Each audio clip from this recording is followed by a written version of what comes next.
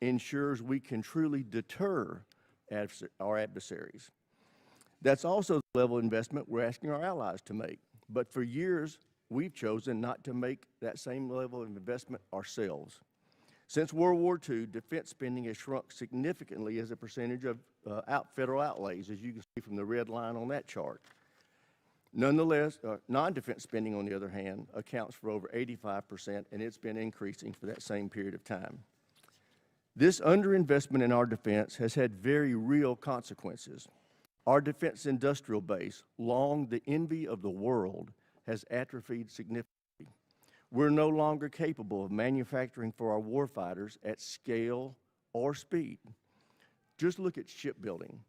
China builds 47% of the world's ships. The U.S. builds 0.1%.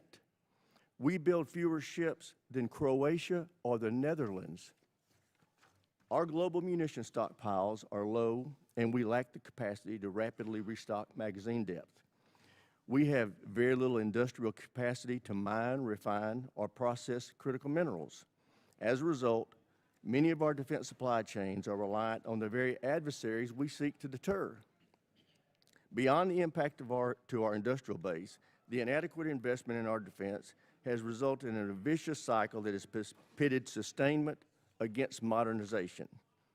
For years, administration after administration comes to this committee with budgets asking us to decommission weapon systems that they admit we still need, or to cut funding for training, parts, and supplies, or to put off needed maintenance to the facilities where our service members live and work, or to reduce the number of military personnel. These budgets have asked us to make these sacrifices and accept the near-term risk so we could afford to reinvest in military modernization, which is something we desperately need to do. But we in Congress consistently rejected this mutually exclusive choice. Instead, we divided up the limited budget we were given and made a worse choice. We underfunded both sustainment and modernization. The result is we don't have near enough munitions, ships, aircraft, or autonomous systems to ensure dominance against every adversary. And the ships and aircraft we do have suffer from unacceptably low mission-capable rates. Fortunately, that's about to change. This president has requested a historic $1.5 trillion budget for our national defense. For the first time in over 40 years, we've been presented a budget that accounts for the true cost of American deterrence. This budget fully funds both sustainment and modernization. It provides a 24% increase in operation and maintenance, including a 20% increase in core readiness programs like flight hours and combat exercises. It includes a 115% increase in funding to repair and improve facilities for our service members and their families. It increases military end strength by 44,000 and provides for a historic pay raise for our service members. It calls for an unprecedented 76% increase in procurement and 64% increase in research and development. This will enable us to truly catch up in our modernization efforts by quickly fielding new munitions, aircraft, ships, land, space, and autonomous systems to replenish and expand our arsenal. It directly confronts the challenges in our defense industrial base with over $100 billion in investments to revitalize manufacturing, expand domestic and allied critical minerals projects, and secure our supply chains. Finally, this level of investment gets defense back to 4.5%. That's where we need to be if we want to truly deter conflict. It also ensures that America leads by example as our allies heed the President's call to increase their defense spending and improve their military readiness. I would also note that it's critical that we do not reduce deterrence while we're asking our allies to ramp up their own capacity. And that's something we're going to be paying a lot of attention to in this committee. Before I close my remarks, I want to highlight the bravery, dedication, and professionalism of our warfighters throughout this conflict with Iran. Their tremendous work to achieve the very clear military objectives of this operation has given the President the opening he needs to negotiate a true and lasting peace that will ensure Iran never acquires a nuclear weapon. Mr. Secretary, General Caine, thank you for being here. I look forward to hearing how this budget request will ensure our military can preserve American deterrence for generations to come. And with that, I yield to my friend, the ranking member, for his opening statement. Well, thank you, Mr. Chairman. I appreciate those opening remarks. I want to start by agreeing with you on the last point. Our troops have performed incredibly well in the last 15 months. They have been asked to do more than anyone expected, and they have demonstrated the incredible capability of the United States military. I think we should all recognize that. Even if we question the strategy, some of the decisions behind it, our troops deserve nothing but our praise for the incredible job that they have done. It has not been perfect. Certainly mistakes have been made, but we have demonstrated to the world that we have a highly capable military. And I hear the chairman on the need for an increased budget. I think there's a whole lot of needs across the United States of America that would have the same attitude about health care, about education, about infrastructure. But the problem is we have a $40 trillion debt, and we insist on cutting taxes for absolutely everybody, so we reduce the amount of revenue that is available to that.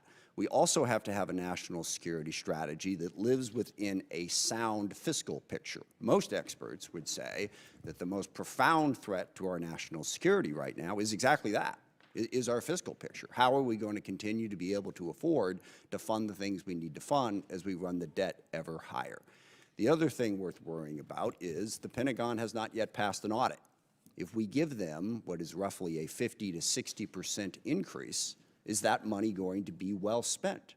We have every reason to doubt that. Now, I will say, and I praise the chairman, this committee, and in a bipartisan, bicameral way, we have tackled the problem of acquisition reform. I think last year's bill put us on a good trajectory to get to the point where we can, in fact, innovate faster at scale. I also believe the Pentagon has been working on that. We've had many meetings with Deputy Secretary Feinberg, who is focused on that, but we got a long way to go.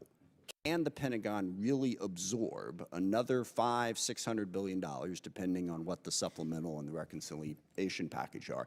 I don't think so. We need to pay as much attention to how we're spending the money as to how much we're spending, and we never seem to do that. But the larger problem is the strategy that has been put before us. I looked through the Secretary's remarks, and I've heard you give speeches before about this, about how realism is our strategy.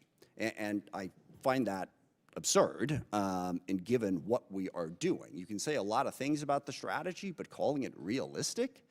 We started a full-scale war in the Middle East against Iran to try to reshape the Middle East. Now, we can talk about that in a bunch of different ways, but it is the exact opposite of realism.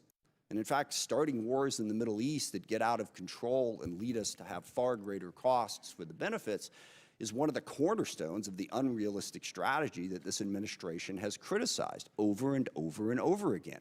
And yet here we are in a full-scale Mideast war, and we've seen the costs of that. Certainly at the top of that list is 13 service members killed and hundreds wounded, but it goes way beyond that. That thousands of civilians have been killed. Over a dozen countries now have been dragged into this war in one way or another.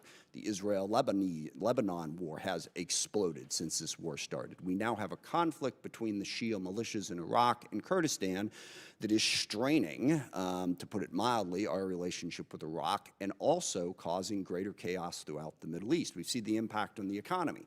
Certainly here at home, gas prices up by over $1. The impact of the fertilizer increase is going to come later as food prices skyrocket. But what is happening to us is a small part of what's happening to the rest of the world. Certainly the Middle East's economy has been tossed up in the air, but dozens of countries are rationing gasoline as we speak and experiencing extreme economic pain because of this war. So there's nothing realistic about that.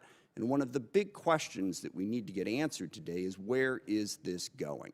What is the plan to achieve our objectives? We've seen the cost, and the cost is very, very high. All we keep hearing on the objectives is we keep seeing all of the targets that we have struck. And again, that is an incredible accomplishment from a tactical standpoint. I think the proficiency of our military has been on display, but we're not in this for a tactical advantage. We're in this to fundamentally change Iran. And as we sit here today, Iran's nuclear program is exactly what it was before this war started. They have not lost their capacity to inflict pain. They still have a ballistic missile program. They're still able to blockade the Strait of Hormuz and have the ships that are capable of doing that. What is the plan to get that to change? And most disturbingly, the president keeps telling us that it's over. What was it, a week ago Friday, the president announced that Iran had agreed to give up their nuclear program, to give up their ballistic missile program, to stop support for terrorist groups, to reopen the Strait of Hormuz. The only problem with that is literally none of that was true. He was completely making it up. It wasn't, Iran hadn't even agreed to meet with us, as became embarrassingly clear as the day spun out and poor J.D. Vance had to keep going back and forth to the airport. We never even had a meeting. So wish fulfillment is not really a strategy. I mean, maybe the president thinks he's doing some sort of Jedi mind trick and can tell Iran, you will give up your nuclear weapons, and they automatically will, but that's not working. So what we need to hear today is what is going to work. We have 50,000 troops in the region who are still at risk.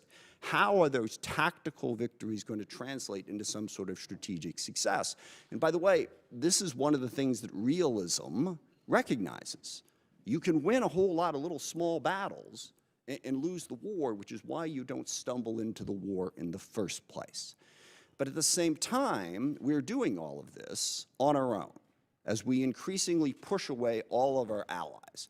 Sometimes just because we want to do what we want to do, we don't want to have to consult them, sometimes just gratuitously insulting them. I mean, in the middle of this war where we were asking NATO to come join us, the president took time out to insult President Macron and his wife. Okay, how is that helping us to try and belittle everybody in the world? And I also, for the people who are criticizing NATO over this war, I will remind people that NATO is a defensive alliance. What that means is every country in it pledges to defend a country if attacked. And when we were attacked on 9/11, that's what NATO did. They put in Article 5, and for 20 years they fought beside us. NATO is not if any one of the countries decides to unilaterally and unwisely start a war precipitously that everyone else is supposed to join. That's not the way it works. So berating and belittling our allies after we did that and driving them ever further away from us, how is that realistic? Not only are we going to try to reshape the Middle East, but we're going to do it alone, while we're pushing everybody away from us. And then we have other tools in our arsenal. You see that those numbers on the budget, but the State Department's really important. Development is really important. These are ways to achieve our ends, and we have moved away from that. We got rid of the entire USAID, literally causing the starving children in countries where we had pledged to provide food, causing massive healthcare disruptions, people literally dying because we've cut that off. In diplomacy, we have sidelined, again, the entire world. France and the UK have brought together 44 different countries that have an interest in trying to open up the Strait of Hormuz. We've pushed them all aside. And then we've even pushed aside our own diplomatic corps. We have a very, very talented State Department. I praise today the talent of our military, and I will stand by that. They deserve that praise. Our diplomatic corps deserves that praise too. But we've shoved them all to the side in favor of two real estate guys who are going to go negotiate all the deals in the world, which to date, by the way, has yielded exactly nothing. So there's nothing realistic about starting a war in the Middle East, going it alone, and pushing aside all diplomacy and all development and all other tools in our arsenal. And on top of that, of course, we also want to dominate the entire Western Hemisphere, including apparently annexing Canada and invading Greenland. How is any of that realistic? And then the administration comes before us and asks for what is a hopelessly unrealistic budget in this environment. Back on that chart there, when we were showing how much money we were spending on defense, we had a balanced budget. We had a surplus many years. We don't have that anymore. So call this strategy whatever you want to call it, but please don't call it realism. It's not. Forgive me, it reminds me of one of my favorite lines from A Princess Bride. It's a tense morning. I want to lighten it up a little bit. And the guy keeps saying, inconceivable, when things happen. And finally, the guy says to him, you keep using that word. I don't think you know what it means. I don't think we know what the word realism means. So please, can we not have the realism conversation? Let's have the conversation about what the strategy actually is. And I'm sure you have a different definition of it than I do. But as I look at it, the strategy seems to be to use as much violence, as much threats, as much coercion as possible to bend the world to our will. I think that is a very dangerous strategy, because one of the oldest cliches in the military is the enemy gets a vote. And we may think that we can stand up and talk tough and talk about how strong we are and how we're burying our enemies and they're begging for a deal. We can do that all day long, all right? But the enemy gets a vote. They don't have to do what we tell them to do. And meanwhile, that coercive, violent strategy undermines our credibility in the world, because the chairman is absolutely right. And this is one area where I strongly disagree with the folks on the far left who say that we don't really face any threats, that the U.S. is a malign influence in the world and always has been. I don't agree with that. China, Russia, Iran, North Korea, Hezbollah, Hamas, the Houthis, variety of other transnational terrorist groups, including, yes, narco-terrorists and human traffickers over here. They all are trying to weaken us, all right? They don't want a rules-based order. They want to play by their own rules. They want to push us aside. We want to be the side that stands up for the rules. But if what we're saying to the rest of the world is stick with us because we're a better bully than China, we coerce countries more effectively, that undercuts the very message we're trying to spread to build the coalition we need to be successful. I also worry about the values that we are showing the world. When the president threatens to kill off an entire civilization, that is the message coming out of the United States of America. If we are going to be this big, powerful force that throws our weight around the world wants to know at a minimum that we're doing it for the right reasons and with a sense of values to protect people, not to destroy entire civilizations. And we all hear that and we all go, well, gosh, you know, he probably doesn't mean it. Well, that is so reassuring, okay, that he's just making it up. We're supposed to be the United States of America. I grew up on stories of the U.S. at the end of World War II being the country that the Germans wanted to surrender to, not the Russians, because they knew they could trust our values. We don't seem to care about those values. No rules of engagement. Give them no quarter, all right? That is not who we are supposed to be. And just one final point on that. The girls' school that got hit in the first days of this war, there is absolutely no question at this point what happened. We made a mistake, and that happens in war. We identified this target based on earlier charts, and yet 2 months after it happened, we refused to say anything about it, giving the world the impression that we just don't care. We do not care about the casualties and the chaos that is caused by our war, and we should care, even if we want to prosecute that war. Now, I agree with the chairman. We need a strategy. We face the most complex threat environment that we've faced in a very, very long time. So we really want to hear from the administration. Don't give us this realism, chest-thumping stuff. What are we really going to do to meet those threats, to deal with the challenges we face? And I'll close just by saying, one of the other ironies of this, of course, is we have a great example in the world right now of what our strategy should be and where our values should be, and that's Ukraine. And I'm really curious, you know, here we are, we roll out the red carpet for Vladimir Putin. We belittle and insult President Zelensky in the White House. He has no cards, right? Well, here we are a year after that. Looks like he had a couple cards to play, because Ukraine is actually winning against Russia. Ukraine, a sovereign democracy standing up against a brutal, oppressive, coercive dictatorship. And we can't even bring ourselves on a consistent basis to say, we are with Ukraine and we are against what Putin is doing, and stand up and support them. So I want to see that strategy to meet the complex threat environment that we have. But simply saying we've already won and boasting and bragging and trying to belittle and insult the entire world, that's not going to get us to the posture that we need. So I hope we have a conversation about how we can build a strategy that makes sense and is actually realistic. With that, I yield back. I thank the ranking member for his opening statement. Now I'd like to introduce our witnesses. And we have the Honorable Pete Hegseth, Secretary of War, General Dan Caine, Chairman of the Joint Chiefs of Staff, and they are being accompanied by Mr. Jay Hurst, Acting Chief Financial Officer and Comptroller for the Department. I also want to welcome the Secretary's wife, Jennifer. Welcome to our hearing. Glad to have you here with us today. And with that, Ms. Secretary, we'll start with you. You're recognized. Well, thank you, Mr. Chairman.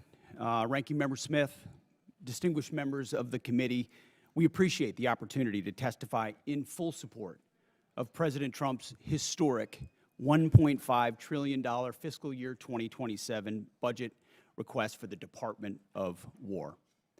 The President's budget request reflects the urgency of the moment, addressing both the deferment of longstanding problems as well as positioning our forces for both the current and the future fight. We think divesting to invest is a strategy of austerity. I'm honored to appear alongside General Dan Caine, Chairman of the Joint Chiefs of Staff, as well as Jay Hurst, our Comptroller, or Chief Financial Officer. I'd like to start by thanking this committee and Congress for your partnership in securing the investments needed for a stronger, prouder, and more secure America. I think what our troops have demonstrated to the world over the last 15 months are a reflection of that. A nation's ability to build, innovate, and support the critical needs of its warfighters at speed and at scale is the foundation upon which its survival rests.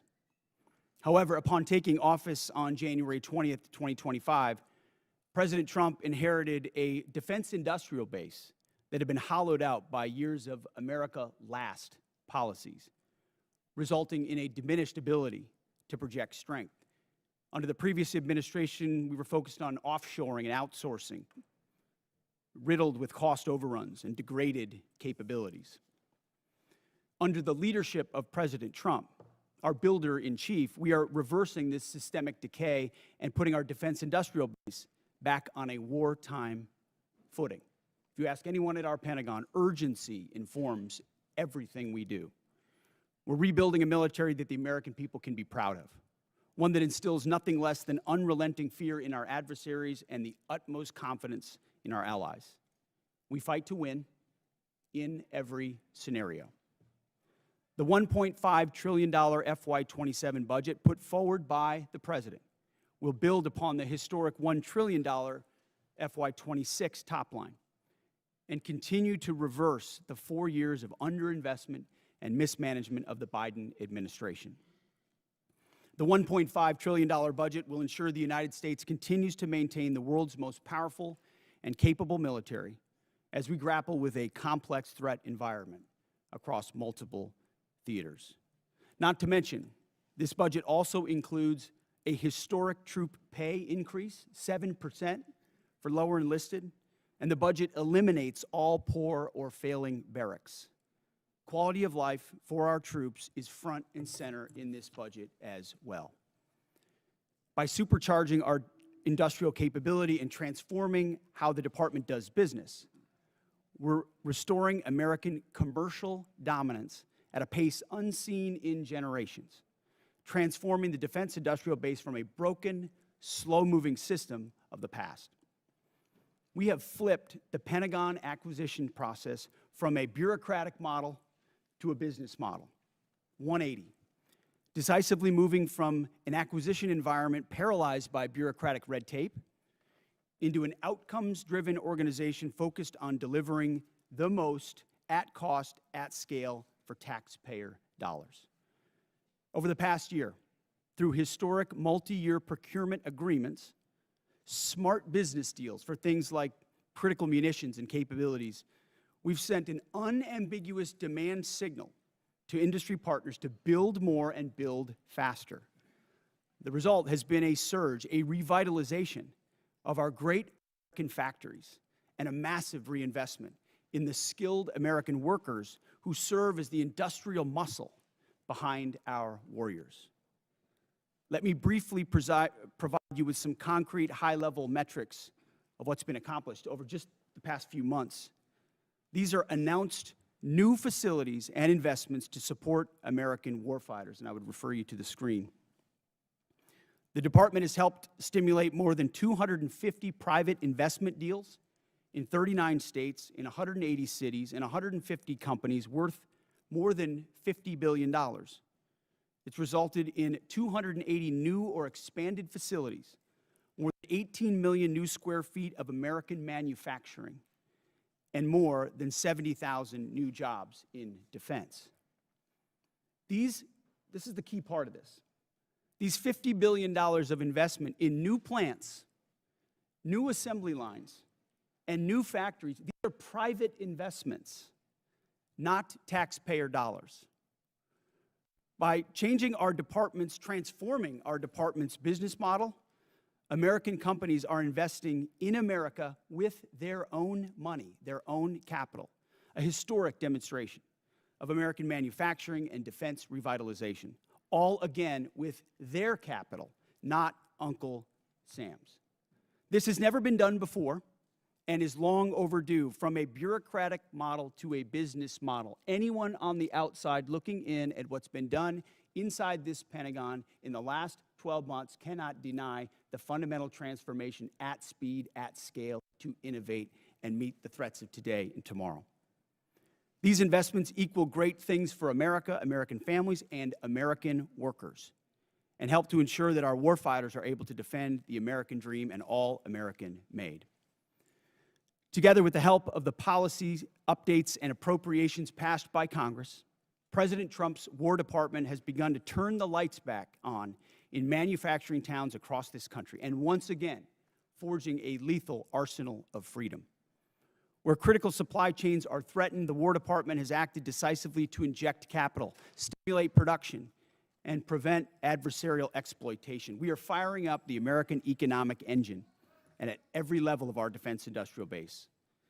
Every policy we pursue, every budgetary item we request serves to ensure the department remains laser-focused on increasing lethality and survivability of our forces from the front lines to the factory floors.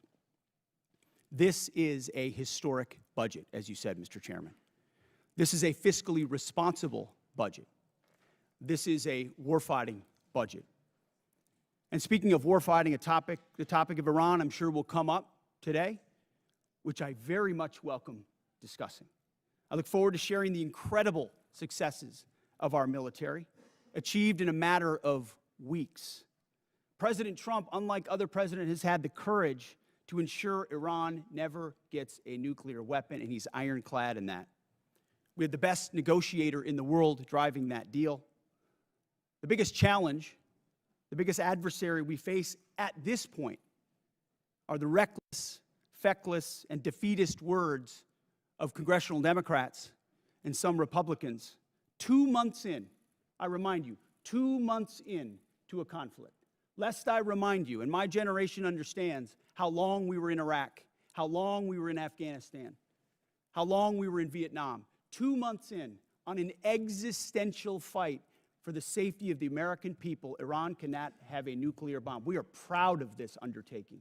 I am proud that President Trump has had the courage to do it, and I look forward to sharing more about what our troops have accomplished. So I thank you again for the opportunity to address this committee. I ask that God would continue to watch over our troops in harm's way, and those that have fallen are always in our memory, and we fight to ensure their legacy. Look forward to answering the questions of this committee. Thank you, Mr. Secretary. General Caine, you're recognized. Thank you, Chairman Rogers, Ranking Member Smith, and members of this committee. Thanks for having me today. I'm honored to be here today alongside the Honorable Pete Hegseth and Honorable Jay Hurst to testify on the President's fiscal year 2027 budget. I'm grateful for the opportunity to testify today, and I'm thankful for your continued partnership in support of our warfighters defending the homeland and our interests around the world. It's a privilege to speak with you today about the foundation of America's strength, our 2.8 million members of our joint force. And I'm continually inspired by our soldiers, sailors, airmen, Marines, Guardians, and Coast Guardsmen, and our civilians standing the watch for our nation, supported always by their families. Each and every one of them could have chosen another path, but they don't. They choose to serve and to do something more important than themselves. And every day they meet the nation's challenges, from combat operations to critical support roles, with the courage, tenacity, and grit that keeps our nation strong and secure. I would also like to express my deep gratitude for the 39 members of our joint force who've passed away during my time as the chairman, including 14 who've passed during Operation Epic Fury. As the Secretary said, we are deeply grateful for each of them and their families, and their names will never be forgotten. As the chairman, my duty is to ensure our civilian leadership has a comprehensive range of military options and the associated risks that, to those leaders who make the nation's hardest decisions, and offer my military advice privately. I owe the President, the Secretary, and the Congress the truth at every turn. My blueprint for this role is General George C. Marshall.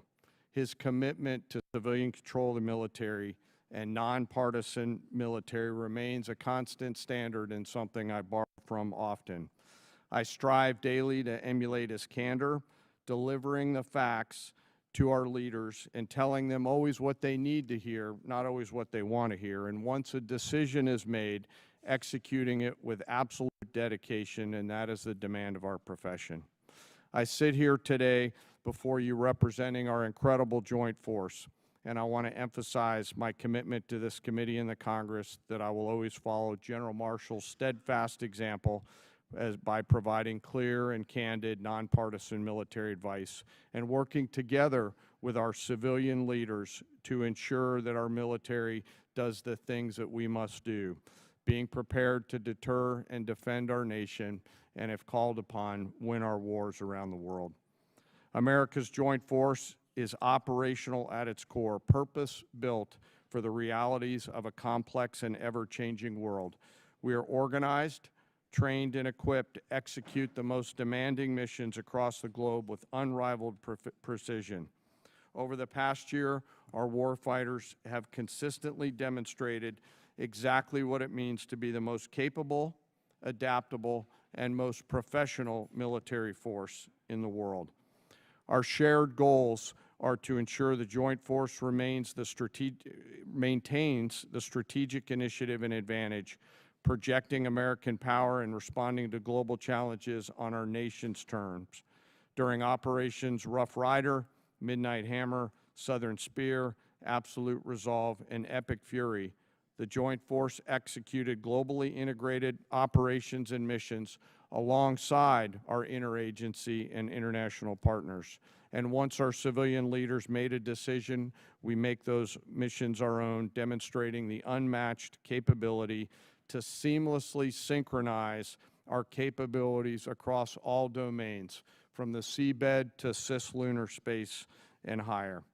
We're able to accomplish these complicated missions and work because we draw from a deep, enduring reservoir of training, professionalism, and commitment. Our operational tempo is high, but we're designed to sustain and rebuild our strength continuously. We build readiness every day. We train professionals every day. We learn and sharpen our edges every day by being learning leaders. And I am incredibly proud to be a member of this joint force team, proud of the team and proud of the commanders. As the chairman and the ranking member both said, we live in complex and dynamic times where global risk is scaling. The complexity of today's modern battlefields demands our constant adaptation, innovation, and partnership with this Congress. As a joint force, we're up to the challenge. We're built for this environment. However, continued success is not guaranteed by past achievements. It must be secured through forward-looking partnerships with Congress. And to drive this pace and change and maintain our superiority, we need timely, predictable, and sustained investment. The resources we discussed today are critical to modernizing our force and ensuring that whatever threats emerge in the future, that your joint force is ready to meet those challenges, to protect our interests and defend our nation. As the Secretary said, the President's fiscal year 2027 budget supports the Department's goals of recharging the defense industrial base and the national industrial base, ensuring our military is ready, securing our military advantage. Within the joint force, the uniform side, our priorities remain the same, ensuring our warfighters are properly armed, globally integrated, and ready, while always taking care of our people. And what truly sets our people apart from other militaries around the world is the 1.8 million members, enlisted members of our force, who maintain readiness beyond reproach and are the envy of every other nation. I'm joined today by the Senior Enlisted Advisor to the Chairman, Dave Isom, who's here with me today representing the 1.8 million members of the enlisted force. He is a great American, not an Americant. While we face dynamic and a dangerous world, I have the absolute trust in the extraordinary men and women who come and volunteer to serve our nation within our joint force. They execute the missions quietly every day, and coupled with the American spirit, outthink, outcompete, and relentlessly innovate, we will maintain our decisive edge, but doing so requires your partnership. We stand ready today to answer our nation's call. It remains the honor of a lifetime for me to serve alongside the members of this joint force. And as we sit here today in this important hearing, I ask us all to remember our deployed teammates who are out there right now doing our nation's business. And may we again always remember our fallen who've given us the gift of an incredible example, and their family members who continue to show us what courage and grit look like. Thank you again for your enduring support, and I look forward to your questions. Thank you, General. I recognize myself now for questions. Secretary Hegseth, thank you for undertaking the Arsenal of Freedom tour and the great work the department's doing to help enhance our capacity in our defense industrial base. Could you tell us how last year's reconciliation bill helped enable what you have been able to do, and what you think this year's FY27 budget request will do on that front? Well, Mr. Chairman, thank you for your leadership and your support on that topic. I mean, coming into this position, we fell in on a lot of the reforms you and this committee have been advocating for a long time.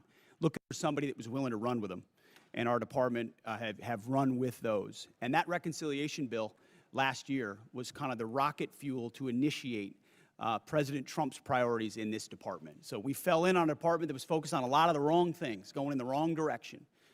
And with reconciliation, we were able to put $22 billion in shipbuilding, $22 billion into Golden Dome, $25 billion into munitions, established drone dominance, which we're continuing to do this day in this next budget funds.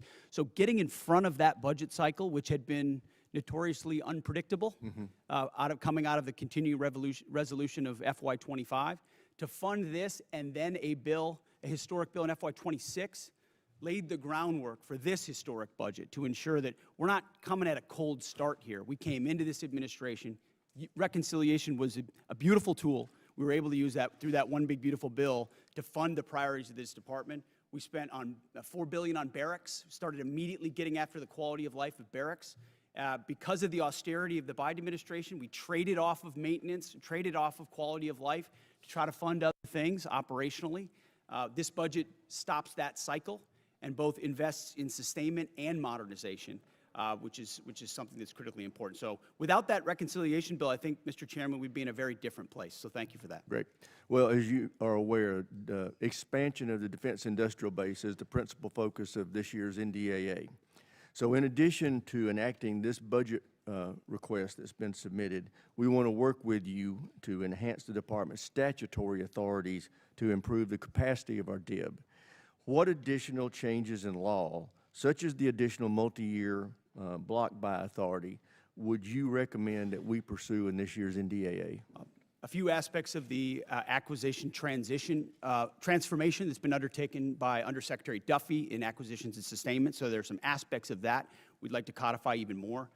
But you mentioned it, multi-year procurement is incredibly important and one of the most important parts of this bill. When this committee and this Congress funds those things, companies are already breaking ground on tens of billions of dollars of new plants. You name we've got 14 in our ammunition council that we're focusing on certain ammunitions. There are 14 that are critical. PAC-3s, SM-3s, SM-6s, THAADs, Patriots, Tomahawks, AMRAAMs, JASSMs, you name prisms, you name them. We were building them at too slow and too low a level. Now the companies are going to pay for those factories and those production lines. And when Congress gives those 5 to 7 year demand signals, they'll then fund it, not just, hey, can we get 10 more per month, but can we 2x, 3x, 4x the production, pay for it now, and the companies invest accordingly. So it's been a a critical aspect of some of what we've done so far, but we need more of those 5 to 7 year investments. Great. General Caine, what does the $1.5 trillion budget mean for the warfighter and our ability to project forces and secure our interests around the globe? Chairman, you know, in my view, this represents a historic down payment on future security. If the budget is approved and ultimately deployed, as we look at the character of warfare changing very, very fast, what's layered in to this budget by our civilian leaders will allow us to start getting ahead of where technology is evolving. And as I mentioned, the character of warfighting is changing pretty quickly. Mass, simultaneity, autonomy, undersea, space, cyber, information, all of those ways that are now manifesting themselves on the battlefields around the world require a higher end of capital investment, and that's why we're grateful for the opportunity to have this budget make its way to the joint force. So it's an important down payment on the future here, sir. Great. Thank you. Thank you, sir. With that, I yield to the ranking member for any questions he may have. Thank you. Mr. Hurst, drag you into the conversation here. We have not yet received from the Pentagon the costs of the war. So just for the record, we'd like to get that as soon as possible. Certainly the munitions expended, but also underreported is we've had a fair amount of equipment destroyed, including 2 C-130s with the rescue of our downed airmen. So do you have either A, a cost estimate coming to us anytime soon, or B, a specific supplemental request? Thank you for that question. So approximately at this day, we're spending about $25 billion on Operation Epic Fury. Most of that is in munitions. There's part of that is obviously O&M and equipment replacement. We will formulate a supplemental through the White House that will come to Congress once we have a full assessment of the cost of the conflict. Sure. So you're saying the full cost at this point is $25 billion? Yeah, that's our estimate for the cost. Okay, interesting, because I'm glad you answered that question, because we've been asking for a hell of a long time and no one's given us the number. So if you could get those details over to us, that would be great. Mr. Secretary, you mentioned the nuclear aspect of Iran and the war. And it is worth noting that every president prior to this one, including President Trump in his first term, also prevented Iran from getting a nuclear weapon without actually having to go to war in Iran. So we need to keep that in mind. But also, since the war started, Iran's nuclear arsenal has not been weakened in any way. And at the moment, in negotiations, what Iran is saying, basically pay us to open up the strait. That's their position, which is completely untenable. I agree. It's worth noting, of course, that the strait was open before the war started. Now we're negotiating to get back to status quo. And Iran's most recent offer is to say, we'll talk about nukes later. So what is the plan to actually turn all of this lethal kinetic action into an improvement in the nuclear situation? Because we haven't gotten there yet. Play it out for us. How does that happen? How does it actually lead to that result? Well, I would take issue with the premise of the question that nothing was done. Operation Midnight Hammer was a very effective. Oh, I didn't say nothing was done. I said in this war. Ultimately, since this war started. well, under this administration, unlike other administrations, which cut bad deals and pallets of cash with no ability to oversee whether Iran is actually pursuing a nuclear program. Which is where if we we're want at to now. litigate JCPOA or the Iran deal, our view, the president's view, is that was a very bad deal. Okay. That gave them a That's bunch the of money up past. What's front the future? to fund. You talked about negotiated deals. Allowed them to fund their proxies and spread Hamas and Hezbollah all around the region, build up nuclear capabilities. Great. What are we going to do now? President Trump has been clear-eyed, from the killing of Qasem Soleimani to the pulling out of the Iran deal to Midnight Hammer and now to this effort, to recognize that you have to stare down this kind of enemy who's hell-bent on getting a nuclear weapon and get them to a point where they're at the table giving it up in a way that So they ensures never have it. So they haven't broken yet. Okay, we haven't gotten there yet. For all of the Well, their lethal nuclear kinetic- facilities have been obliterated. Underground, they're buried, and Whoa, we're whoa, whoa, watching whoa, them whoa, whoa, whoa, 24/7. whoa, whoa, whoa, whoa. So we know where Whoa, whoa, whoa, any whoa, whoa. nuclear material Reclaiming might my be. time for We're just a watching quick it. second here. We had to start this war, you just said, 60 days ago, because the nuclear weapon was an imminent threat. Now you're saying that it was completely They obliterated? had not given up their nuclear ambitions, and they had a conventional shield of thousands So of missiles. Operation Midnight They're at the Hammer weakest accomplished moment. nothing of substance. It No, you're left us missing- at you're exactly missing the the same point. place we were before. So Their, much so their that we had to facilities start were a bombed war. and obliterated. Their ambitions continued, and they're building a conventional shield. All right, of let me missiles. try again. It's the North Korea strategy. You know this very well. The North I Korea know. strategy was use conventional missiles to prevent anybody from challenging them, so they could slow walk their way to a weapon. President Trump saw Iran at its weakest moment, took an action to ensure, in a way that only the United States of America could do with our Israeli partners, And yet to they ensure their still haven't given conventional up the nuclear. shield was All right. was I brought got to one other heel, which question, we've done. if I could get to it. So on Ukraine, a year plus ago, your advice, the president's advice, was Ukraine had no cards to play. They should go cut the best possible deal they could. Clearly that was wrong. What did you miss? What did you miss about the conflict between Russia and Ukraine that you didn't see that Ukraine was going to be capable of doing what they've done in the last 14 months? What we didn't miss, and we're here in this committee, is that Joe Biden, with no accountability, gave hundreds of billions of dollars of our weapons to Ukraine, to an outcome that never you're would not have gonna happened if you're not President gonna Trump was answer the president. question. So he pulled out our. You guys don't talk about that. Ultimately, President Trump believes there should be Okay. a peace deal between Russia and Ukraine that serves But you the best didn't interests expect of both Ukraine to be parties. where they're at right now. I'm asking you, just from a strategic Listen, standpoint, what I did think the you miss? Ukrainians have shown great courage, and I appreciate that Europe is now paying for any weapons that we provide. All right, I yield back. Thank you. All right, now I want to remind everybody, everybody wants to get their questions, so we are going to be sticking strictly to the 5-minute rule today. So with that, I recognize the gentleman from South Carolina, Mr. Wilson. Thank you, Chairman Mike Rogers, for your leadership working with President Donald Trump.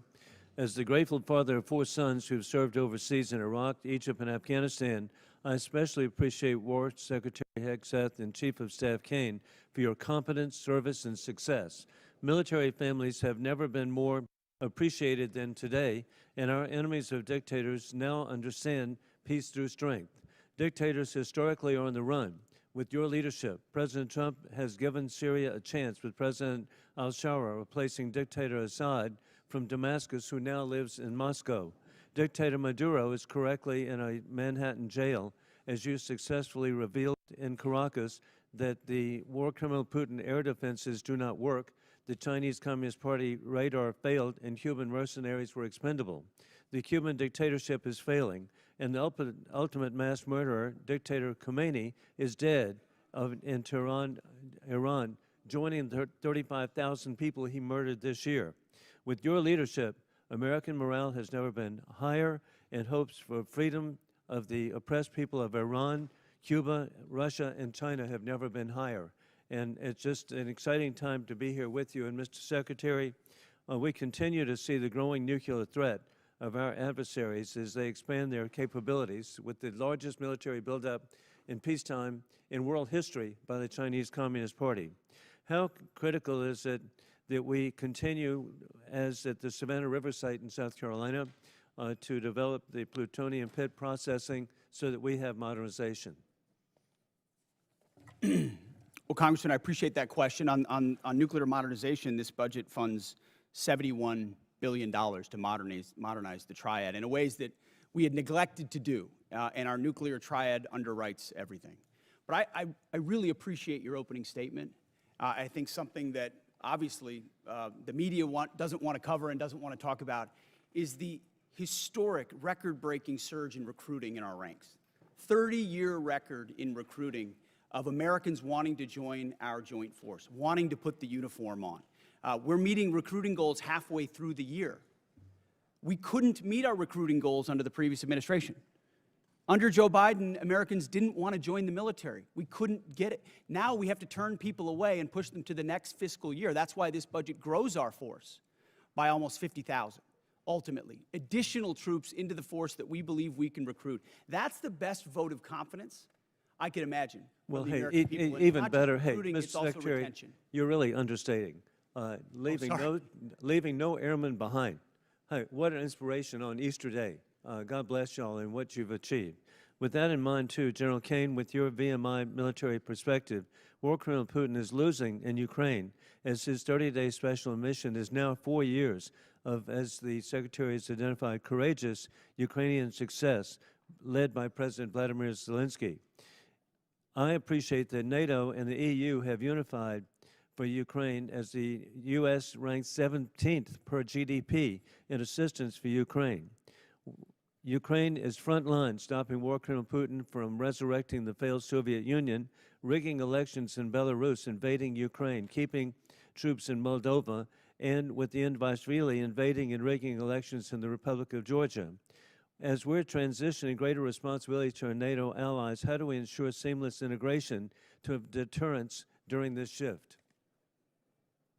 Congressman, we're very fortunate to have great leaders out in the European theater right now. General Grinkowicz and his leadership team are committed to ensuring that integration and transition takes place in a most combat capable and effective way. Very entrepreneurial leaders out there across the components, and with General Grinkowicz, and he's doing a great job out there, as the committee knows. And indeed, as we conclude, historically, President Trump, Mr. Secretary General, you have united the Middle East nations unprecedented to ally with the United States. You have united Latin America unprecedented to ally with the United States. You've united the Indo-Pacific unprecedented to ally with the United States, and united NATO and EU unprecedented to ally with the United States. You're achieving peace and deterrence through strength. I yield back. Gentleman yields back. Chair not recognized. Gentleman from Connecticut, Mr. Courtney. Thank you, Mr. Chairman. Mr. Secretary and General Caine, this morning's Wall Street Journal's lead headline reads, quote, Trump tells aides to prepare for an extended blockade of Iran. It goes on to describe, again, the thinking behind the strategy, but also talks about how prolonging the blockade is going to continue to drive up energy costs all over the world. Given the ever-changing messages from this administration on the war strategy and timeline, I really honestly don't expect you to confirm or deny the Journal's story. But one thing is clear. The number of transits across the Strait of Hormuz has dropped to the lowest level since the war began, and commodity markets have stopped listening to the happy talk, and crude oil prices this morning have risen to the highest level since the war in Ukraine started in 2022. AAA reported this morning that the average price of gas is $4.30 a gallon, up 30 cents in 1 week. Diesel's average is $5.45. My friend Mr. Garamendi says in California it's closer to $8 a gallon. And fertilizer prices have also hammered farmers at exactly the same time they're beginning planting all across the country. Aside from the damage this war has done to American consumers, farmers, and small businesses, I want to focus for a minute on the cost of the war and our military readiness, particularly to other combatant commands. Mr. Secretary, you put out a national defense strategy in January, which listed the threat assessment facing our country. China was #1, with the second largest, most powerful military in the world, of course. Russia's nuclear force clearly was #2 in terms of the threat they pose to the homeland. North Korea, which has missiles that actually can reach U.S. territory, was ranked #3, and Iran was described as, quote, and accurately, after Midnight Hammer, that Iran's regime is weaker and more vulnerable than it has been in decades. Again, this was before February 28th, when the decision was made to go into the military strikes on Iran. So today, we have 3 carrier strike forces in Central Command. The Indo-PACOM, which is where Russia and China are operating their navies, 52% of the globe. We have 1 carrier strike group in Japan, George Washington. And the imbalance in terms of just, what our commitments and frankly, what our national defense strategy, is just blindingly obvious in terms of what this war is doing. The Gerald Ford is on day 312 of its deployment. They've gone through fires, plumbing problems, and again, an extended deployment, which, in my opinion, is hitting readiness as hard as anything I've seen in the time that I've been on this committee. So, General Caine, in terms of, again, the carrier strike groups that are over there, assuming that we get to some end game here, Ford is not going over to the Indo-Pacific to buttress the gap that exists there today. They've got to go back into pretty heavy repair and availability in terms of trying to recover from their deployment. So again, in terms of just, the decisions about where we're putting people and putting really the most powerful part of our Navy, can you explain again what that means in terms of the situation in Indo-PACOM, where China is watching? We saw Mr. Rogers' pretty powerful presentation in terms of the buildup that's happening in that part of the world. How does that align with the National Defense Strategy, which was just put out by this administration in January? Well, sir, first, I want to echo your comments on the Ford Strike Group. Fantastic work by incredible sailors, not just the Ford herself, but the other ships as well, on a historic cruise doing incredible work for the nation. But excuse me, how does that balance with the National Well, Defense Strategy? yes, sir. Happy to answer the way I think about this. The national security strategy and national defense strategy are frameworks, but a president will employ national force and power based on the political and security situations that a president deems appropriate to use that military force. There's always trade-offs in all of these things. I'm confident that the president always carefully considers these readiness trade-offs, and I'm sure he has done so in this case based on the military options that we've presented with the associated risks and Well, advice. to make a trade going after a regime that's weaker and more vulnerable than it has been in decades, which is quote unquote from the Defense Strategies report, does not, in my opinion, in common sense. Gentleman's time's expired. As you can tell from looking at the dais, votes have been called, so we are now going to stand in recess to the end of this vote. I expect it to take 20 to 25 minutes, but we are now in recess.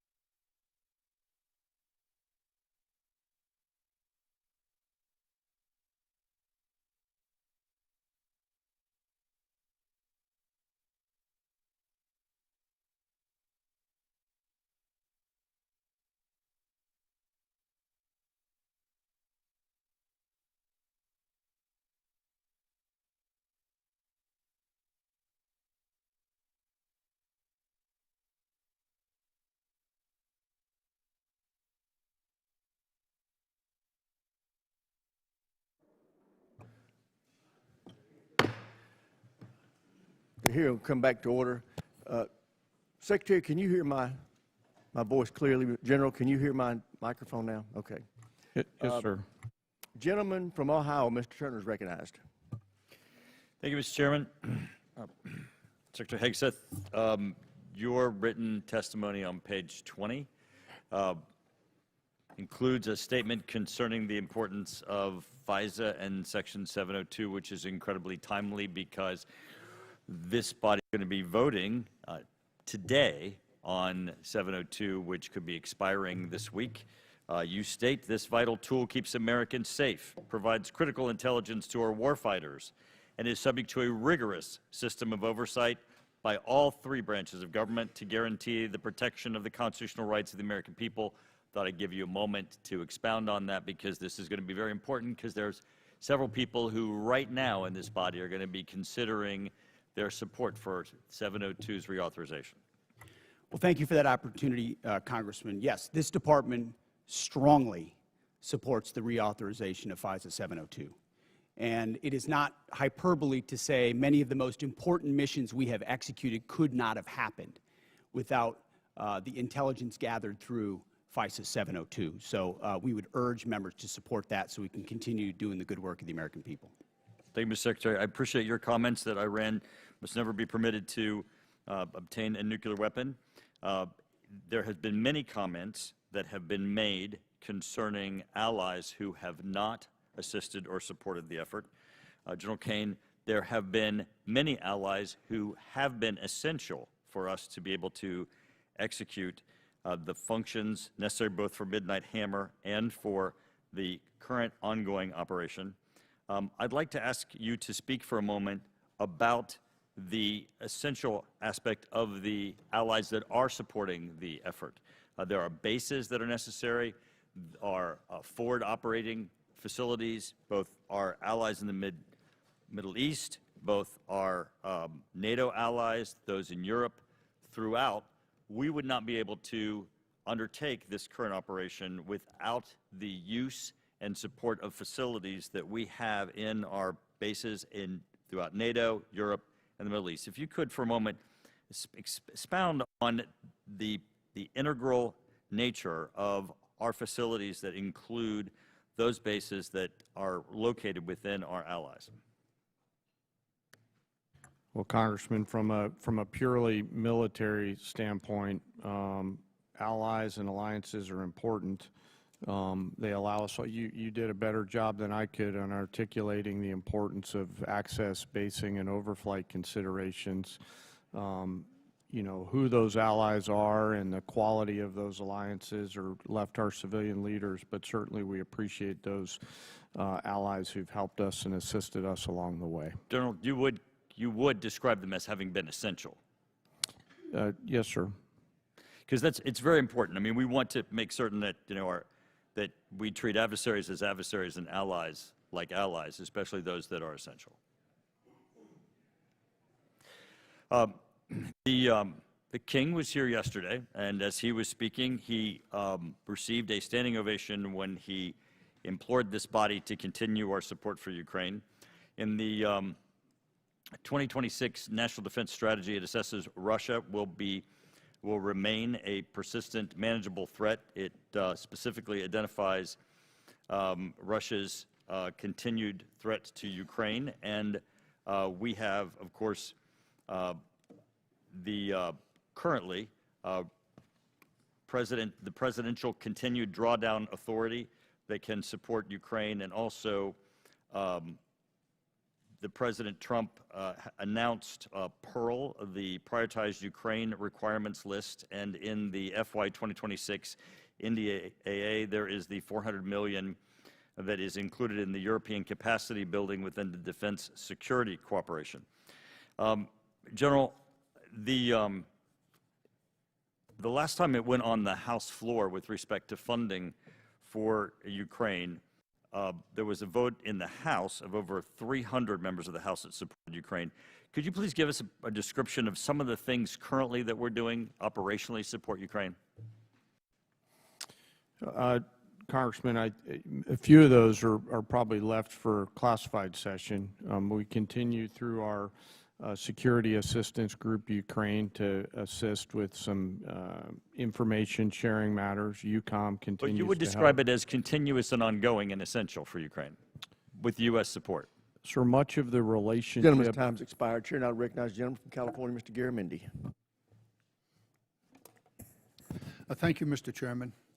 Mr. Secretary and General Caine, let me begin by thanking the men and women of the United States military for their service and their bravery. I recognize that our service members have performed with extraordinary courage and tactical skill, and they've done incredible things that our country has asked them to. Their professionalism and selfless service are not in question and never have been. What is in question is the purposes and the strategic direction of this war. Mr. Hegseth, as Secretary of the Department of Defense, you are ultimately responsible for the conduct of the Iran war. Any unvarnished review of what is happening right now in the Middle East would reveal a geopolitical calamity, a strategic blunder resulting in worldwide economic crisis. The result of Trump's war of choice is a serious, self-inflicted wound to America. It will take years and a new administration to recover from the grave damage to our standing in the world, as well as our economy and our military. We must remember that 13 Americans have been killed in action, hundreds wounded, and thousands of civilians killed, including more than 100 school children. The risk of this conflict was foreseeable. I'm certain that the Department of Defense knew that it was likely that in a war with Iran, Iran would create an international economic crisis by blocking the Strait of Hormuz and thus stopping 20% of the world's oil. Was this existential threat considered? Apparently not. During the 60 days of Trump's Iran war, critical munitions have been expended at an alarming rate, depleting magazine levels below what is thought necessary to hold China at bay. It will take years and tens of billions of dollars to restock. A significant part of the necessary Navy and Marine force in the Pacific has been removed and sent to support the Iran war. Our support of Ukraine has suffered as supplies and defense systems are diverted to the Iran war. America has lost irreplaceable aircraft, radar systems, and strategic bases have been shown to be vulnerable. The continued lengthy deployment of ships, equipment, and personnel has sacrificed readiness. We know what we have lost, but what have we gained? Let's consider that the regime in Tehran is still intact, with new and more radical leadership, as are Iran's ballistic missile and drone forces, as is Iran's ability to rebuild their military industries. Also, as is Iran's coordination with China, Russia, and North Korea, and Iran's ability to choke off global energy supplies, and their stockpile of highly enriched uranium, which they only built after President Trump shredded President Obama's Iran deal in 2017. Secretary Hegseth, you have been lying to the American public about this war from day one, and so has the President. You have misled the public about why we are at war. You and the President have offered ever-changing reasons for this war. You've misled the public about the progress of the war. While the military has executed this war with tactical success, the strategy has been an astounding incompetence, doing immense economic damage to America. Mr. Chairman, and the Mr. world. Chairman, with the personal attack on the Secretary, he should have an opportunity to respond. He certainly Thank will you. when No, I... no, No, at the time I you're am doing it. finished. It's the gentleman's time. He can use it as he sees fit and add an extra 5 seconds to Mr. Garamendi's time. Thank you. You and the President offer ever-changing reasons for the war. You have misled the public about the progress of the war. While the military has executed this war with tactical success, the strategy has been an outstanding example of incompetence. This war of choice is a political and economic disaster at every level. Despite the president's promise to lower the cost of living, gas prices are up 40%, and inflation is soaring. So much for lowering the cost of living. The president has got himself and America stuck in the quagmire of another war in the Middle East. He's desperately trying to extricate himself from his own mistakes. It is in America's and indeed the world's interest that he succeed in that. I yield back. Gentleman yields back. Chair, and I recognize the gentleman from Virginia, Mr. Whitman. Thank you, Mr. Chairman. I'd like to thank our witnesses for joining us today. General Caine, Secretary Hegseth, Mr. Hurst, thank you so much. I want to go to a statement I've been making here for the last several years, and that is we are in the most dangerous national security position that this world has been in since 1939. And we know that it's a critical effort that we undertake to make sure we can deter through the concept of peace through strength. Ms. Secretary, I'd like to start with you. We know that peace through strength has a number of tenets. I think the most important of those is presence. And we know that the United States has the Marine Corps Amphibious Ready Group, Marine Corps Expeditionary Unit, that provides us that presence. We know there are over 2,000 Marines and an aircraft combat unit that are on board those vessels, and they let us do a number of different things. That's the crisis response team that gets to go around the world. Today, as we speak, we have 3 ARGMUs that are deployed around the world. Unfortunately, that's an anomaly. It should be standard. Secretary Hegseth, the President and the combatant commanders need maximum flexibility to respond in multiple places at multiple times to combat and deter these threats. I just want to get your perspective on your goal to make sure we have a persistent 3.0 ARGMU presence, and to look at how are we going to make sure through our shipbuilding plans that we assure that we have the adequate number of amphibs that are being built. I think that number is probably right around 40. And then what are we going to do to make sure, too, that the A-sub-O, the operational availability, is going to be at the level where we can maintain an ARGMU 3.0 with the effort we have to put in to maintain these ships? So thank you for the question, the substantive question. Ultimately, we support 3.0 ARGMU. That presence right now gives us a lot of flexibility. Yeah. And this budget supports moving in that direction to ensure that this administration and future administrations have that kind of strategic flexibility with the incredible capabilities the ARGMU provides. We saw it in Southern Spear. We saw it on the Maduro raid. We see it right now. It's a persistent capability. So I think you'll find our shipbuilding investments to meet that as well. But if I may, sure. Yeah. I didn't get a chance. I didn't see a question in the statement from the congressman. I hope you appreciate how reckless it is. When I said reckless, feckless, and defeatist of congressional Democrats at the beginning, that came after watching you say the same thing on CNN this morning, a quagmire. My generation served in a quagmire in Iraq and Afghanistan, years and years of nebulous missions and utopian nation building that led us to nothing. What we have right now, the way you stain the troops when you tell them 2 months in, Congressman, you should know better. Shame on you. Calling this a quagmire 2 months in. The effort, what they've undertaken, what they've succeeded, the success on the battlefield that creates strategic opportunities, the courage of a president to confront a nuclear Iran, and you call it a quagmire, handing propaganda to our enemies, shame on you for that statement. And statements like that are reckless to our troops. Don't say I support the troops on one hand, and then a 2-month mission is a quagmire. That's a false equivalation. Who are you cheering for here? Who are you pulling for? Our troops are doing incredible work. They've done incredible things for the entirety of this mission and achieved incredible battlefield successes. And you sit there and go on TV for your clickbait about quagmires. It undermines the mission. Your hatred for President Trump blinds you to the truth of the success of this mission and the historic stakes that the president is addressing, which the American people support. Iran's been at war with us for 47 years. You want to talk about a forever war? For 2 months, this president has stared them down. He's going to get a better deal than anyone ever has and ensure that Iran never has a nuclear weapon. I know the American people support that mission, despite your loose talk and words like quagmire. Thank you. Thank you, Mr. Secretary. General Caine, I want to quickly go to you. We know all about the need for exquisite platforms, but we know if we're going to close the gap with our pacing threats, we have to make sure we have those expendable and attritable platforms. And we know those nation capabilities are key, and we have to be able to spin them up quickly, because that's the fastest way for us to, again, deter by peace through strength.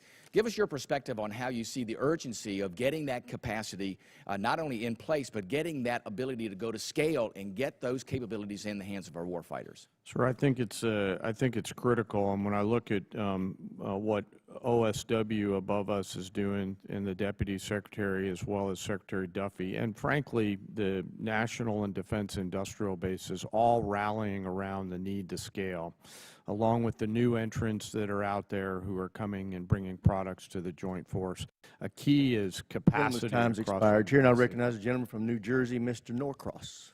Thank you, Chairman. I'd like to thank the witnesses for being here today. Mr. Secretary, it's well known that our defense industrial base and maritime industrial base has declined greatly over time. It's the shipyards, it's many of the things that you already spoke about. In my community, we used to have 3 shipyards, 40,000 workers. We've lost that critical job skills there and 40,000 people who know how to do it.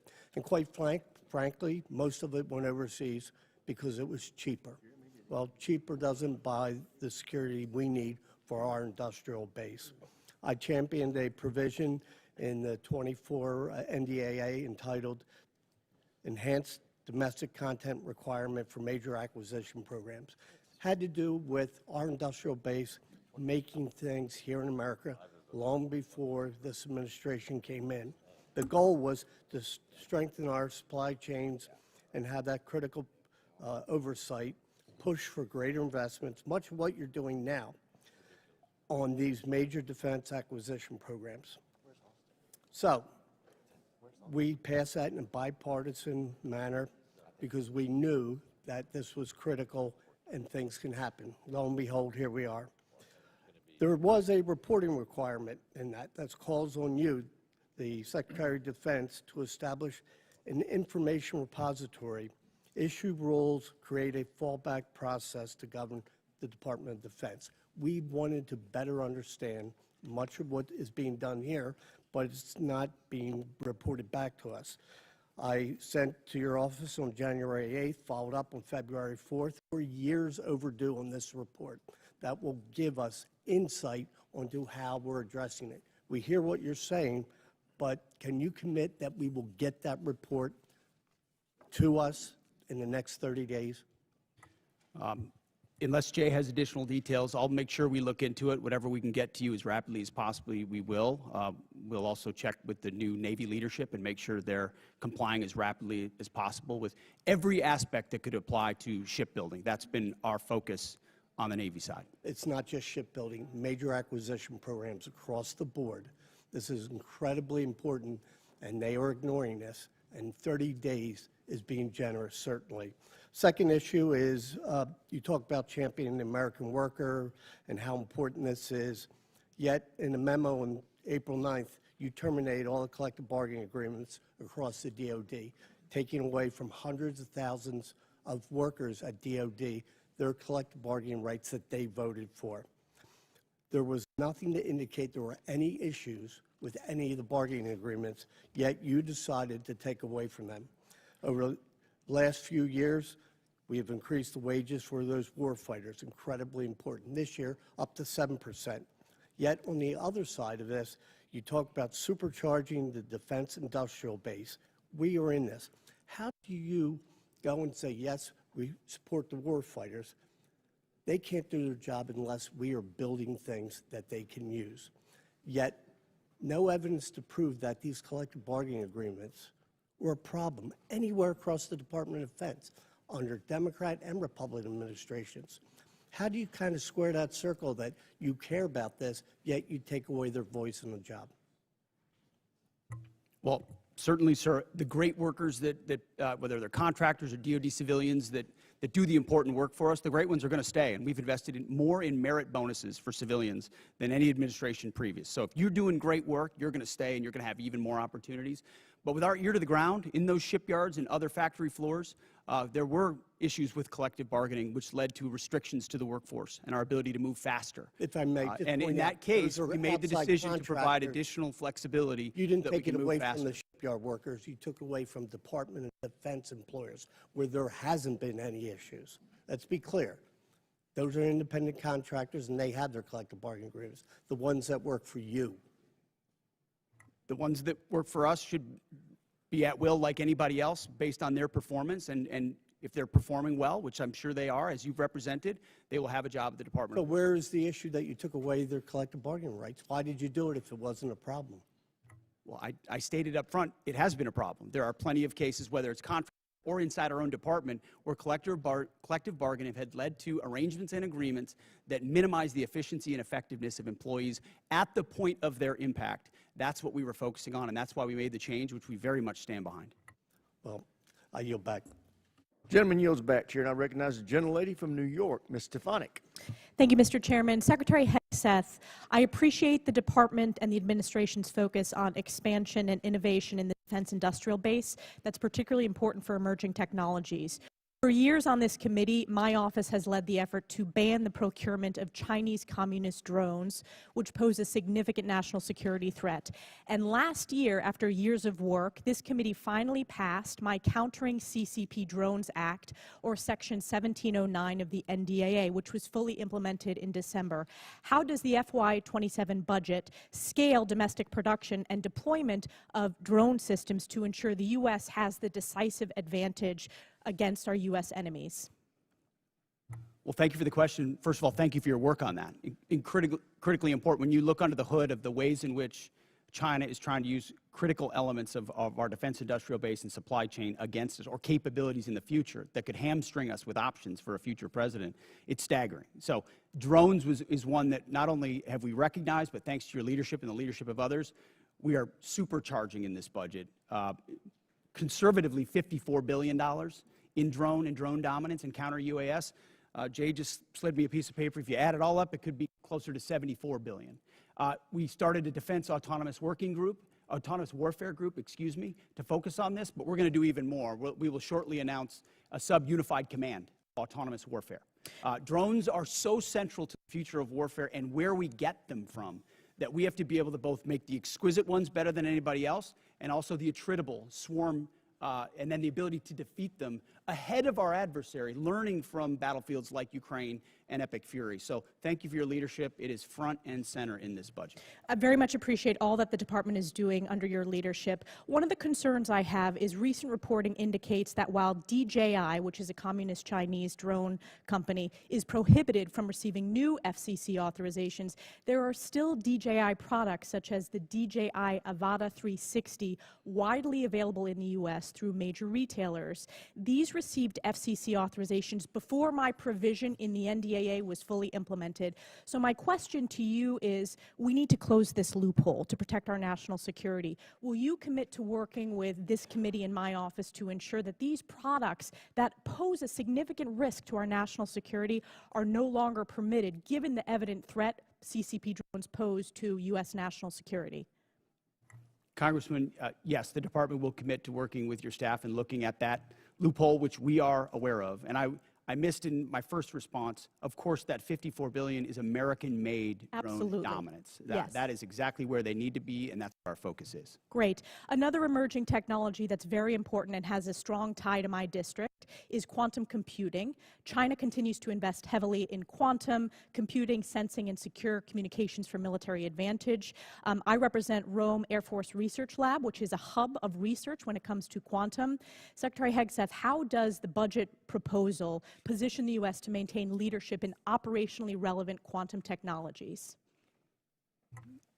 The country that dominates in quantum will dominate the future in C2, in comms, in every way that we fight. And so this makes the maximal investment possible here at home to ensure that quantum compute, and working across the interagency, by the way, this is not just a DOW issue, this is an interagency issue, to ensure that we've got the ability to scale and outcompute adversaries who are racing for the same code. General Caine, throughout my time in Congress, I've pushed for the department to optimize its approach to quantum and develop a strategic roadmap. In your opinion, which quantum capability areas offer the most immediate benefit to the joint force and should be priority investments moving forward? Probably some of the work in crypto and quantum to make sure we can see, sense, understand, defeat, and protect our own stuff. So that's where I'm most interested in it right now, ma'am. Great, and I also want to use my remaining time. I just want to invite both of you to visit Fort Drum, home of the 10th Mountain Division, the most deployed division in the U.S. Army since 9/11. In the first Trump administration, I had the honor of hosting President Trump, where he signed the NDAA in my district, and it's been a privilege to represent them. So encourage you to visit that installation before the end of this year. Thank you very much, and I yield back. Gentlelady yields back. Chair now recognizes the gentleman from Massachusetts, Mr. Moulton. Thank you very much, Mr. Chairman. Mr. Secretary, you and I agree that Iran is a national security threat to us and our allies. Now, earlier you called us feckless for questioning your war. Do you think Congress was smart or feckless when it failed to ask tough questions of the Bush administration and gave them a blank check for Iraq? Well, if you're trying to compare this war to the Iraq I'm just asking war, you, do you which think the it was president smart or was the first feckless? one to call a stupid war, then it's a false comparison. Okay, well, probably a good idea to ask tough questions. So let me just ask you a few questions. Did you advise the president that we should attack Iran? We were, first of all, in this position in the cabinet, we never talk about what we would advise the president to do or Well, not. do you think the president or do you deserve more? I've been in every meeting. I understand with that, the Mr. chairman and Secretary. everybody else as those Secretary, critical I'm asking decisions the were questions. made, and he got every perspective possible when it came. I'm to just making asking what your perspective is. Are you afraid to take ownership of this? Do you Well, think it was a good idea or not? as I've consulted the president, but I think it's a good idea to confront a nuclear bomb To start this in the war. hands of the. Imagine what the world would look like right now if Iran had a nuclear weapon. Okay, so let's Just imagine. Which, by the way, if every they other, had one, every which the previous Obama deal was administration, going to allow them including to the first Trump administration, they had one. prevented them from having a nuclear weapon. So, listen, how is this war going? Do you think we're winning? militarily on the battlefield. It's been an astounding military success. No, but are we winning the war? Absolutely. Okay, so do you call Iran closing the Strait of Hormuz winning? Well, I would say the blockade that we hold that doesn't allow anything to come in or out of Iranian ports, which Okay, is so always we've blockaded portfolio their to blockade. So use. they blockaded us, and then we blockaded their blockade. That's like saying, tag, you're it. Or, you know, if President Madison had said, well, the British just burned down Washington, but don't worry, we're going to burn it down as well. Chairman Caine, did the military have plans for the idea that Iran might blockade the Strait? Sir, thanks for the question. I'll answer it this way. You know, in this job, I have to maintain trust with a variety of constituents. To Okay, I'm include just the president. asking if the military Yes, had sir. plans. As always, my point in this is, as I explain the role, my point in this is we always offer a full range of military options that are carefully considered, with the associated risks with those options and the considerations therein. So, and we Mr. always Secretary, do did that. you consider this risk? Of course, this department has looked at all aspects of this risk. And So then because why did you this send the department looks, minesweepers, the only minesweepers we had in the Gulf, to Singapore weeks before the war started? we have lots of capabilities that you may or may not be aware of at the classified level. Okay, and to deal so, with, to deal with by the way, would the mines. Trump-class battleships have helped with this? You're talking about a Minesweeping. prospective future battleship, which we welcome in the fleet. Okay, so you're supportive of the battleships. Yes, sir. Okay. How much has Iran profited from your administration lifting the sanctions on Iran when you started this war? I can tell you Iran is financially devastated right now. Okay, in well, conjunction with the they've Treasury earned about and $14 billion. Operation Economic Fury. They're at a point where between the blockade and what we've done to them militarily, remember, they don't have a Navy. They can't contest the blockade. Okay. Between what we've done to them Well, what kind of militarily a and Navy can they financially, buy they're at for a place $14 billion? where they have very few options. How many Chinese missiles can they buy for $14 billion? Does that sound like winning? They're not. We're ensuring, and they're not buying Chinese missiles. Okay. You know, at the end of the day, this also has a cost to us. If let's say this war costs $100 billion, I mean, you've already said, give us more time. It's only been 2 months. It could go on for 20 years like Iraq and Afghanistan. Let's just say it costs $100 billion. What is that to the average American taxpayer? Do you have any idea? Well, unlike foolish previous administrations, it won't go on. No, I'm just asking. For years and decades. But let's just say sitting in it's this $100 billion. position, it's hard to imagine how You know it was that? allowed those things to happen. You were a part of You know that the war. answer to that? So was I. I never. I'm knew just what the end asking if state you know clearly what was. your war Now I costs know the what average end American state is. taxpayer. What is the cost of Iran having a nuclear weapon that they wield? I'm just over us? asking if you know the cost of the average American I'm asking taxpayer. you what It's the about cost would be $600. of that. So for the American taxpayers out there, my constituents, some of the constituents you wanted to represent in Minnesota. I'm just wondering if they have an extra $600 lying around to pay for your war. I think that's just a question that we ought to ask. Now, quickly, on March 13th in a press conference, you said, we will give them no quarter, no mercy. In order for no quarter or no survivors is a war crime under the Geneva Conventions. You understand that's murder. Do you stand by that statement? The Department of War fights to win, and we ensure that our warfighters have the rules of engagement necessary to be as effective Okay, so as just to humanly be clear, possible, you which called they are. Democratic members of Congress to be tried for sedition for reminding our troops to follow the law.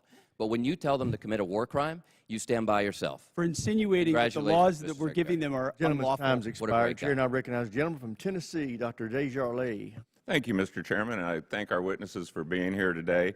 And I'd like to thank you for your commitment to our advancement in space, Golden Dome, and nuclear modernization, all which are critical. And also, I understand we're going to start some reproduction of the MQ-9 Reaper drones, which you, Mr. Secretary, and Ms. Secretary share my great state of Tennessee, and we know the 118th Air Wing of the National Guard operates Field and conduct many of these missions, and they do so with great precision. So thank you for that. Secretary Hegseth, you commissioned as an infantry officer in the U.S. Army National Guard in 2003. You've been deployed to Iraq, Afghanistan, Guantanamo Bay. You have been awarded 2 Bronze Stars, the Combat Infantryman Badge, Joint Commendation Medals, 2 Army Commendation Medals, among other recognitions. You have seen military actions from both an operational and service member perspective. Have you ever seen operations with the scope and scale and complexity of Midnight Hammer, Operation Absolute Resolve, and Operation Epic Fury? Thank you for the question, Mr. Congressman. Not only have I not seen missions like that, but if you earnestly go into our formations right now, and you talk to colonels and majors and staff sergeants and 2-star generals, and you ask them about the environment of our military right now and its capabilities right now, compared to under the Biden administration, under Obama, they will tell you it is night and day. Even the ranking member acknowledged that the troops performed incredibly well over the past 15 months and have demonstrated to the world. These are not new troops in a lot of cases. These are the same troops with new leadership under President Trump, who gives them every authority, under a department that ensures they have what they need. I have operators looking at me saying, for the first time ever, we have everything we need to accomplish the mission, both in equipment and in authorities. That matters when you go 37 hours around the world for Midnight Hammers. That matters when you go downtown in Venezuela and grab the indicted dictator of a country in the middle of the night in the most fortified location. That matters at the outset of the Iran conflict. It matters during Operation Rough Rider, which there's a reason why the Houthis aren't on in this fight right now, because they experienced 50 days of the American military under President Trump. That matters in the Caribbean in our fight against designated terror organizations.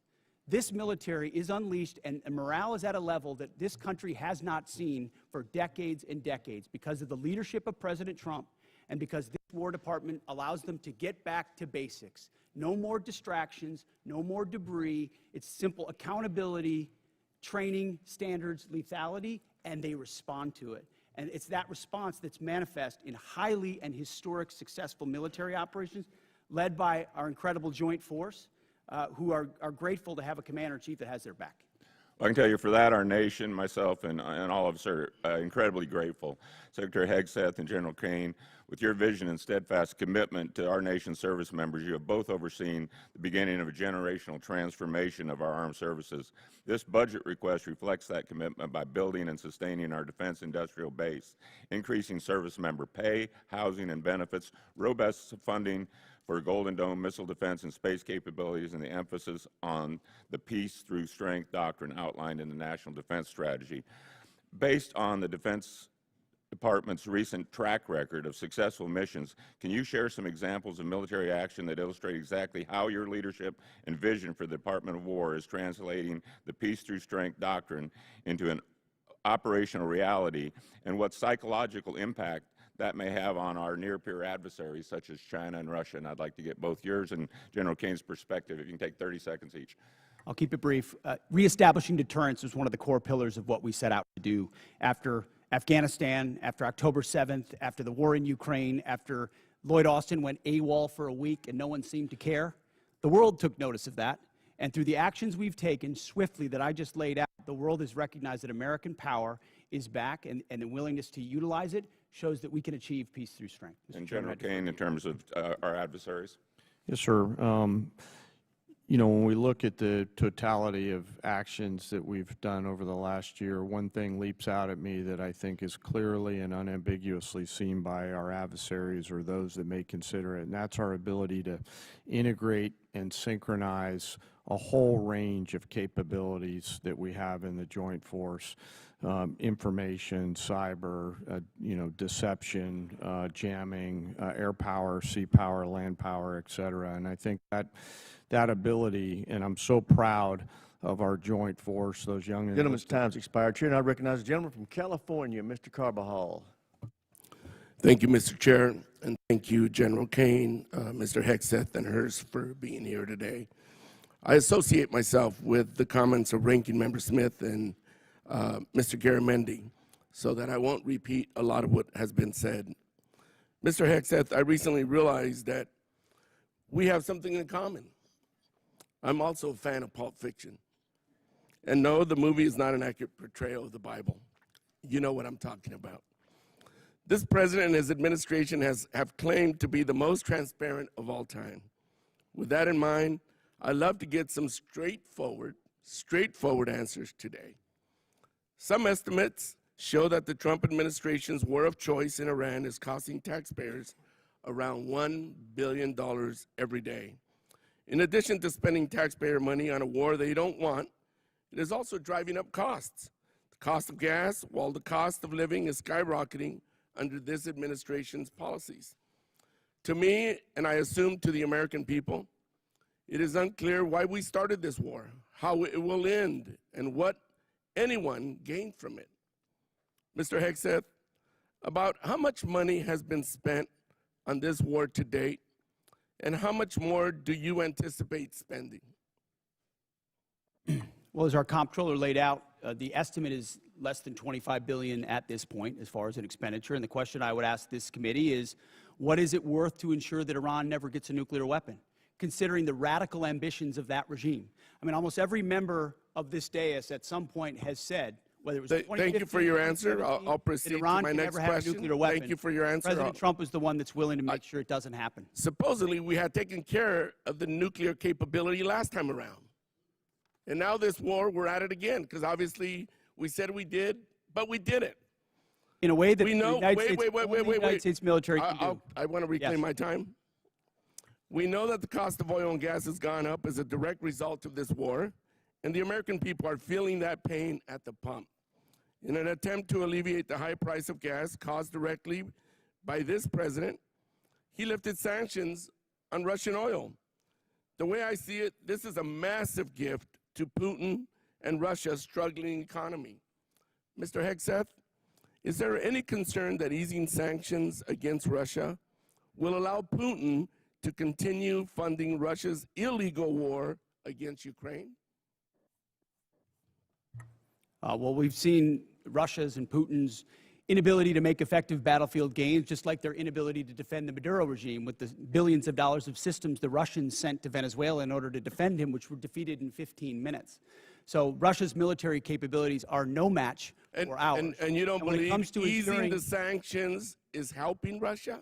Well, we have the best energy team in the planet It's just a yes or White no. House, and we're going to ensure that this is not deja vu. It's a simple yes or no. I understand the energy dominance that this administration has unleashed. All right, well, I'll proceed to my next question. Strategy. Last week, it was announced that the Department of Defense is no longer requiring service members to get their annual flu shot. Now, this is an easy one for you. It's a softball. Don't screw it up. The rationale was to, and I quote, restore freedom to our joint force. This has been a requirement since 1950 because it is an effective at preventing the spread of flu among our troops. It's not some new woke requirement, as you like to lean on for much of your rhetoric. This decision is actively making our military less safe and less prepared. Mr. Hegseth, at this time, are there plans to remove the mandatory requirement of other vaccinations like measles, mumps, and polio? We made very clear in our announcement that it applies to service members having a choice as it pertains to the flu vaccine. Don't you think that's a little reckless? No, I think allowing well-informed Americans who serve our country to make a choice is not reckless. And commanders will still have latitude, say, for a submarine or something else, to make a decision for a unit about whether it could be mandatory in a particular circumstance. But overall, our troops have earned the right to be able to choose about something like that related to their health. Mr. Hegseth, I stand by what I said last time you were here. You were incompetent then, you're incompetent now, and you're the gift that keeps on giving when it comes to incompetence. With that, Mr. Chairman, I yield back. Gentleman yields back. Chair now Other than that, I'm recognizes doing the great. gentleman Thank from you. Mississippi, Mr. Kelly. Thank you, Mr. Chairman. Secretary, don't you think it was extremely reckless to mandate COVID vaccines for the healthiest and most unlikely to get COVID and kick them out of the service if they did not comply with a, although legal, crazy order from the previous administration? Don't you think it was reckless to require that those soldiers and Marines and sailors had to take that COVID vaccine? Congressman, thank you for the question. Not only do I think it was reckless, but we point out the nature of the emergency and lack of actual data on it. We think it may not have been legal. And as a result, we're working very hard to ensure that any service member who was pushed out is brought back in. If they were forcibly pushed out with back pay and rank and everything that comes with it, those soldiers and troops of conscience who had to make that choice, we think are the best troops in our force. Listen, I'm grateful that we have two great National Guardsmen sitting at that table today. As a longtime serving Guardsman who just retired, I'm so proud of y'all and what you mean for our total force. It's not a National Guard, it's not a reserve, it's not an Army, it's not a Navy. It is a total force, and thank y'all for recognizing that. I just want to go back to some of the Iran stuff. I don't know, maybe they're in a different world than I'm living in, but from where I live since 1979, Iran has been at war with the United States, although we refuse to acknowledge it, whether that's Hezbollah, whether that's the Houthis, whether that is Hamas, whether that is trying to build nuclear weapons, exporting terror everywhere. I know for a fact when I was in Iraq, both tours, that EFPs made by Iranians killed our troops. I know for a fact that many of the munitions, I know for a fact many of the militias in Iran that were Shia-based were there to attack Americans at the willing knowledge of the Iranian government. Do you agree they've been at war with us and are still at war with us and the world since 1979? Of course, for 47 years from Beirut to Baghdad, Iran has sought the most dangerous weapons in the world to try to achieve death to America. And if they were to get the most dangerous weapon in the world, a nuclear weapon, they would most certainly use it, which is why this is at the level of seriousness that President Trump is willing to address it. And that's what I think so many in this body misrepresent. North Korea is the lesson. Everybody thought North Korea shouldn't have a weapon. Under the Clinton administration, they gathered so many ballistic missiles that their ballistic missile shield allowed them to blackmail the region and the world to say, we're going to get a nuke and you can't do anything about it.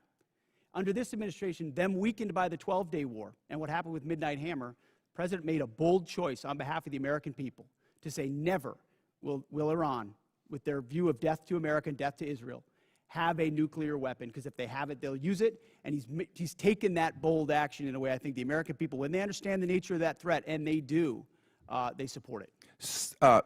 Chairman Caine, wow, I've been around a long time. Can any other military in the history of the world pull off Venezuela, Midnight Hammer, and Epic Fury the way that our great warriors that defend and project power for our nation are you aware of any other nation in the history of the world that could have done that? I'm not sure, and I remain very proud of the Joint Force. I'll also say that we're a learning organization, and we're going to continue to look at the things that go right in any operations that we're tasked to do, and we're going to get better every day. So we do not want to sit on the successes and assume future successes. We owe it to the nation and to the citizens to constantly improve no matter how well something goes. So I'm incredibly proud of the Joint Force. That said, I'm even more proud when they come back after that. They go into a team room and they start debriefing to make sure that we do it better next time, whatever it may be. And my final point, I just want to talk about what a stroke of genius it was, greater than I would have thought, to blockade the ports of Iran. And that blow economically to their entire economy and to their leadership and everything else, it's going to take a little bit of time to play out. But that was so smart because it is more effective than any bombs, and those bombs were effective in Midnight Hammer. They continue to be. But until we kill their will to create a nuclear weapon, they will always be a nuclear threat because they've advanced far enough along. But that blockade was so important. And it amazes me now we're crying about high gas prices when they were $2 a gallon more just 4 years ago or 5 years ago under the previous administration. And with that, I yield back. Gentleman yields back. Chair now recognizes the gentleman from California, Mr. Caine. Thank you, Mr. Chairman. Secretary Hegseth, tomorrow is 2 months since the war has begun. You've testified that it was $25 billion in cost in terms of the munitions we used and what we paid for it. But when you add to that the damage that was done to our bases and today's dollars for buying replacement munitions and replacement aircrafts, what has the total cost been over the last 60 days? That number right now reflects the total cost that we're seeing. Including buying in today's dollars the new weapons and replacements and including the damage there? That's your testimony? If there's under oath? adjustments to that, I would defer to the comptroller on that. And how much are you seeing in terms of, are you asking in terms of supplemental funding just for the Iran mission from this committee? If and when a supplemental is submitted, Yeah, how much? the majority of it would not just be for, What Epic would be the Fury, it would be ballpark for Iran? munitions related to the entirety Just of a what number, we want to sir. get done. A number, what would you submit? What are It you would be requesting? within on Iran, it would be less than $25 billion, but there's a lot more we would ask for beyond Well, just Iran. you're saying it's considering- 25 billion. Okay, I would just, if you Okay. come back, you want to revise those numbers, because all the experts are disagreeing with you when it comes to today's dollars and damage, but you can revise it. How much did it cost American taxpayers in terms of the strike to the Iranian school where kids were killed? Do you have that number? In terms of the missiles we used? As I've said, that unfortunate situation remains under investigation. You don't know how much it 15-6 costs the investigation, but I taxpayer? wouldn't tie a cost to that, to anything. It's a reasonable question, no, sir? I mean, our taxpayer money was going there. Do you know how much it will cost Americans in terms of their increased cost in gas and food over the next year because of the Iran war? I would simply ask you what the cost is of an Iranian nuclear I'm bomb. going to give you that I opportunity. would simply ask you what the. Yeah, You're but playing gotcha sir, questions sir, about no, it's domestic not. things. I'm not. You're saying it's a gotcha question to ask what it's going to be in terms of the increased Why cost won't of you gas answer what and it food? costs to prevent Iran from getting a nuclear bomb? I give you that, sir. But let me. What if you would could it just cost? ask my What would you pay to ensure Iran doesn't But get a nuclear can you- bomb? do you- What would sir, you pay? I reclaim my time. Do you not know? You had no one do the analysis of what the increased cost of gas and food on the American people are going to be? What is the cost Let of me- let Iran me give holding you the that number. straight at Let me issue give with you the nuclear number. weapons? It's $631 billion, which means it's an increase of $5,000 a year for American households. Now, let me give you this point. You're saying that your operation is preventing a nuclear Iran. Will you acknowledge that there is an economic cost to the American people for doing what you believe is necessary to make Iran denuclear? Will you acknowledge the economic cost? We have an incredible economic team that's managing this better than Yeah, but what the previous but to administration did to our acknowledge that- economy, to acknowledge what the there's a previous cost. administration You- did you with don't even inflation, know what the- you know what what's the previous upsetting? I reclaim administration my did with time. You know, COVID, Secretary- and you're going to Secretary, lecture this I reclaim administration my about time, the sir. economy? You know what is upsetting to me? Incredible. You didn't even do the analysis on how much it's costing the American people. It's one thing if you said, okay, it costs the American people $5,000, but we think it's worth it. That's what we've done in World War II and other wars. Here's what it costs. You got to pay for it. You don't even know what the average American is paying. You don't know what we paid in terms of the missiles that hit the Iranian school. You don't know what we're paying in terms of gas. You don't know what we're paying in terms of food. Your 25 billion number is totally off. It's the incompetence. It's the incompetence. Let me ask you this. Certainly, maybe here we'll find agreement. There were still 440 pounds of low-enriched uranium, correct, when President Obama, after the JCPOA? Is that accurate? The amounts and types are classified. Okay. Will you acknowledge that there were 970 pounds of uranium enriched after Trump tore up the JCPOA? The JCPOA was a terrible deal that allowed Iran a path to I a know nuclear bomb. You deal with vague platitudes. I'm asking you about numbers. Like, you don't know what gas costs, you don't know what food costs, you don't know what the operation costs. You know, I get sound bites, but how about numbers? Do you know how much the enriched uranium was after you ripped up the JCPOA? Trump did. I'll give you a number. I know that, as was stated by early on, the price of gas is twice as expensive in California, your home state, as anywhere else in the country because of the horrible policies your state pursued. You know what?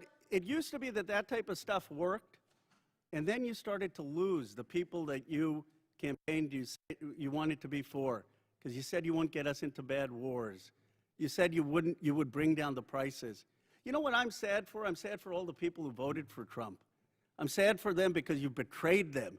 You betrayed a lot of that MAGA base. And you know who knows that? J.D. Vance knows that. Gentleman's time's expired. Chair now recognizes the gentleman from Nebraska, Mr. Bacon. Thank you, Mr. Chairman. I thank all three of you for being here today. It's a real privilege to be a part of this committee. We're the most bipartisan committee out of 20 in Congress. We have a tradition of voting on NDAAs with large majorities year after year. And it's important not to be a Republican first in here or a Democrat first. We're Americans trying to ensure that our country is well defended. And in that spirit, I compliment the operations in Iran. I served 30 years in the Air Force. We were attacked repeatedly by proxy groups from Iran on every deployment I was on. They were the #1 threat where I was located. I've lost friends, like at Khobar Towers. Iran with a nuclear weapon would have been an existential threat to our country. And if they had a missile that could hit New York, they would have done it. They would have done it 2 months ago. So I support our operations there. I think it was good that we got Maduro out. You know, I would say it would be important to get the representative government that duly won their election there, and not good to replace one dictator with another dictator, but Maduro was bad for their country. And I support our 5% GDP spending. There's no way to modernize our nuclear force, 6th-generation fighters, take care of our men and women in uniform without being at 5% GDP. But also in the spirit, I share a bipartisan concern of the firings that we've seen at the Pentagon. 4 of the 6 service chiefs, for example, the Coast Guard. We had a huge bipartisan majority here that had confidence in the Army Chief of Staff and the Secretary of Navy. And I would just point out, it may be constitutionally right. You have the constitutional right to do these things, but it doesn't make it right or wise. Now, my first question is dealing with the housing allowance. Something I've been working for the last 2 or 3 years. Our housing allowance is underpaying people in certain areas. And the department, and it hasn't started under this administration, it's been going on for a while, they take out 5% of the housing allowance. They send it to other needs. But that means we're underpaying our servicemen and women living off base by 5%. So we tried to fix it with a $2.9 billion line item to fix housing allowance. But that money was moved. So Mr. Secretary, could you tell us how we're going to fix this? Because we have a shortfall in housing allowance, and we tried to fix it out of here, and I'd like to get it fixed.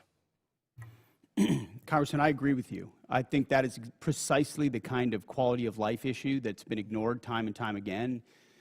Oftentimes with good intentions of trying to do some trade-off with something else. But I mentioned the 7% pay increase. That's just for junior enlisted. It's 6% from E6 to 03, and it's 5% from 04 all the way up. But closing that gap, TRICARE reimbursement's a big one we're going to look at as well. If we reimburse TRICARE lower than Medicare, then no one wants to take TRICARE, and now you don't have a real network for service members. So those places where we pinched pennies to try to eke out additional budget space have really hurt service members. So I'm committed to working with you on that to close that gap and ensure that folks can live where they are asked to serve because they can afford housing. I think this has already been addressed to a degree, but I just want to emphasize we did put $400 million in for Ukraine. I asked you to execute it. It's important for most of us in here. It has overwhelming support. Also, I'm the chair of the Baltic Security Caucus, and we've put money in for the Baltic Security Initiative. These people love America. They love freedom more than anywhere I've ever been, and they need us. They're on the front lines with Russia. Mike, I have a question for the chairman. So we did 29 years of the nuclear alert, airborne alert, the Looking Glass mission. In 1991, we turned that off because the Cold War turned to our favor. I think we're back to where we were at. Russia's a threat. China's building a nuclear force to match ours. I think we need a looking glass too and restore that nuclear command and control survivability that gives us deterrence. Russia, China needs to know no matter what they do, we can launch those 400 ICBMs. What's your vision for the looking glass two or the follow-on? Well, sir, as you know, right now we're looking at all three legs of the nuclear triad to make sure that that most critical backstop on our nation's most important day is reliable, redundant, and workable. And so we'll take a look at that. I know the team already deep in analysis on all the from NC3 to the end state. But what I want you to know is the most important thing is the ability to execute if we had to, and we can. You know, for 29 years, we had a plane airborne with the Yes, general sir. on board, and it gave the Pentagon, the White House, Stratcom the assurance that we had a backup. I think we're back to the future, Yes, and sir. I appreciate your look at it. I just flew with them, and they were doing great work. Gentleman's time's expired. Mr. Chairman, I yield. Chair now recognizes the gentleman from Massachusetts, Mr. Keating. Thank you, Mr. Chairman. I want to talk briefly about the current U.S. doctrine and conduct of the administration in a particular event and a series of events, actually. As everybody in the dais and the witness table is aware, the Department of Defense Law of War Manual specifies that any order to kill shipwrecked persons in an illegal order would constitute a war crime. It isn't suggested there's a specific example to show a clear-cut example of what this entails in our own manual. With that in mind, let's look back a few weeks ago when a fishing crew ended a long day of hard fishing, scoring a full stock of albacore and swordfish on board. Without any warning or expectation, this small Ecuadorian fishing vessel, operating about 200 nautical miles off the Galapagos Islands, was militarily engaged by U.S. forces. It was hit once, then it was hit again. Not a warning shot, not an interdiction, 2 drone strikes. Survivors described chaos and severe injuries. Our U.S. forces then handcuffed the crew at gunpoint, placed black hoods over their heads, seized and scrubbed their devices, and then held them for days. Ultimately, the crew was released, given there was no evidence to support any narco activity or any charges that may be against them. So to recap, we struck a vessel, we struck it again, set fire to it as it was sinking, and as public reports say, even drank their beer. We detained the survivors, and then we let them go. This should be eye-opening. Now let's go to another example, the double tap or 2-strike attack that took place on September 2nd in the Caribbean. A vessel was struck, disabled, and then struck again, killing all but 2 survivors that were left clinging to the wreckage. And this is the thing. We know this happened. We know how it happened. And the Defense Department still refuses to release the follow-up video of the killing of the shipwrecked survivors, even though they released the initial one to the public in major news networks worldwide. No difference in sources and methods in the 2 videos, but still not released to the public. Of course, the backlash was severe at the time and perhaps is being forgotten. An unpredictable but ignoble display of character from this administration. Fingers were pointed at one another as everyone scurried to cover, in a tacit acknowledgement that this was an issue potentially violating international law. Now, I've reviewed what's been available, the phony rationale that these attacks are about fentanyl trafficking, when we know fentanyl comes from China, India, through Mexico. Then the baseless argument that this was about narco-terrorism. You know, I don't believe a word of it. This was to create leverage for regime change in Venezuela. And now the president acknowledged that was about oil.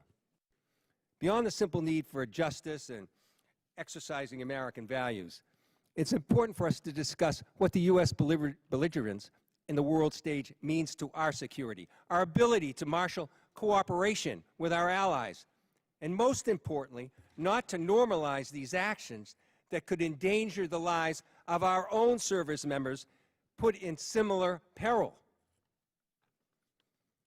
Let me be clear about one thing.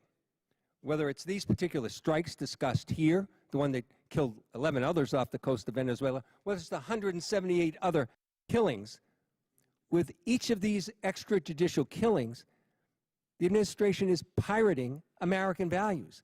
We'll continue to investigate this. We will. It'll come forward in the future. Some days that second video will be released. But we've got to stop also using our precious resources that are being taxed so heavily all over the world on actions that hurt our military. They hurt our military and they hurt our standing internationally, and they're hurting our standard here at home. I hope that we can move forward. I hope we can review whether these are justified, because I found no justification. We were given classified information on the second strike. I can't discuss it, but I must tell you, it's the most convoluted bullshit I ever heard in my life. This should be public. This is our honor. This is what makes American a difference maker. This is what we're proud of. An incredible array of false accusations. And I yield back my time. Gentleman yields back. Chair now recognizes the gentleman from Texas, Dr. Jackson. Thank you, Mr. Chairman. Thank you, Secretary Hegseth and General Caine and Mr. Hurst, for your bold leadership and for your time today. I really appreciate it. I can't tell you how awesome this hearing is today. It's fantastic. After from someone who sat up here for 4 years during the last administration, this is a great day. Despite some of the crazy and disrespectful comments from some in this room, the Department of War is back. Today is a win because we are discussing American power and dominance, national security, and making America great again. There may be differences in how we go about that, but at least we are not wasting all of our time talking about how to restructure the Department of War into a social experiment that appeases the far-left woke agenda that existed for the last 4 years. Thank God those 4 years of the disastrous Biden administration are done. On behalf of someone who served 25 years on active duty and almost everyone I know currently serving in uniform, thank you, Mr. Secretary, for saving the department. Okay, my question. The U.S. Special Operations Command budget has been relatively flat over the past decade, failing to keep pace with inflation and reducing the command's purchasing power by 14%.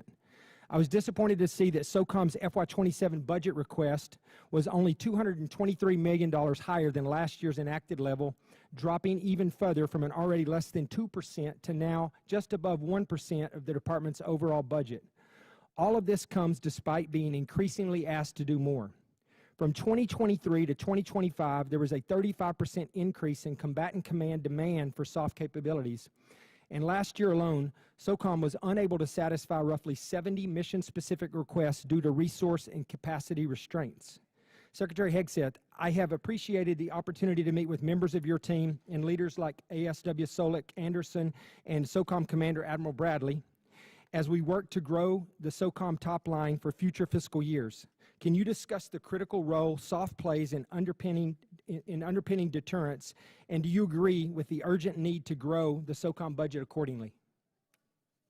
Well, Congressman, thank you for your words, and I wholeheartedly agree. When you look at the burden that SOCOM shoulders on behalf of the Joint Force, it's incredible and it's significant. And so many of the things we have accomplished would not have been possible without the incredible leadership of Admiral Bradley, General Braga, and others inside that community and what they do.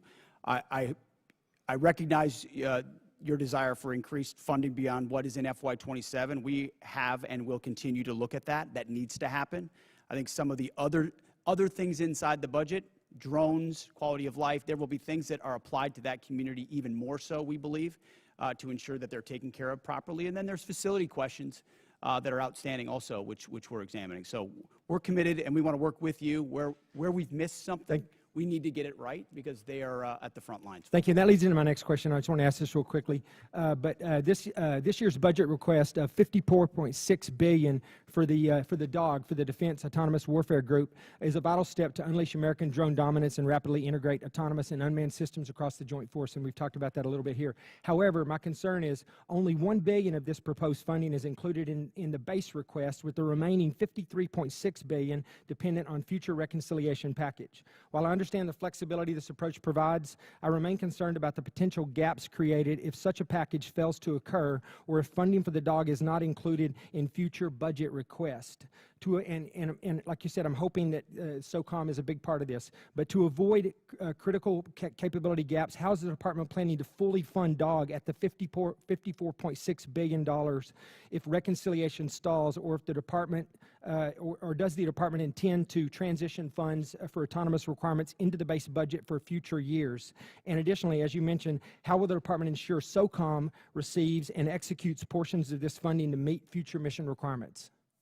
It's the right question, and we plan to work hand in glove with this committee, with OMB, with the White House to ensure that that reconciliation package is properly tailored and timed so that it is passed, so that critical money gets there. So we're not looking to FY28 or FY29 because we need those capabilities right now, which is why I appreciate the chairman's opening question about reconciliation.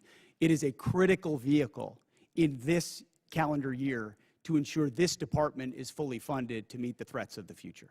Well, thank you. Once again, I think you guys are doing an incredible job. I appreciate your leadership, and thank you for your time today. I yield back, Mr. Chair. Gentleman yields back. Chair, I recognize the gentlelady from Pennsylvania, Ms. Houlihan.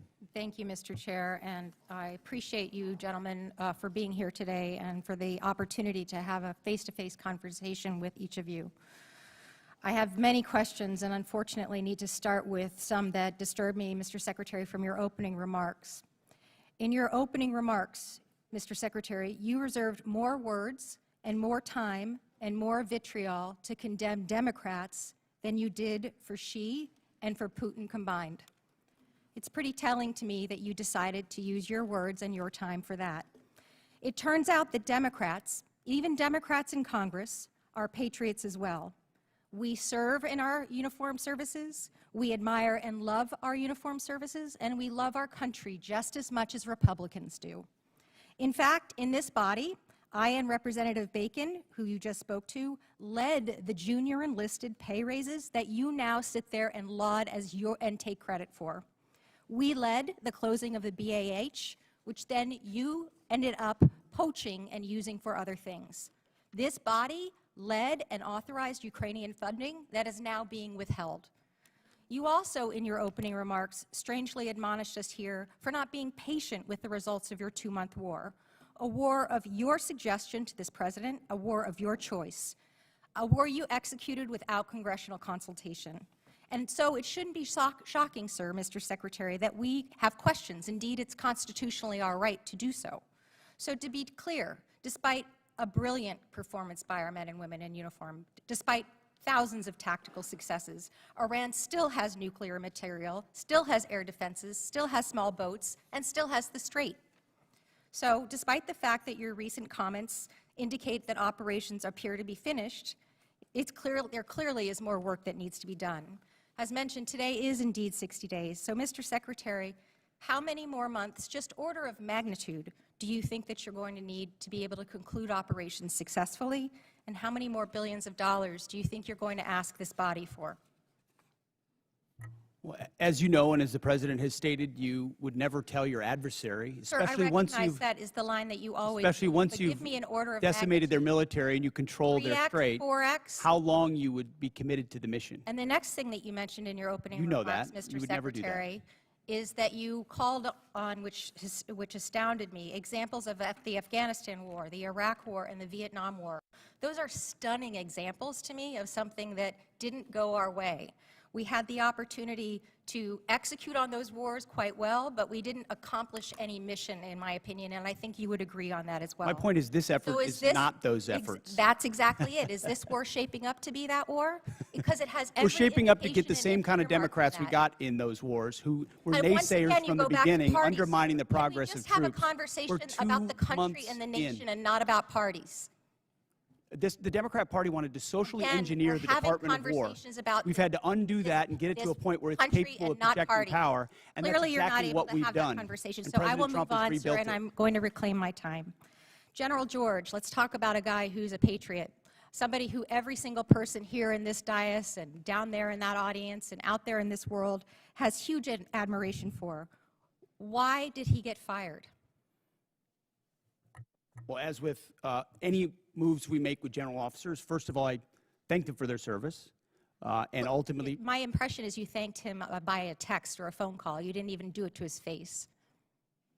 Out of respect for these officers, we never talk about the nature of their removal, but every one of them, including myself, knows that they serve at the pleasure of the President.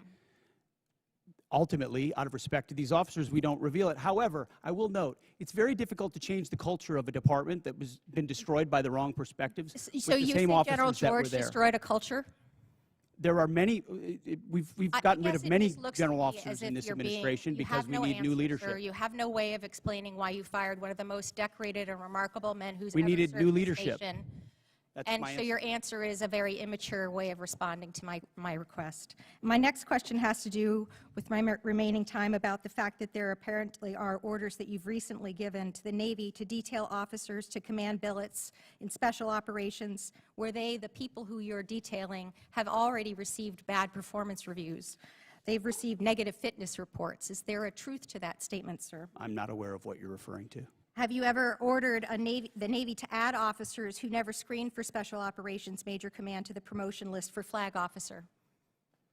I'm not aware of what you're referring to. All right, I'll take that for no. Thank you, I yield. Generally yields back.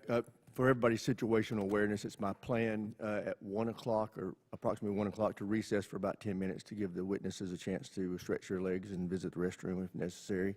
But with that, we will now go to the gentleman from Florida, Mr. Jimenez. Thank you, Mr. Chairman. And Mr. Secretary, are you aware that that Iran, either through our intelligence or they themselves, said they had about 500 kilograms of enriched uranium, up to about 60%?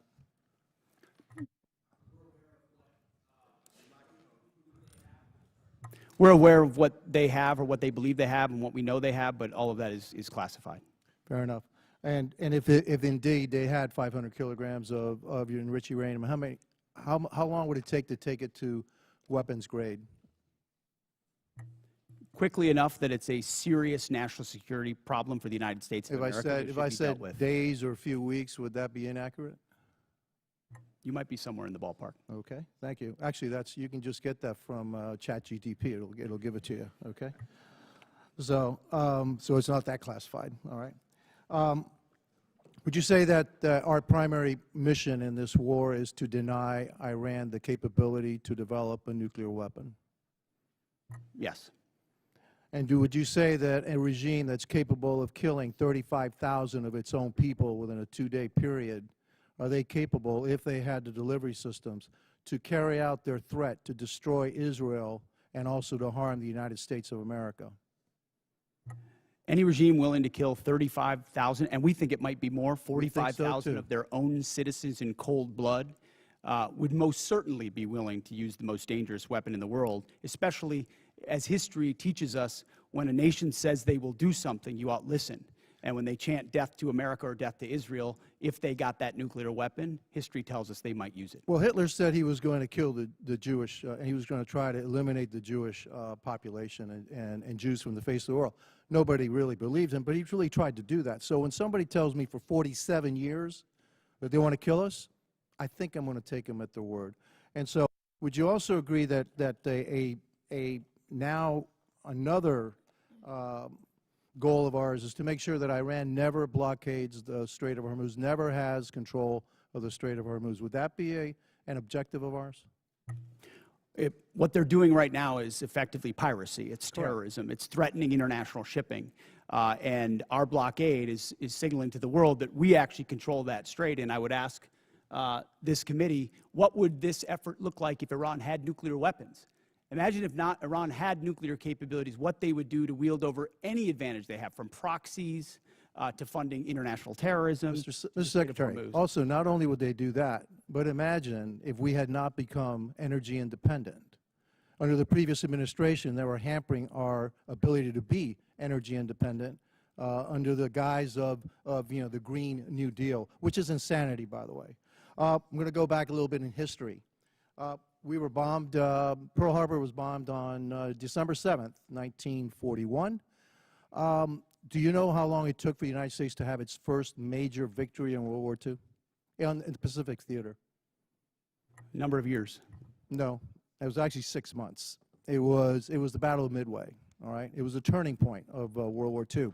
Could you imagine if we had had the same Democrats asking then Secretary of War, all right, gee, it's been 2 months. okay? And we haven't won this war yet back then. We didn't win a major battle for 6 months. Your job, the job of the military, what you've done in the first 2 months is extraordinary. And so, again, for a couple of final questions. Do you know how much money we spent on Ukraine? Helping Ukraine? Under the previous administration? No, right now, up to now. Upwards of $300 billion, $350 billion? You're probably right, about $300 billion. And yet I don't hear anything about, gee, how much money have we spent on Ukraine from the other side? The difference between them and me is this. I support the United States and their efforts to help Ukraine against a dictatorial, aggressive power like Russia, which is our second greatest adversary. But I also support our efforts to make sure that Iran never has a nuclear weapon. And so you'll always have my support, and I'm pretty consistent in that. I also support our efforts in what we did in Venezuela. We still have to go a little bit further because that remnants of that regime are still there. And we need to provide freedom for the people of Venezuela. And also, one thing, for me, I guess what I'm looking for in this war with Iran is to make sure that Iran never has a nuclear weapon, that we have established an inspection protocol to make sure they never get a nuclear weapon, and that we control the strait, and they never can control the strait. Gentleman's time's expired. Chair, now Thank you. recognize the gentleman from Colorado, Mr. Crow. Thank you, Chairman. Mr. Secretary, I want to go in a little bit different direction. Timothy Parlatore served as your private attorney, correct? Correct. And Mr. Parlatore also served as private attorney for President Trump's campaign, correct? I'm not privy to every professional position that he's held. Well, I'll help you out. He did. And you appointed Mr. Parlatore as your senior advisor, correct? He does reserve duty on behalf of the Navy. His title is senior advisor. You gave him that title, correct? And I would count him as very much an advisor of mine. Yep. He travels with you, correct? Tim Parlatore has been a long-term friend. He's a great patriot. He travels with you. That's not what I asked. I Serves the reclaim my country, time. and He he's an travels excellent with you, doesn't he? military He travels with you, doesn't he? Correct? There's public Instagram that shows this. Just say yes. Yes, of course. Okay. He sits in meetings with you and advises you, doesn't he? He sits in some meetings on occasion. Well, he maintains a desk in an office in the Pentagon, does he not? I'd have to check. You don't know? It's a big Pentagon. You directly commissioned Mr. Parlatore in the Naval Reserve as a Navy commander in March 2025, did you not? I was very proud to do so. And when you did, because he's a Navy Reserve officer, he didn't have to go through the PPO process, the White House Presidential Personnel Office, right? He wasn't vetted by a White House PPO. Uniformed service members don't get vetted by The answer is yes. He didn't have to be vetted by a White House PPO. He didn't go through the Senate confirmation process either, did he? The answer is no.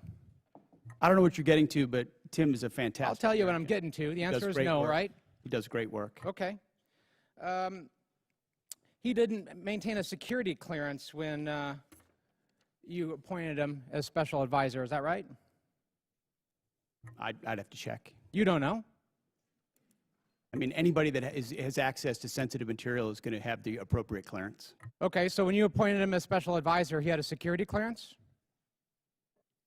You're trying to piece together a timeline. No, I'm asking a simple question. One of your special, most sensitive advisors, did he have a security clearance? No, you're playing a gotcha game like you do on TV and everywhere else. questions. You're trying to thread together details that are connected about something else. Clearly you're concerned about my line of questioning, aren't you, Mr. Secretary? Because you know where it's going, don't you?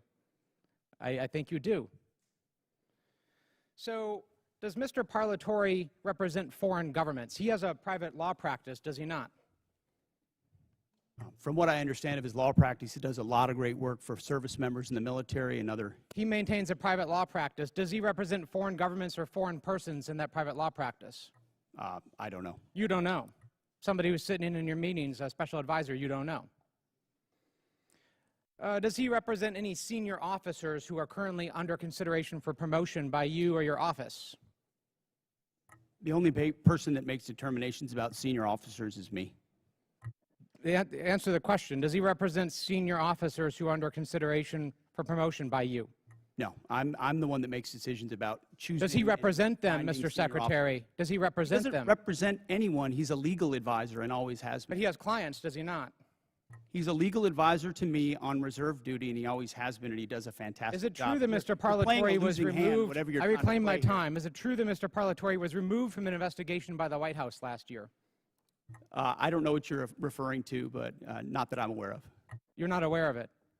Was it true that you were also removed from that same investigation? The answer is yes. No, not that I'm aware of. You're not aware of it. That's interesting. Well, is it true that Mr. Parlatore disparaged President Trump? I don't know what you're referring to, but no. Is it true that Mr. Parlatore was accused by President Trump and his lawyers of lying?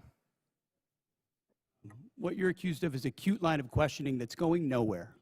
Well, it's going somewhere, which is why you're not answering the question. Was it true that he was accused of lying by the president's legal team?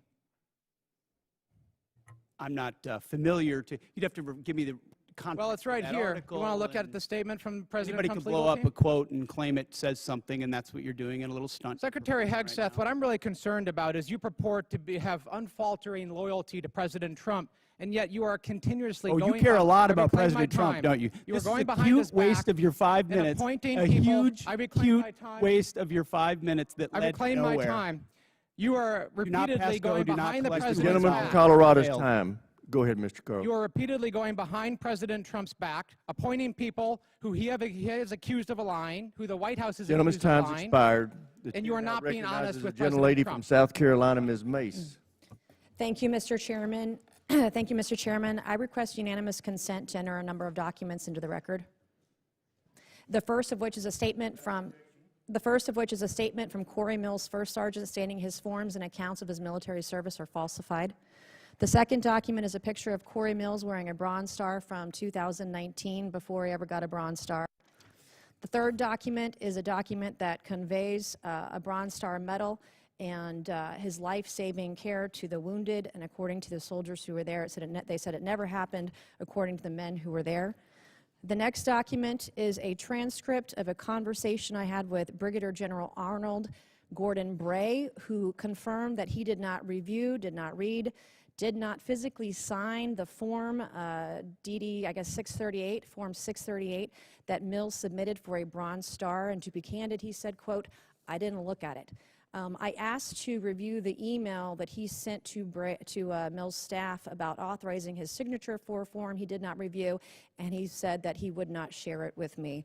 That's a future subpoena. I would like to enter into record a picture of Corey Mills, who says this is the second time he got blown up, but what he wouldn't tell people, that the blood on the pant leg in this photo is the blood of Sergeant Ray. It is not Corey Mills' blood. In the same series of photos he shares when he said he was, quote, blown up, are images of a Humvee that exploded with severe damage. That is not his Humvee. His Humvee purportedly was 50 yards away and suffered no damage and was not blown up.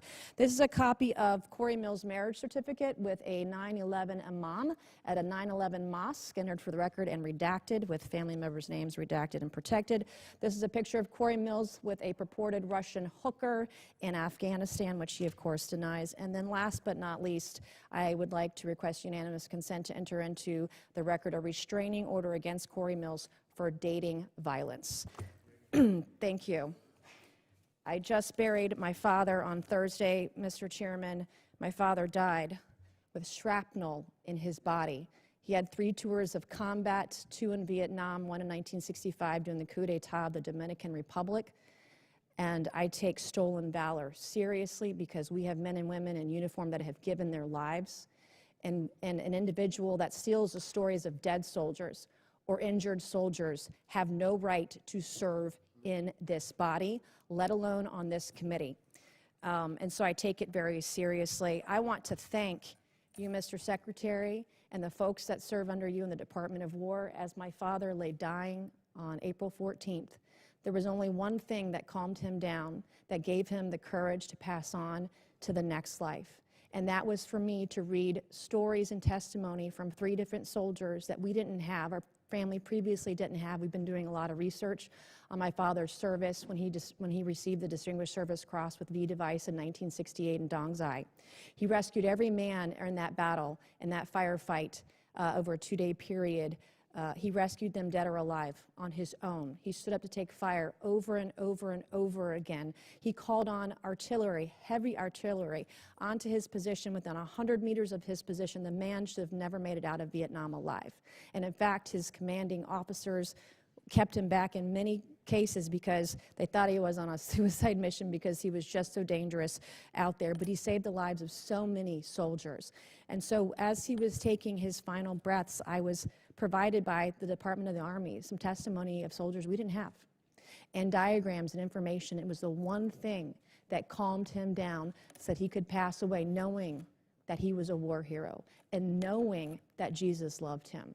And it changed our family's life, and it changed his life in his last moments, his last breaths, his last hours. And for that, I am so grateful for the ship that you're running at the Pentagon and the Department of War. I have heard from people in the way that you're trying to innovate and trying to change the way we do business there. And I'm glad that you're firing people. There are people there that are getting in your way. They need to go.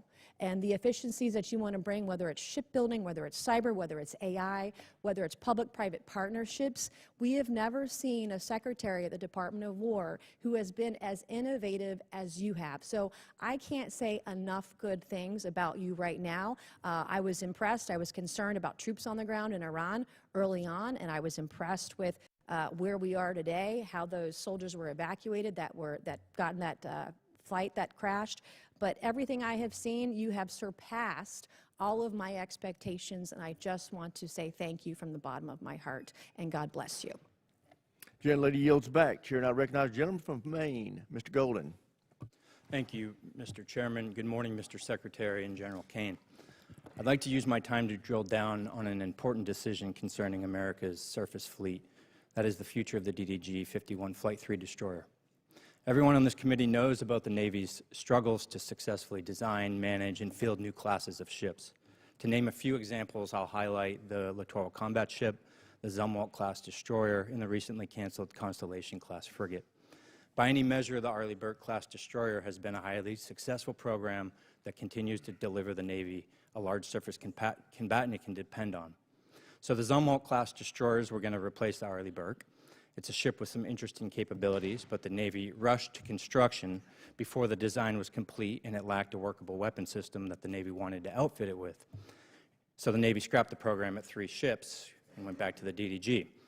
I'm in my 8th year on this committee, and the entire time I've been in conversation with the Navy publicly and privately about the latest Flight 3 destroyer and how critical a role it would play, and now is playing for the surface fleet. And yet, even before we delivered one to the fleet, the Navy was already planning the DDG-X. I'm skeptical about the transition to yet another new class of surface ship, given the troubles I've laid out already. From my perspective, we have a proven hull for an Arleigh Burke destroyer that is described by CNO after CNO again and again and again as the backbone of the Navy's surface fleet. But now I'm even more skeptical. The proposal cuts production of the destroyer down to just 1 ship, scraps the future destroyer, and proposes $17 billion to build just a single new battleship, a class of ship the Navy decommissioned in 1992.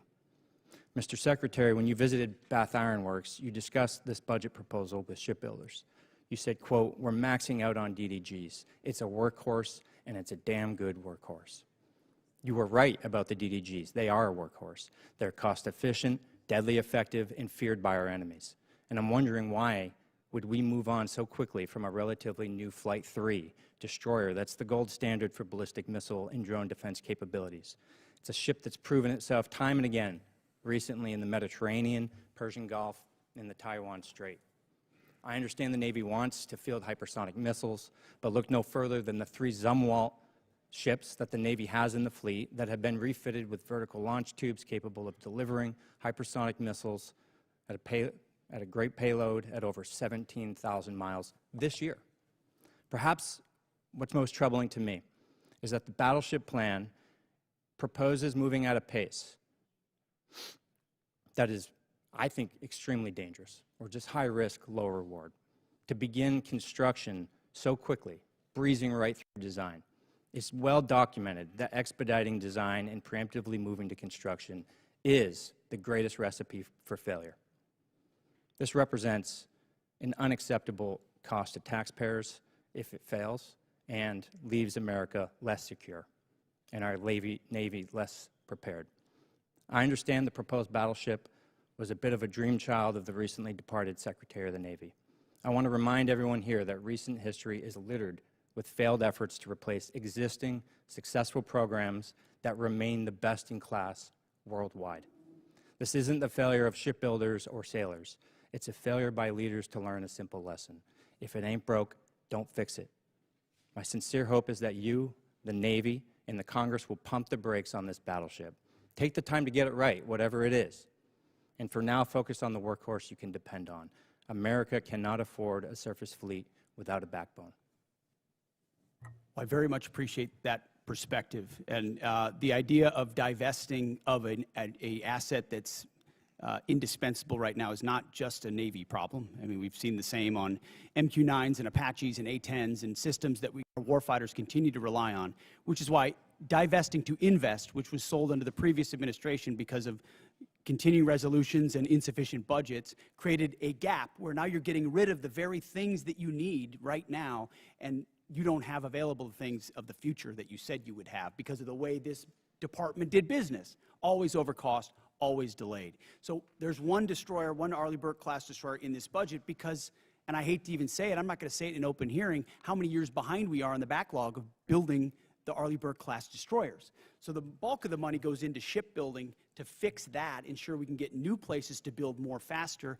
Then you can fund additional, whether it's this class or the next class. But the Arleigh We're almost over time. I'm going to reclaim and just say in my last seconds here, careful with the pace moving through design to construction so quickly as proposed by this budget. Thank you. Gentleman's time's expired. As announced earlier, we're going to now recess until 10 minutes past the hour of 1.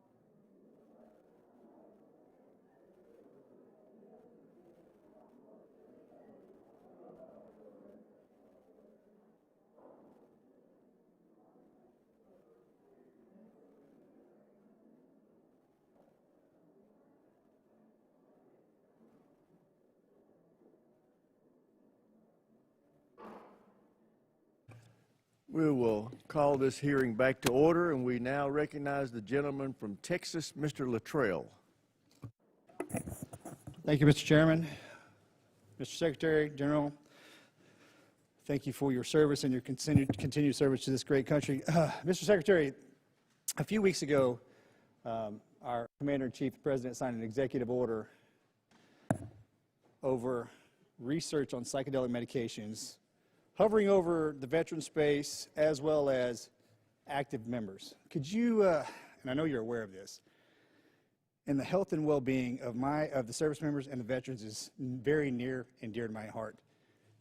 We lose over 6,000 veterans a day. A year.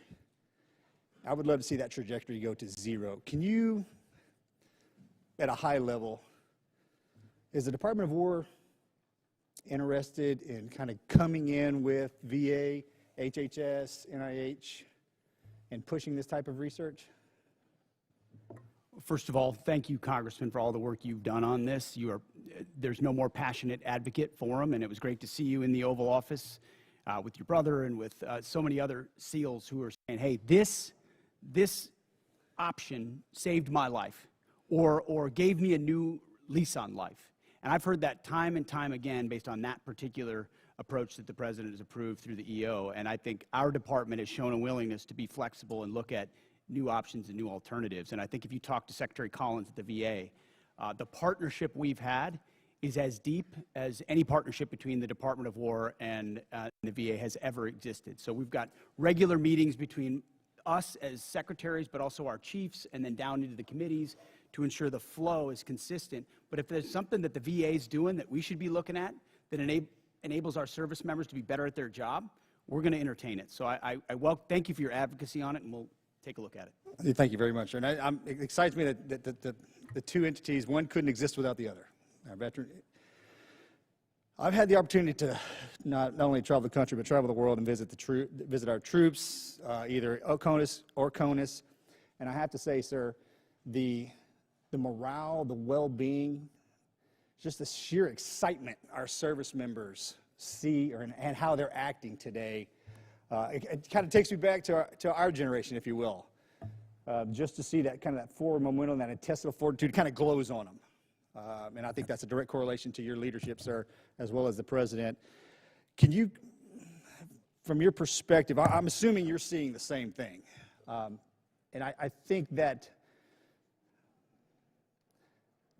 blue line that needed to be popped got popped, and our service members are absolutely leading from the front, and the world has noticed.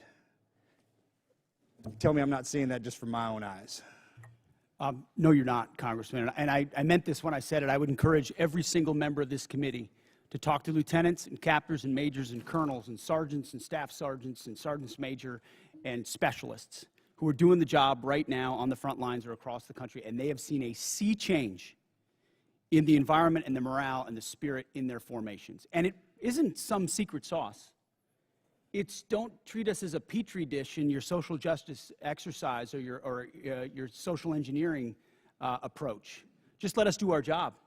Let us get back to basics. Let us train. Let us choose people and elevate people simply on merit and merit alone. That's motivating for people. That's why they join. That's why they do really difficult things like you did and are away from their families for a very long time. They want to defend their kids and grandkids, but they don't want to have distractions and debris on the inside. So when we talk to them, they are so grateful for the fact that we're just getting back to the basics of readiness, training, accountability, discipline, warfighting. Commanders, squad leaders, you name it. And to those watching across the country, ask folks who have served, who've been in it, how they view it. And they see it under President Trump's leadership fundamentally different. And we haven't even talked about the border, which is now secure. I mean, there's the recruiting successes, the fitness and combat standards that have been restored. We're treating everybody at the same level. Sounds like basics, but it all translates into morale. And then morale translates into readiness, and that translates into capabilities. And then when you have a commander-in-chief that unleashes them, it turns into mission success. And then the world pays attention to what the American military is capable of doing. And it's on the shoulders of leaders like you who did it in previous generations, and we're simply doing it again. So thank you for your leadership. Thank you, Mr. Secretary. And for everyone in the room that's in uniform, God bless each and every one of you for your service, as well as your families. Mr. Speaker, sorry about that. I thought you liked me. I did. I'm sorry. That slipped. Gentleman's time to Karen, I yield expire. back. We now go to the gentlelady from California, Ms. Jacobs. Thank you, Mr. Chairman. Mr. Secretary, as you know, I represent San Diego, the largest military community in the country. Right now, as we are speaking, 2,500 San Diego Marines are off the coast of Iran. Many, many other San Diegans in uniform have gotten 48-hour deployment notices. So this war in Iran is not theoretical for me or for my constituents. It's deeply personal. As you also know, on Easter Sunday, President Trump threatened to destroy Iran's bridges and power plants, writing, quote, "Open the fucking strait, you crazy bastards, or you'll be living in hell. Just watch." And 2 days later, President Trump wrote, quote, "A whole civilization will die tonight, never to be brought back again. I don't want that to happen, but it probably will." My office's phones have been ringing off the hook. I've heard from so many military families concerned about the president's mental fitness and whether he's fit to serve as our commander-in-chief, given that he's sending their loved ones into harm's way. Our troops, who have shown incredible bravery and tactical proficiency, deserve to know that their leaders are focused and stable. So, Mr. Secretary, you are with the president a lot, and it pains me to even have to ask this about our president, but my constituents' lives are at stake. Do you believe that the president is mentally stable enough to be the commander-in-chief? Did you ask the same question of Joe Biden for 4 years? Mr. Secretary, Joe Biden is not the president.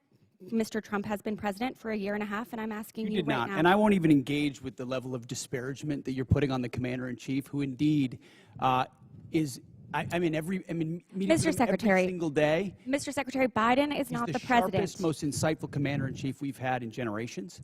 And you want to compare, you want to ask that question after you and your fellow Democrats defended Joe Biden, who could barely speak and didn't know what day of the week it was? As you know, he governed through an auto pen. You had a Secretary of Defense who went AWOL for a week. I can't be gone for 10 days, for 10 minutes. I will reclaim my time. Gentlelady's time. She's reclaimed it. So, as Mr. Jimenez said, we should be taking leaders at their word. So is there a reason that we should not be taking our leader at his word? Iran should not underestimate the will of President Trump and the United States military to achieve our mission.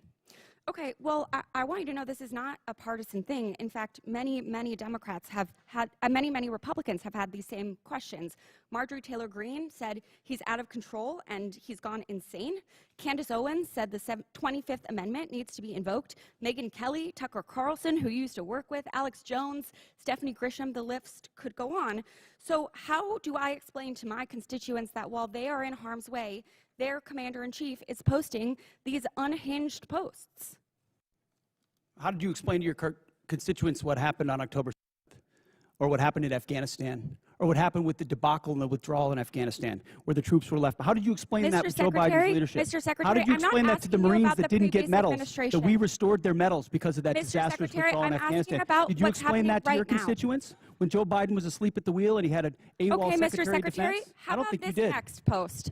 How can I explain this next post to my constituents? I'm Jewish, so this doesn't really bother me, but my understanding is that this is quite offensive to many Christians. So how do you explain this post? I'm not here to explain posts. We have an incredible commander-in-chief who Mr. puts our Secretary, troops first. I'm here for a budget hearing about our troops. This is a historic budget that's giving our us troops. a chance to defeat Mr. Secretary, our adversaries, and Mr. President Trump Secretary, is doing that this in is my world-class fashion. This is about Gentlelady our has troops. reclaimed her time, Mr. Secretary. This is about our troops. This is about who is commanding our troops and if our troops can trust that they are being sent into harm's way under good strategy. The mental stability of our commander-in-chief is deeply important to our troops. It's deeply important to this country. It wasn't important to you during Joe Biden. Stake. I'll remind you that when there were concerns, Democrats came together, and he was not our nominee for president. So I encourage you to have the same courage that Democrats had.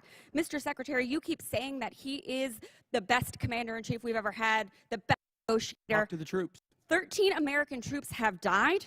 More than 380 have been wounded. The Strait of Hormuz, which was wide open, is now closed. Less than 90% of traffic through the strait is still not going despite the ceasefire.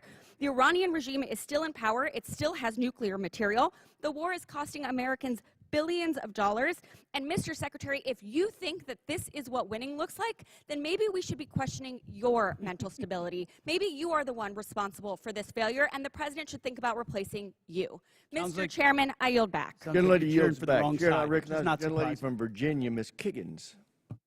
Thank you, Mr. Chair, and thank you to our witnesses for being with us. I have the privilege of representing Virginia's 2nd Congressional District, so Hampton Roads, home to a lot of our East Coast Navy. And I had the privilege of attending the VFA 106 Change of Command on Friday, which is our fleet replacement squadron for the F-8, for the aging F-18s. But what an awesome event. And to talk to some of the Navy leadership that was there and to listen to them say firsthand just about the morale of the squadrons that are currently deployed on the USS Ford, specifically talking to leadership. A lot of our children serve. It's a family business for those of us in naval aviation. And they're like, don't believe the media. The morale's amazing. Those guys are doing tip of the spear mission work. I live with a retired F-18 pilot husband who also is begging to find a way to get back in the cockpit because he's jealous of what he sees. So just that type of mentality. Thank you for that. I know that they're doing a mission, and keeping them engaged is an important part of the fight. Along those same lines about naval aviation, I would love to hear, Mr. Secretary, your thoughts about the future of naval aviation. I know that this is a budget hearing, so last year's budget we had $900 million that we were looking forward to using in the FAXX program, and then the fiscal year 27 request was reduced to $140 million. And I, of course, keeping tabs on the Air Force, $5 billion for their F-47 program. So we love aircraft carriers. We love that mobile air superiority piece. What are your plans for the future of naval aviation? I kick and scream every day of the week here in this committee about the F-35s and getting them at our East Coast Master Jet Base. I know the FAXX is our next generation strike fighter, but just would love to hear your plans and timelines for the future of naval aviation. Well, I appreciate your comments, and then I would defer to the chairman, too, on it, on the remaining utility of the F-18s, which are still flying critical missions right now off our carriers and do a fantastic job. 30-plus years old, but yes. Yes, correct. Why the issue of the FAXX is important. It's not a matter of if, it's a matter of when. It's a matter of trade-offs in industry and design and capabilities, ensuring we're not slowing other things down at the behest of others. So I think in August, the August timeframe is, I'm sure you're familiar with that, is what we're looking at. It's a critical capability that we need to fund for the future of naval aviation. I would defer if anything you want to add. Sir, I think you covered it. We don't need access basing and overflight off of a CSG and a CVN, and so it gives the Secretary and the President a lot of options. So, and I just want to echo the thanks for the Joint Force, on behalf of the Joint Force, for all 3 CSGs that are out there getting after it right now. I share your husband's jealousy, but just want the force to know how much we appreciate him, especially the Ford. Thank you. Thanks very much, General. Then, Mr. Secretary, just again representing a big Navy district and having just a concern for the Navy, could you shed any light on why the Secretary of the Navy was relieved and what that timeline to replace him looks like for permanent leadership? I think that's one of the reasons why we struggle with even, I think, about the basing decisions and, again, naval aviation, and I wish we would talk more about just the contributions of our aviators, but could you shed any light on that issue? Well, as the President stated, we thank the previous Secretary for his service, appreciate a lot of the initiatives that he undertook. Ultimately, it was time for a new leadership and a new direction as far as running fast toward those objectives, and so we made a change. We think it's hard to, personnel is policy, and the sooner you identify, especially, we talked about general officers, as you're evaluating whether they're running with the mission they've been given, you got to make a change if they're not. The same with civilians, and in this case, we made that change. And any timeline to replace or have a new Secretary of the Navy Well, appointed? right now we have an acting in Hung Kao, who's did a fantastic job as the #2, and he'll be acting for now. And I would imagine we'll know in due time. Thank you. And then General Caine, I know you're a VMI graduate, and I know you're watching some of the partisan attacks that have been going on with some of our senior military academies, specifically in Virginia. And I was wondering if if you had any thoughts or have had any discussions about how we can remove some of our senior military academies from these partisan state politics. I think it requires a further discussion. We had 170 Army ROTC officers that we commissioned out of that school specifically, but we've seen pushes to shut down, defund, replace their board of visitors. Any thoughts on how we can be more protective of those great schools? Well, ma'am, you sort of started where I'm going to land on the importance of staying politics as the chairman and not unintentionally or inadvertently stepping into a political matter where I should not. As the Secretary said, people are policy, and policies are things that we don't do in the joint force. I appreciate all of the commissioning sources that are out there. Gentlelady's time's expired. So Chair now recognizes the gentlelady from Washington, Ms. Strickland. Thank you, Chairman Rogers and Member Smith, and thank you to the witnesses for being here today. This committee is being asked to consider a $1.5 trillion DoD budget request that funds not only weapons and system programs, but the people, leadership, readiness, and trust required to make them effective.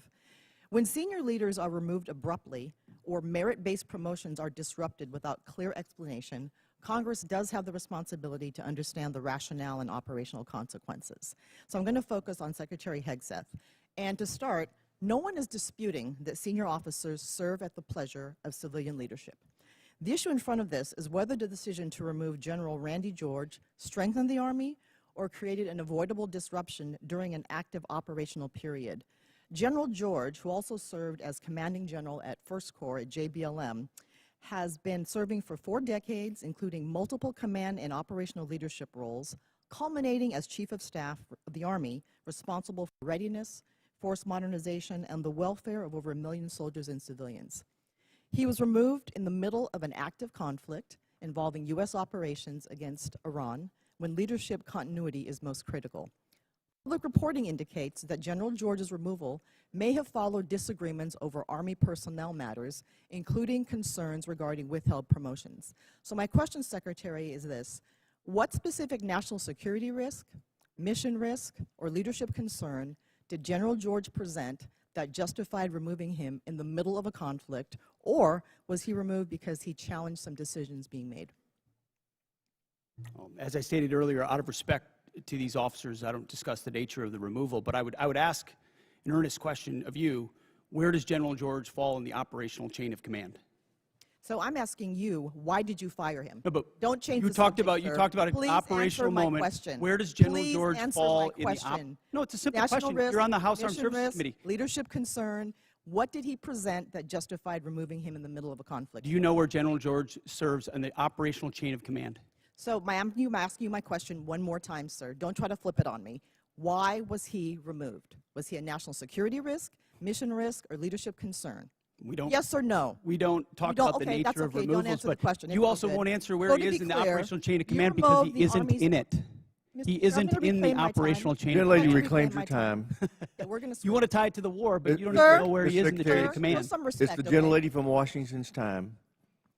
Under DoD 1320.04, the Secretary of Defense may withhold or disapprove forwarding nomination after service recommendations in limited circumstances, including newly identified adverse information, pending investigations, reportable information, and questions regarding mental, physical, moral, or professional qualification, incomplete or non-compliant nomination packages, missing certifications, or the need for additional clarification from the military department. Several colonels reportedly selected for brigadier general were removed or withheld after board selection and service certification. Which of these specific grounds applied to each withheld officer, and what objective evidence supported these decisions? Congressman, that was just one of many boards across the services where we will perform similar reviews, and I anticipate other officers will be removed also. Okay, but what were the grounds for those? Again, we don't talk about, out of respect for those officers, we don't talk about the nature of that, and we all serve at the pleasure of the President.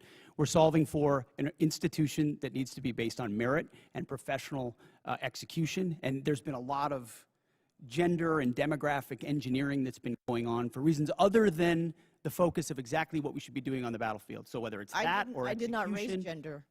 that's implied in every statement that everybody makes. And I so did not ultimately, as raise we that. review all these boards, it has nothing to do with anything other than their performance on the battlefield or their performance in their career. And these people are thoroughly vetted, thoroughly researched, And I guess my question is this about loyalty to Trump, or is it about what's good for the mission? I understand what you're implying, but it's about the Constitution and our military and its ability to execute, and I'm going to make sure the President has the finest officers across the force prepared to deliver. So this committee funds weapons, readiness, recruiting, professional development, and leadership pipelines. But no amount of money can compensate for a force that may lose trust in the fairness of advancement. And this is fairness. We believe in merit. We have always had a merit-based system. That's not the argument. No, we have not. Not under the But as Biden we administration, consider- we did not. It became social engineering, not merit, and we're fixing it didn't. quick. No, it did not. It did not. And when we consider this budget request, we must ensure that taxpayer dollars are matched by sound judgment, credible leadership, and a personnel system worthy of those who serve. I yield back, Mr. Chair. Gentlelady yields back. Chair, and I recognize the gentleman from Georgia, Mr. Scott. Thank you, Mr. Chairman. Gentlemen, thank you for being here today. I'm sorry I was late. I was on the floor of the House of Representatives with a FISA rule vote, and I did not hear the majority of the testimony. But Secretary Hegseth, I respect you. I do want you to know I disagree with the firing of General George. I've sent you a letter. I hope you'll, I look forward to seeing the responses on that. And I mean, it takes 218 votes to get something across the floor of the House of Representatives. And with NDAA and with budget plus-ups and everything else, we're going to lose some Dem votes. I mean, we're going to have, we're going to lose some Republican votes. I mean, we're going to have some Dem votes to do the things that we have to do to fund the Department of Defense. And I just, I would encourage everybody to keep that in mind, because we're gonna lose some Republican votes on the plus up. General Caine, the Joint Staff plays a unique role in our strategic direction. The integration of services is what gives us a coherent joint force. I have seen where disputes in the Air Force and the Army led to the elimination of systems that we needed. As the Department has made attempts to right-size various components, could you talk about the importance of the Joint Staff and the value to the joint force? You bet, sir, and I'm incredibly proud of the Joint Staff. You know, our job is to integrate options, to deliver those options to our National Command Authority, work with all the services, and the one area of exclusivity we have pursuant to the 2017 NDAA is as a global integrator, and our J2, J3, J5, J7 team, J8 all do a fantastic job along with the 1 and the 6 every day and the 4 to really bring the totality of American combat capability together into a range of options and risks that we can then bring to the Secretary and the President. So they are extraordinary in everything they do, and I appreciate the chance to brag on them a little bit.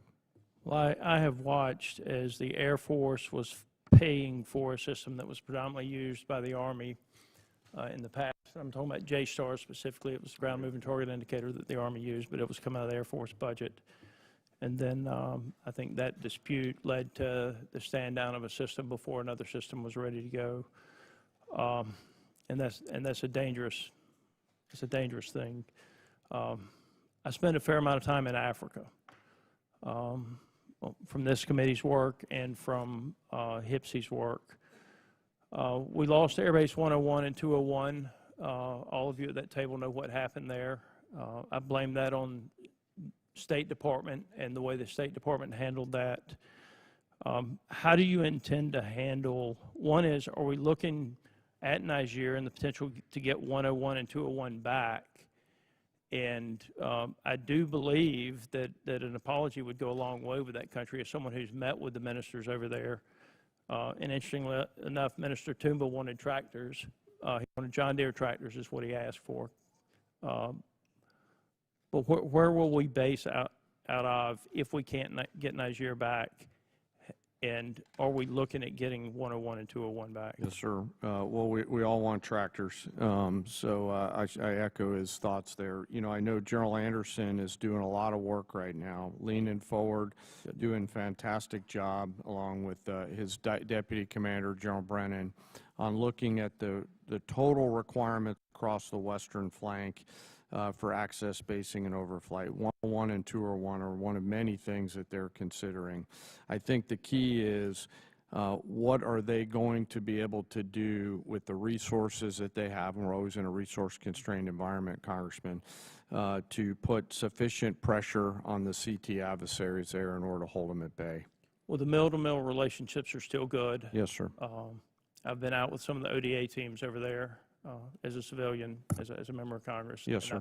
Yes, sir. It does bother me that our footprint has gotten so much smaller over there, but I do know with drones and other things, it makes it much more difficult to have those outposts. But I appreciate all of you being here. Sorry that I have not been here. No, sir. Appreciate the other work. Gentleman yields back. Chair, and I recognize the gentleman from New York, Mr. Ryan. Thank you, Mr. Chairman. Head wounds, heavy bleeding, and then just shrapnel all over. So folks are bleeding from their abdomen, bleeding from arms, bleeding from legs. Secretary Hegseth, do you know who said that? I'm not sure I do. It was one of our soldiers describing the devastating Iranian drone strike at Port Shuaibah, March 1st in Kuwait. As you know, 6 of our soldiers killed, over 30 wounded. Secretary, do you know the range of the Shahed 136 one-way attack drone, approximately? It depends on the variant, but it's got serious distance. Several hundred miles. Do you know how far Port Shuaibah is from Iran?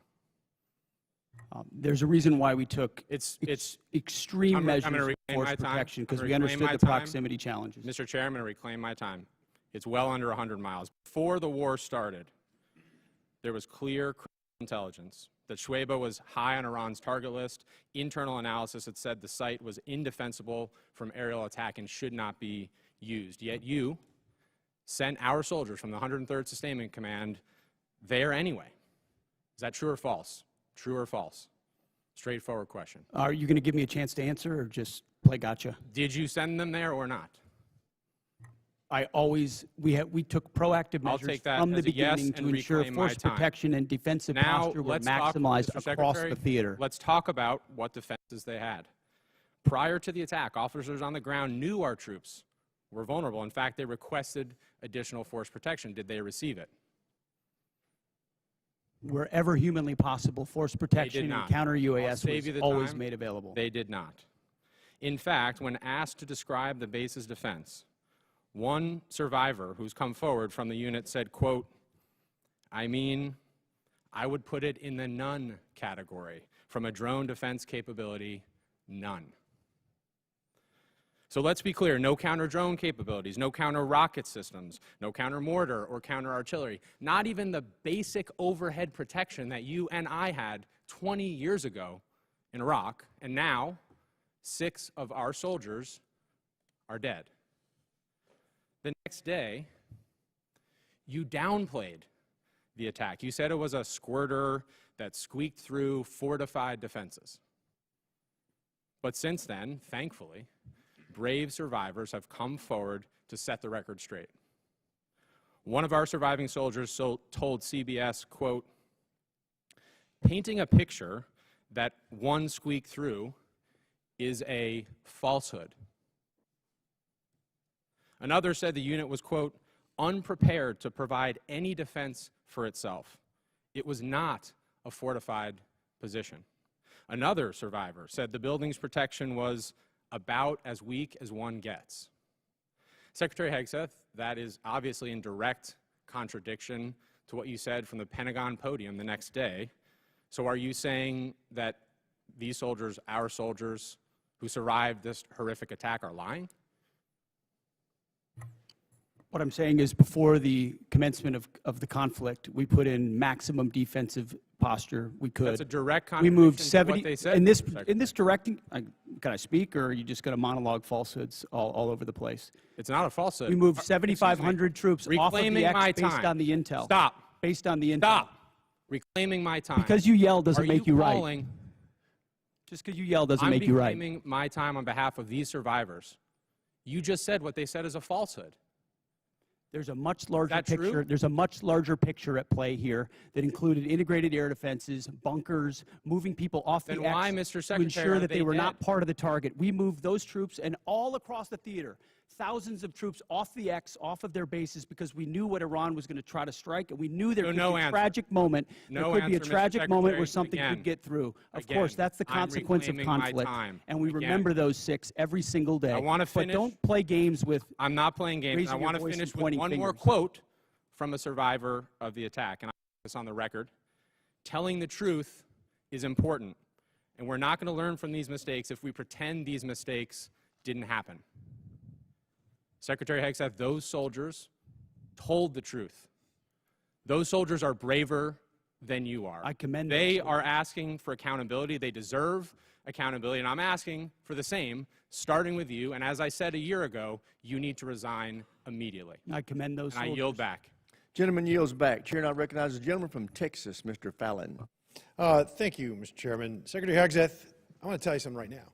You focused our military once again, and finally, and you've shaped it into the meritocracy, and you've dramatically increased the United States' ability to project power, and when needed, lethality. And I mean, and as a result, our deterrents have never been more evident the world over. So thank you. General Caine, you mentioned in your opening remarks George Marshall. Unfortunately, some of your immediate predecessors were clearly one type of a general. They were Democratic generals. One of them, even in this committee, used politically charged rhetoric of the left. And I don't want Democratic generals. And for that matter, I don't want Republican generals either. I want American generals. You, sir, are an American general. You know exactly what we need generals, a Joint Chief of Staff that knows, understands, respects, and embodies your role to serve this republic, the troops, and the mission. And that is precisely what you're doing. And I want to thank you because you do remind me of George C. Marshall. He was a great American, and so are you. Secretary Hegseth, what do you know of any nation state that ever enriched uranium to 60% that then didn't make a nuclear weapon? Well, first of all, I want to second your comments about the chairman, and I agree. I appreciate how he does his job. Usually when a country pursues at that level, it's pursuing a nuclear weapon. 100% of the countries that have reached 60% enrichment have then produced a nuclear weapon. And is it true that Iran was in the process of building such a swarm of UAVs and ballistic missile shield conventionally, once they wanted to bake the cake because they had all the ingredients to make the nuclear weapon, it would have been damn near impossible for us or anyone else to prevent them? As I pointed to, the President was wise enough to understand that at its weakest moment, following the 12-day war in Midnight Hammer, now is the time to degrade their conventional capabilities, the umbrella they were building of missiles, long-range, short-range, cruise missiles, one-way attack drones, that they were going to use to blackmail the countries around them to not do anything about their nuclear program when they broke out from 60%. We know that to be they knew that to be their intention, and something had to be done about it, and President Trump had the courage to do it. Well, President Trump, there's been a lot of quotes that people have been mentioning his words, and I wanted to mention some that I thought were interesting. Here's a quote: "I will take no options off the table to prevent Iran from obtaining a nuclear weapon." Barack Obama. "Iran will never get a nuclear weapon." Joe Biden. "I will never hesitate to take whatever action necessary, and I will never allow Iran to acquire nuclear weapons. All options are on the table." Kamala Harris. And this one: "We would totally obliterate Iran." That's a terrible thing to say, but those people who run Iran need to understand that. Hillary Clinton, 2008. So it seems to me that Barack Obama, Hillary Clinton, Joe Biden, Kamala Harris, and Donald Trump had something in common. They weren't going to allow Iran to get a nuclear weapon, and some of them, 4 of them, were all words, and one of them took action. There's 93 million. We're involved in a land war in Asia. I get it. It's complicated. 93 million people, much larger than Iraq, but 80% of their country hates their guts. This is a regime that murdered 40,000 of them and gunned them down in the streets. They're responsible for over 600 American deaths. How long was World War II? You have any idea? In days? I have it right here. In days exactly. I got it multiplied by 365, but yeah, it's 1,347 days. Korea was 1,129, and our involvement in World War I, which was rather quick, was 585. How long we've been involved in Iran? Just shy of 60 days. 60 days, 2 months. And what is the degradation of their Navy right now, Secretary? Their conventional Navy is destroyed. They had 3 drone aircraft carriers, they have none. They had 11 submarines, they had none. They had different frigate classes, they have none. They may have small speedboats at this point, Coast Guard type vessels, but their conventional Navy is gone. Air Force? Likewise, functionally destroyed. Command and control? It's hard for them. There's a reason why there's a challenge in communicating around a deal, is because their command and control is fundamentally broken as far as who's in control and how they communicate. We could make very good arguments that the serious nature of any action in a country like Iran, there were good things to consider before doing it. There were also very good reasons to do it. The fact of the matter is, ladies and gentlemen, Republicans and Democrats, we're here now. This is an evil regime. We can fundamentally reshape not only the region, but the world. They were the largest exporter of terror and ballistic missile technologies. We need, gentlemen, to win. Secretary, General Caine, win. I yield back. Gentleman yields back. Chair, and I recognize the gentleman from Pennsylvania, Mr. DeLuzio. Thank you, Mr. Chairman. We all just heard pretty powerful reporting, courtesy of Mr. Ryan, from many of our wounded troops who were injured in the attack in Kuwait. Mr. Secretary, you heard direct quotes from some of them via CBS's reporting. They were willing to talk to the press. Things like they were unprepared to provide any defense for themselves in the unit. Things like we were moved closer to Iran, to a deeply unsafe area that was a known target. Your spokesperson, Sean Parnell, in response to that reporting, said it was not true. Do you agree with that? He's calling these guys liars? I'm not calling our troops liars, and I don't know if what you're representing is correct or not. I'll take you at your word on that. But all I know is that we took every effort possible at the commencement of this campaign to ensure the defense of our troops, to include moving them off of known bases to places that were not known, and we had intel. Understood, intel Secretary. Were not known, and then those were fortified with bunkers and other fortifications with theater air defenses. Was our concern that something could I'm going be to pause you true? there. I'm going to give you a chance. Absolutely. Secretary, I'm going to You're give you a disparaging chance. me that I don't care. I'm about asking the you whether you passing think of- they're No, liars or not. You That's what I asked you you. are disparaging me that I don't care about the passing of our troops. Nope. That I asked think if you our thought troops they're are- liars, Secretary. That's disparaging and reclaim my smearing time. in every way. Nobody cares more Gentlemen, about the fate of our troops. Nobody cares about the health of our troops. Mr. Secretary, Nobody wants to bring them all hope Mr. more than I do. Secretary, I understand, but he controls the time. He controls the time. You get to control your answer. And the gentleman's If we're allowed to answer. Mr. Chairman, thank you. Secretary, my question was clear, whether you thought they were liars or not. You don't seem to want to answer it. We can move on. The other part of what your spokesman said, and you just reiterated here, was that, and I'm quoting your spokesman, every possible measure has been taken to safeguard our troops, end quote. You mean to tell us, and I'll give you a chance to clarify, there is not a single additional thing you could have done to protect those troops who are now wounded, 6 of whom are dead? I'm telling you that as a department, we did every conceivable thing at my level and every echelon down to ensure the maximum force protection for our troops. We live in a dangerous world, in a dangerous place against a determined enemy that can't have a nuclear weapon, and that requires sacrifice and risk. And it tragically, in this case, it meant 6 Americans lost their lives and others were wounded. And we all know that, and that's part of the cost. But it does not mean we didn't care, and it doesn't mean we didn't commit. I didn't ask you that, It doesn't mean we Secretary, and I'm didn't not do saying everything that. possible, which we did. But let's be clear about what was done. There were T-walls there, essentially. There was no overhead protection. The known threat in that environment, and I think we all here understand it, is overhead drone strike. There was no protection for overhead drone strike. So I'm struggling to understand how your answer and your spokesman's answer is that every possible measure was taken. We can move on. Mr. Chairman, and Chairman Caine, I want to ask you something on a different topic. Folks at home know you're the senior military officer in our armed services. They may not have as much of understanding of your role in the chain of command. You're outside the operational chain of command, but you are the President's and the Secretary's senior military advisor. So I want to ask a very basic thing, what you would expect our commanders in the field, our troops to do should the enemy lay down their weapons and try to surrender. What would you expect commanders in the field to do? Well, sir, I think I'll go back to something I said earlier with deep respect for your question, but I think you're trying to take me to a partisan place here. and I can't let you do that. General, as expect- always, I respect your No, sir, desire I just, to avoid it. I'm not yes, trying sir. to put you in a partisan No, place. and I know that, but our officers and enlisted service members always follow lawful orders. There's a checklist for them to do that, and I'll stay in the Very middle. good. Understood, General. Secretary, let me give you a chance. And you've been asked about this earlier. You said in, I think, your press conference, essentially, and I'll quote you here, "No quarter, no mercy for our enemies." That's the end of the quote.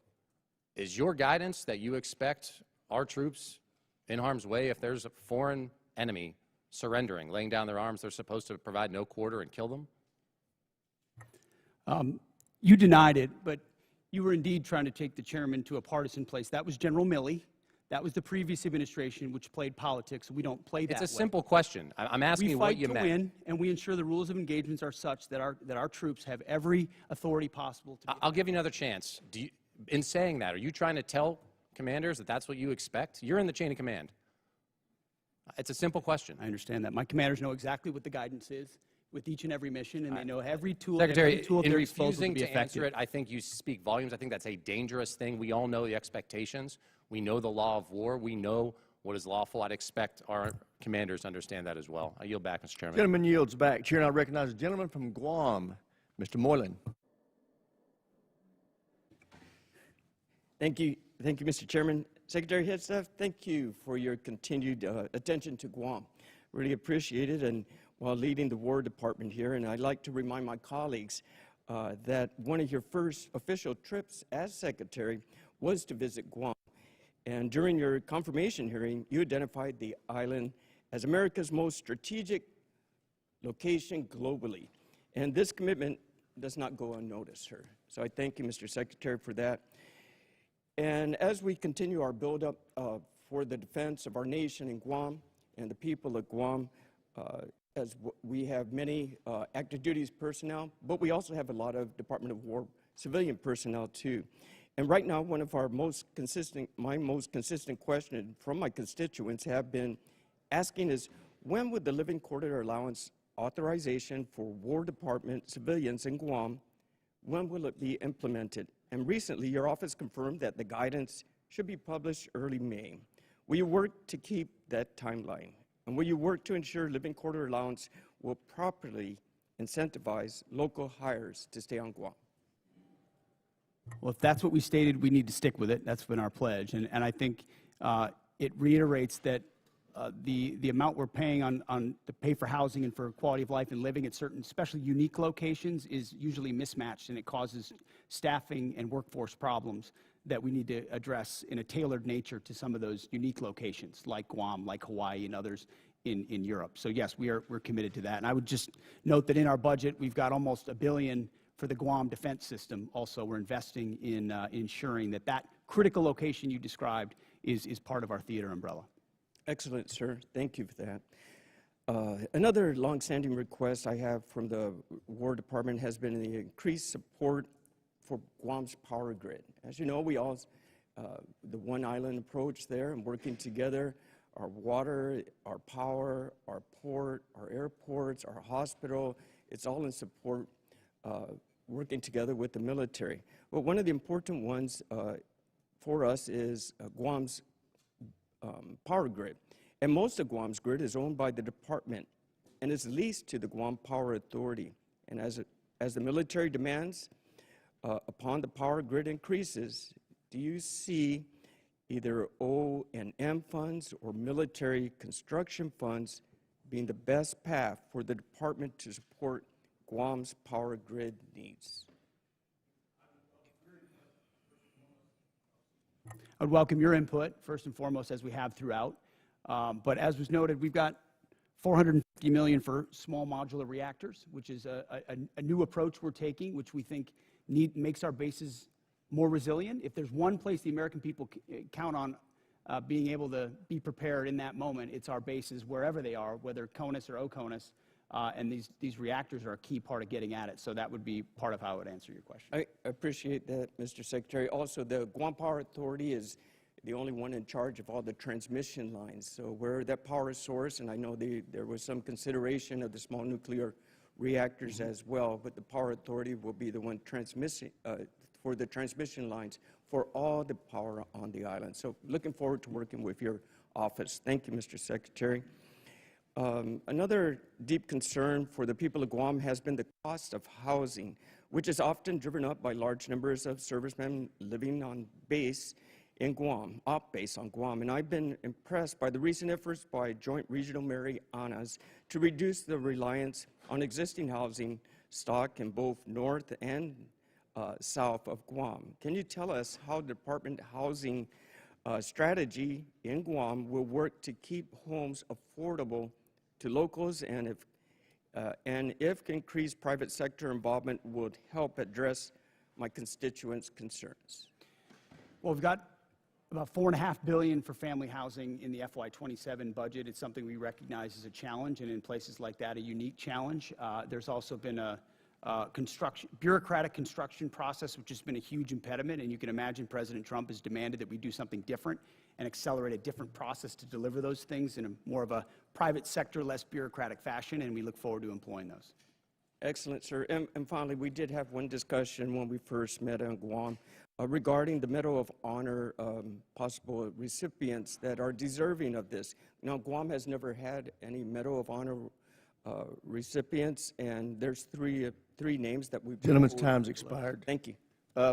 I would like to point out, once I recognize a member, they have control of that 5 minutes. If they want to give a speech, they can give a speech. If they want to ask questions, they can ask questions. But if you ask a question, I would hope you give the witness a chance to answer. But if they choose not to, then the witness has to recognize it's their time and cut it off and go back to them. But I want us to... Sorry, go ahead. I want us to be respectful of each other and be able to make sure we maximize the use of this time. But everybody has to understand it's the member's 5 minutes once I recognize. Did the ranking member want to offer something? Yeah, I just want to second that. Yeah, it is the member's time. I do hope members, you do ask a question, got to allow for more than 2 words. Yes, if they filibuster or don't answer the question, feel free to interrupt. But I hope we can keep this respectful and it's more productive for us and for the witnesses and for those watching. Great. So thank you, Mr. Chairman. And with that, we will recognize the gentlelady from Hawaii, Mr. Kuda. Thank you, Mr. Chair. On February 2nd, President Trump said we should take over the voting in at least 15 places. The Republicans ought to nationalize.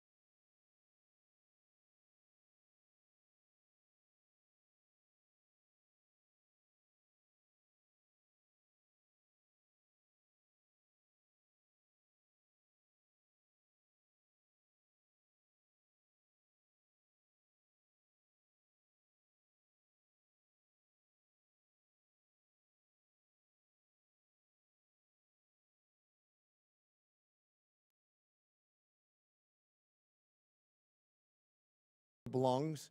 A conglomerate that has a $20 trillion economy versus a $2 trillion Russian economy, to actually take care of their own country in a very good way, their own continent. We've kept Iran, who has literally talked about raining down fire from heaven and talked about us being the great Satan, from becoming a nuclear power. We've reshaped the geopolitical space in the Persian Gulf. We've reestablished the Monroe Doctrine in the Western Hemisphere. We've basically executed two of the most amazing raids in history, almost flawlessly, that will be studied for a generation at least. We reduced senior administrative billets, thank you. We've defeated Iran with under $30 billion spent, with minimal civilian casualties compared to any other war. People forget that in World War II, in one night we lost 100,000 civilians, totally innocent, in firebombings. That's before we dropped the nuclear bombs. War is a horrible thing, but I think we've executed it as best as possible in a very hard and consequential environment. That's just to sum up a few things, not to mention the recruiting that went from dismal and really something that could have crippled our military to now a surplus just by a change in administration. That's pretty impressive for a short period of time. Thank you, and I commend you for your hardship, overcoming those hardships. A couple things that I wanted to get through. One thing is we talked about the Incentivized Savings Act, which is something I wanted to apply to all bureaucracies. But when I was in the military, as both an operational officer and a logistics officer for my squadrons and my jump places, we got to the end of the fiscal year. If we didn't spend it, what happens? We lose it, we get our budget shrink. Everybody knows that in the military. Everybody knows that in every bureaucracy in America.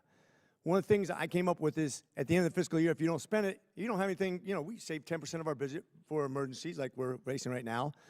If you don't spend it, instead of spending it, you actually can save half of it. 49% rolls over to the next year. 49% goes back to debt and deficit, 2% to reward the people for being good administrators of the money. I don't see any downside. This is the way that we reinvent government, the way we spend money. And I just thought, I wanted your opinion on something like that. I thought was thinking outside the box because I've seen waste, fraud, and abuse. We're trying to address that. This should be a bipartisan, bicameral approach to actually doing something right as we expand the budget, but also give us some wiggle room for putting money back and being good stewards of the people's money. What do you think about an idea like that? I very much like an idea like that, which creates all the right kinds of incentives. And I would just add, in addition to that, which is the type of thing our department would support, the deals that we're cutting with these private sector companies on munitions ensures they build the plants, they build the assembly lines, which is exactly the right kind of incentive. If you spend on facilities, you're going to make sure you make money on those facilities and the munitions that you produce. There's ownership in that stake. There's the right incentive. Overturning the entire way the department does business. So I agree with that. We're pointing at the defense contractors, as the president has, and saying, you need to do your business differently. This is not a gravy train of the government. You need to you're beholden to us, actually. So I think the spirit of that is infused into everything we're doing at the department. And I think it's right in line with what you're talking about, running it more like a business where we have accountability and we're pointing in the right direction. We do have a lot of old programs that we need to update. One of the things you talked about is a 5 to 7 year period of time of updating. I think almost year by year now, it's going to be how we have to look at how we budget things and contract because the technologies are so dramatic, as General Caine pointed out. I know I'm running out of time real quickly, but I want to also revisit the fact that you are still invited down to University of North Georgia, one of the elite 8 schools. We're looking forward to PTing with you. Appreciate you guys being here today. God bless you, and God bless our military service members. With that, I yield. Sir, I got to say, this guy over my left shoulder is a University of North Georgia graduate. He doesn't want me to tell you that, but he is. The president would be very happy. The president of the university, he's great. President Shannon would be very happy to hear that. Gentleman's time has expired. Chair, I recognize the gentleman from North Carolina, Mr. Davis. Thank you, Mr. Chair. Also, thank you, Mr. Secretary, Chairman Caine, and Mr. Hurst. Shout out to Winterville.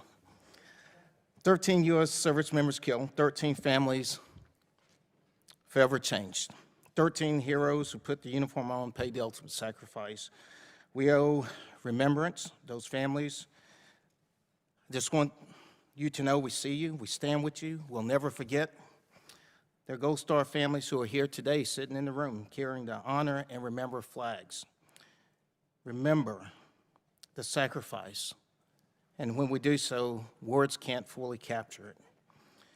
April the 3rd, F-15E Strike Eagle pilots were rescued because we live by a simple promise: we do not leave anyone behind. The same spirit must be extended to those who are killed in action. That's why I arise again today and raise this question of the importance of passing H.R. 1363, Honor and Remember Flag Recognition. Mr. Secretary, I raised this with you before, and actually I come today to thank you for the response from your office and actually engaging with us in this. I rise again today and bring this up because we must never lose sight of the true cost of war. As we commemorate 250 years in this country, the first call for independence, Halifax County delegates moved forward with the first official action in my district. Our service members are the reason we are here today. They've delivered freedom, and I believe it would be amazing if we could deliver for their families, those who've sacrificed this flag, something to help them, ideally by Memorial Day, or at least commemorate their families. I was simply asked, do you have any thoughts whatsoever how we continue to lift and honor those who have been killed serving our country? Well, thank you for what you do on that topic.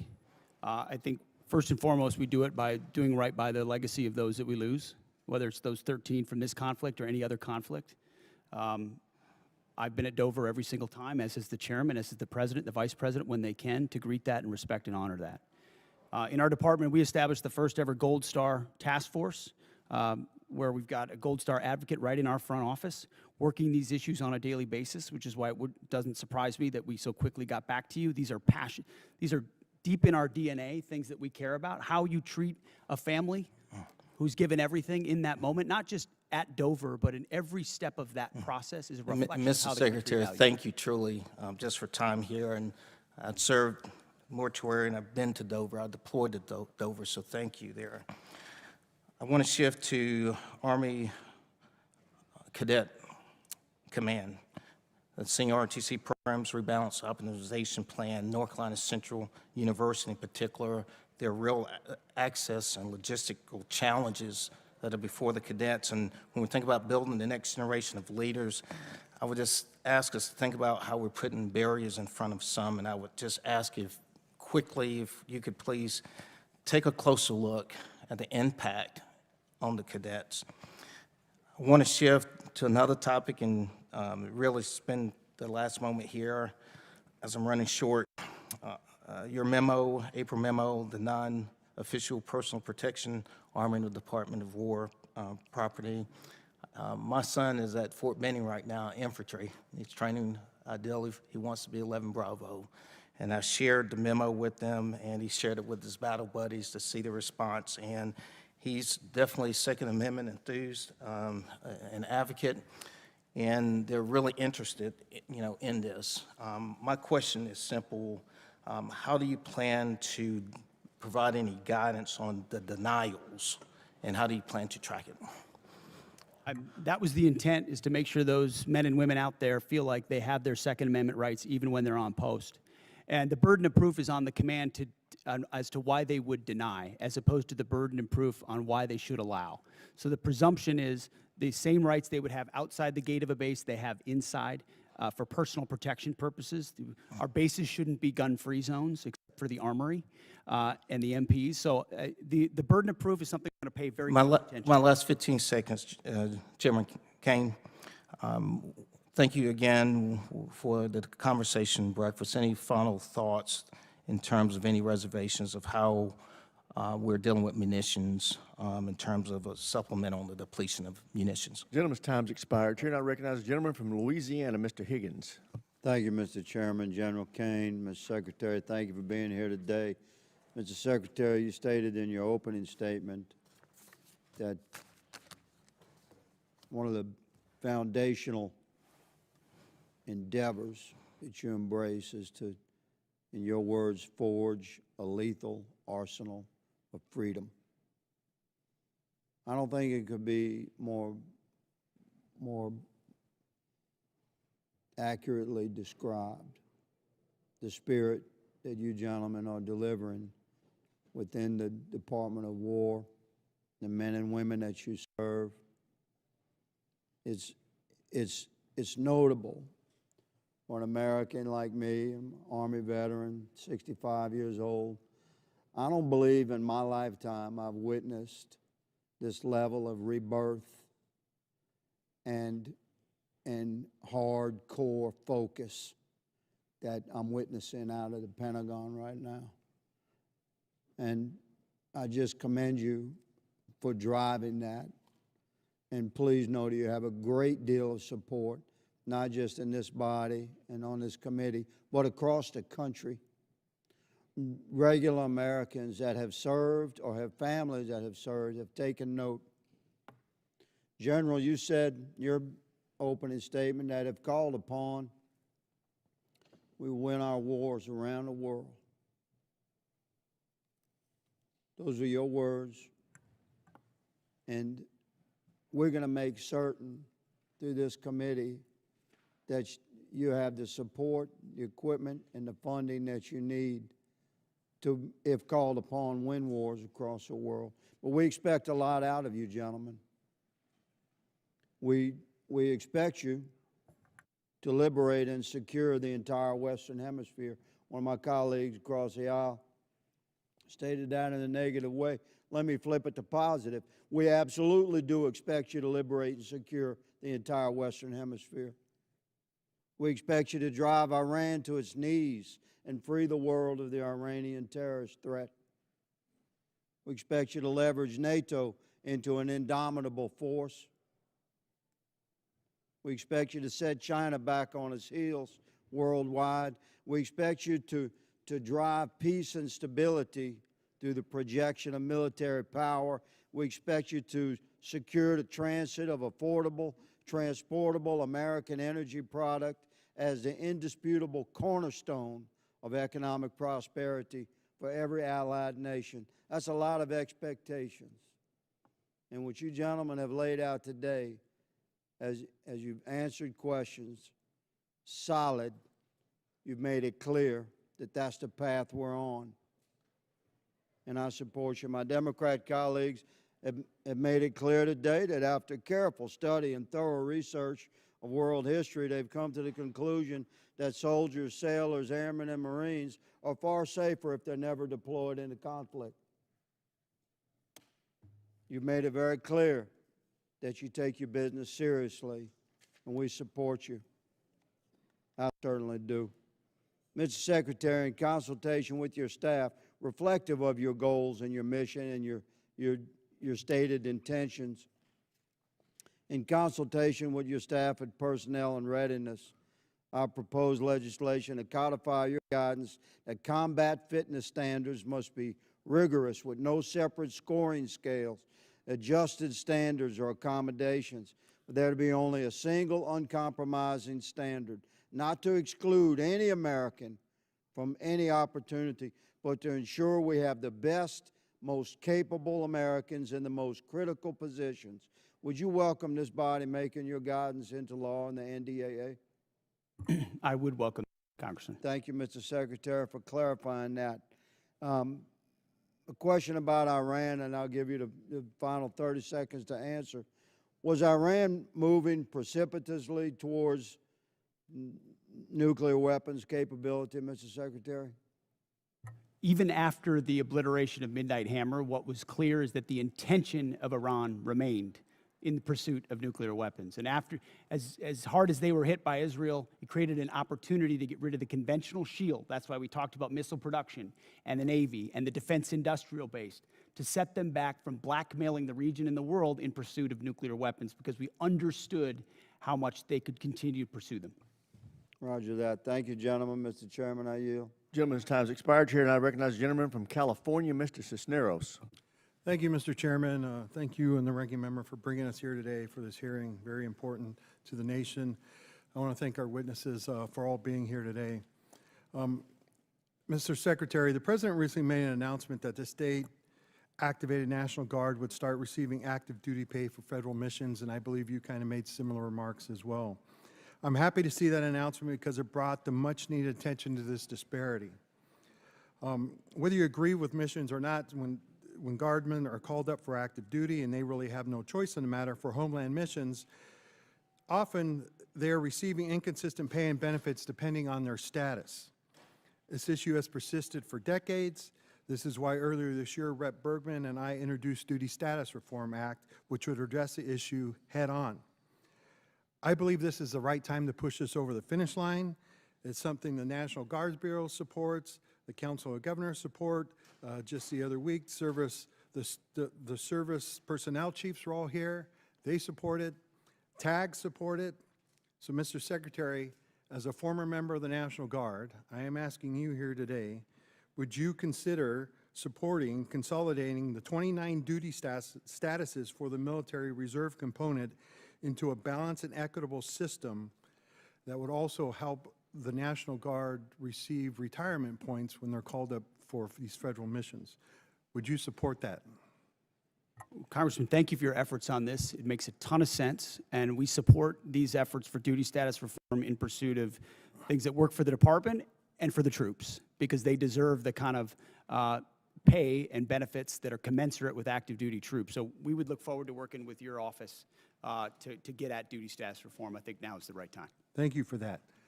General Caine, I ask you the same question as an individual who's served in the Air National Guard. Would you consider supporting duty status reform that's going to simplify this and help our National Guard troops? Sir, I'll be careful to stay in my lane. My personal, not the chairman's opinion, as somebody who's lived the house of pain of 30 different duty statuses, would support it. As the chairman, I'll leave personnel, and you know this from your prior life, to our civilian leaders who do that, but I do think we owe a better set of options for our guardsmen and our reservists across the forces. Well, thank you both for that. This is something that I think needs to get done and something I've been working on for years now. The National Guard Bureau supports it, and so I hope you will, like you said, work with us to get that done. OMB seems to be our roadblock, so I'm hoping you can kind of push that roadblock down so that we can finally get this done. Next question, Mr. Secretary. I take what we do for our personnel very seriously, and that sometimes I know you have stated right here today, our troops are ready, they will do anything if asked upon them, but I think as leaders sometimes we need to kind of protect them as well. And I worry about the USS Ford, which has now kind of been out there over 10 months. It's probably well over 300 days by the time it gets back to the United States. I just saw a thing today. It's going to be headed back here in a few days. You know, these people have gone back pretty much all over the world. They've crossed the equator multiple times. But I am interested, you know, I'm sure that was not in the gift map when it was first assigned, when they were deployed. And so what were some of the concerns, you know, that the Navy had when you made this modification, when it was brought forward to you that, hey, this is what extending them out to past 10 months is going to do. This is, you know, both on the troops and on the ship. What concerns did the Navy bring up for this? It's a very fair question, and I can tell you every week I stare at an orders book where I'm looking at troop movements or asset movements, and multiple times that included the Ford. And multiple times the operational requirements, whether it was down in Southcom or up to CENTCOM, demanded additional assets in real time, which through a tough decision-making process led to an extension in consultation with the Navy. Admiral Caudle and his staff, they fairly represented readiness trade-offs, maintenance trade-offs, which are real what things. What are the concerns? What trade-offs are we making right here? I mean, really, we have 3 carriers in the area right now. How many do we really need? It's rather, I mean, you know, it's a great show of force, but do we really need 3 carriers there? And you got 1 ARG there and another one on the way. You know, this is going to set back possibly deployments later on. It's going to have ramifications down the road extending for this much. And not only talking about, you know, we had service members that were kept away from their family for almost a year. How many missed the birth of a child, you know, before, you know, extending them in another 4 months? We need to keep this in consideration when we kind of make these modifications. And I hope these issues are being raised when you do these SDOB books, right? And people are actually making these decisions. Gentleman's time's expired. Chair, I recognize the gentleman from Virginia, Mr. McGuire. Thank you, Mr. Chairman. Thank you to our witnesses today. Secretary Hegseth, I really appreciate your return to warrior ethos and the priorities of our military. Merit over performance is how you win, and it's how you save lives. and your love of our military comes out in everything you say. So we really support you and your team and what you're doing. General Caine, your comments about being in the middle and being apolitical also saves lives. I think all of the fellow veterans in this room, military guys, would agree that if somebody saved your life on the battlefield, you wouldn't care if they were male or female, black or white, Democrat, Republican, independent, whatever. We're all Americans, and we're all on the same team. And we put our differences aside and work as a team, we can turn the impossible to a possible. We can be outnumbered and still win. So I want to commend you guys for supporting our troops so they can best survive. Let's see, the border. Nobody talks about the border, Mr. Secretary, as you say, but it's incredible what you guys did in just a matter of weeks. The missions in Ukraine, Honduras, I don't know any other military in history who has been able to successfully do something so complicated, but it talks to the unity and the teamwork of all the joint force and how well they work together. I got a lot of questions. I'll try to go fast. $1.5 trillion budget. In that budget, I want to echo what Rep. Jackson said about U.S. SOCOM. We are often deploy, and we seem to be doing more with less, and we don't complain.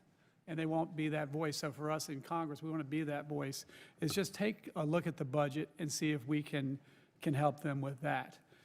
Also, I want to talk to you guys about solid rocket motors. I know that the Secretary of War, I know that in this budget we've picked one particular company that we put a lot of money in, and I think it's a great company, and they do a great job. But what is your plan to also have other companies come to the table to help us with a shortfall with solid rocket motors? You're right on SOCOM, and we will absolutely work with you and look at that. On solid rocket motors, it's such a critical component. You got to go with your fastest runner to get caught up as quickly as you can and giving them incentives. But we've also learned on multiple domains that just one option means zero options when you're stuck. You know, one is zero, two is one is none. So we need multiple avenues on that approach, and we look forward to finding other companies that can do it as well. Thank you. General Caine, National Guard, I'm thinking about counter-drone with FIFA coming up, Super Bowls and all these things going on. Have you considered, and if you haven't, will you consider training National Guardsmen, send them to counter-drone schools so they can come back and train law enforcement so we can increase our ability to protect critical infrastructure?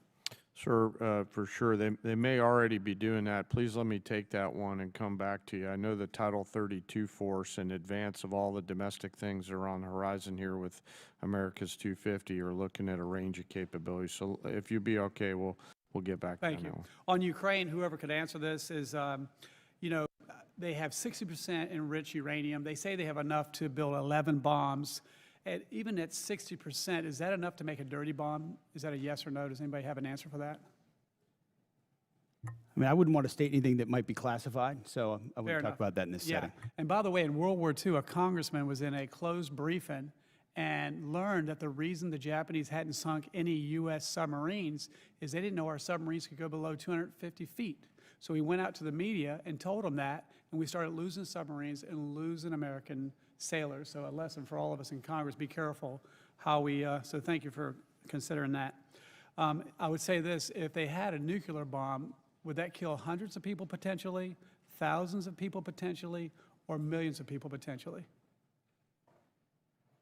The history shows us what the lethal potential is of a nuclear weapon, and so you'd have to assume the higher end of that range, and given the radical nature of this regime and the likelihood of them to use it, it gives you a sense of the threat. Well, I think the threat is too great to wait, and I have to commend this President Trump for having the fortitude, and the Secretary of War and the joint force for making sure we stop this threat for the world. Also, I'm a big supporter of the AH-64 Apache. I understand in operations Absolute Resolve and everything else, it's been very effective in countering drones. I'm glad that in the NDAA, we're keeping that program going. And I just saw that you're going to keep the A-10 program going. And a good friend of mine said, long live the Warthog. But if there's ways that we could bring some of the Warthogs back, and or are there any other capabilities that can replace the Warthog? I don't think so. Is there anything that can do what the Warthog does? Gentleman's time's expired. Chair, and I recognize the gentleman from Illinois, Mr. Sorensen. Thank you, Mr. Chairman. To General Caine, on behalf of myself and my constituents, we thank you for your service and your leadership to our military men and women, to our service members, and the veterans that I see in our committee today. Thank you for your support of our great country. Mr. Hegseth, I hear from your officials in our briefings here on the Hill, and because I live in an Army town, I now hear from neighbors at the grocery store who are worried about our munitions stockpiles that are now down to critical levels, and they sure don't want another forever war. So, Mr. Secretary, first of all, talk to us about the need to renew munition stockpiles, and tell us what happens when munition stockpiles become depleted. Well, first of all, I would note that, as you know, we give weekly briefings on munitions to this committee, so it's not something that's withheld from any of the members here. We appreciate that. But it's also a topic that isn't something that should be publicly discussed as far as any shortfalls that may exist. But I would assure you that there are not shortfalls that exist in our ability to execute the missions around the world.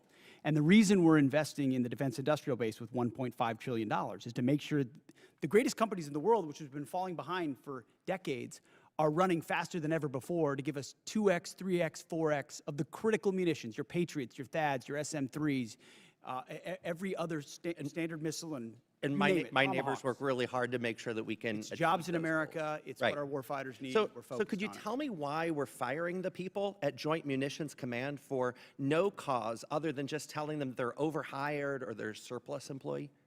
At Joint Munitions Command? I would have to look into the particular circumstances of that, but there have been places where we haven't been moving fast enough with munitions, and when people don't move fast enough in the Department of War, we find someone else that will run fast. This is Joint Munitions Command. I mean, your department says that you're prioritizing munitions, yet you cut 58% of Joint Munitions Command at Rock Island. But let me move on. My district is also Munitions are not built by commands. Munitions are built by businesses. They're the ones that are And we are going very to good get at it done. building commands and bureaucracies and slapping 3- and 4-star generals in charge of things that don't move things any faster. So our job is to unleash the How are we private going sector to get it done provide if these we things. don't have Joint Munitions Command? But let me move on. We also have Army Sustainment Command in my district. Could you tell me why we're firing folks at Army Sustainment Command when now is the time that we should be giving our soldiers every piece of sustainment that we can give them? Because as I've stated, the status quo at this department before the Trump administration was unacceptable, and changes had to be made. Do you think it's acceptable to fire veterans from jobs where they've been, you know, I talk to my neighbors at the Arsenal, and they've worked there 20, 30 years on top of their service to this country, and they're doing it exemplary.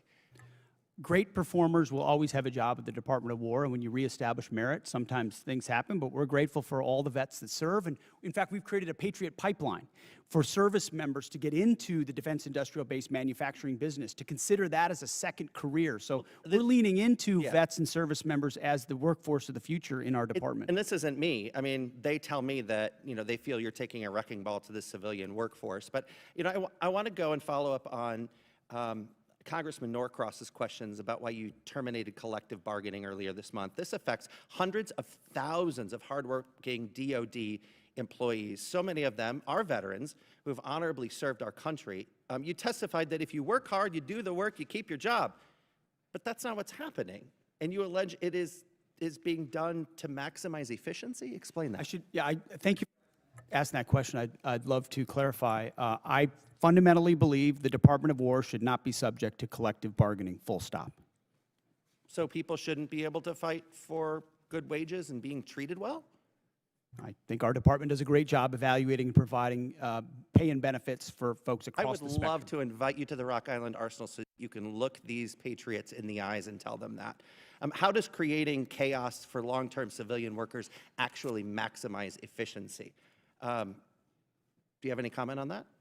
There are plenty of examples of shipyards and other manufacturing plants where there are restraints that limit the hours, limit the ability of leaders to ensure we're meeting the goals we're supposed to, and I don't think we should live to those constrictions. Okay.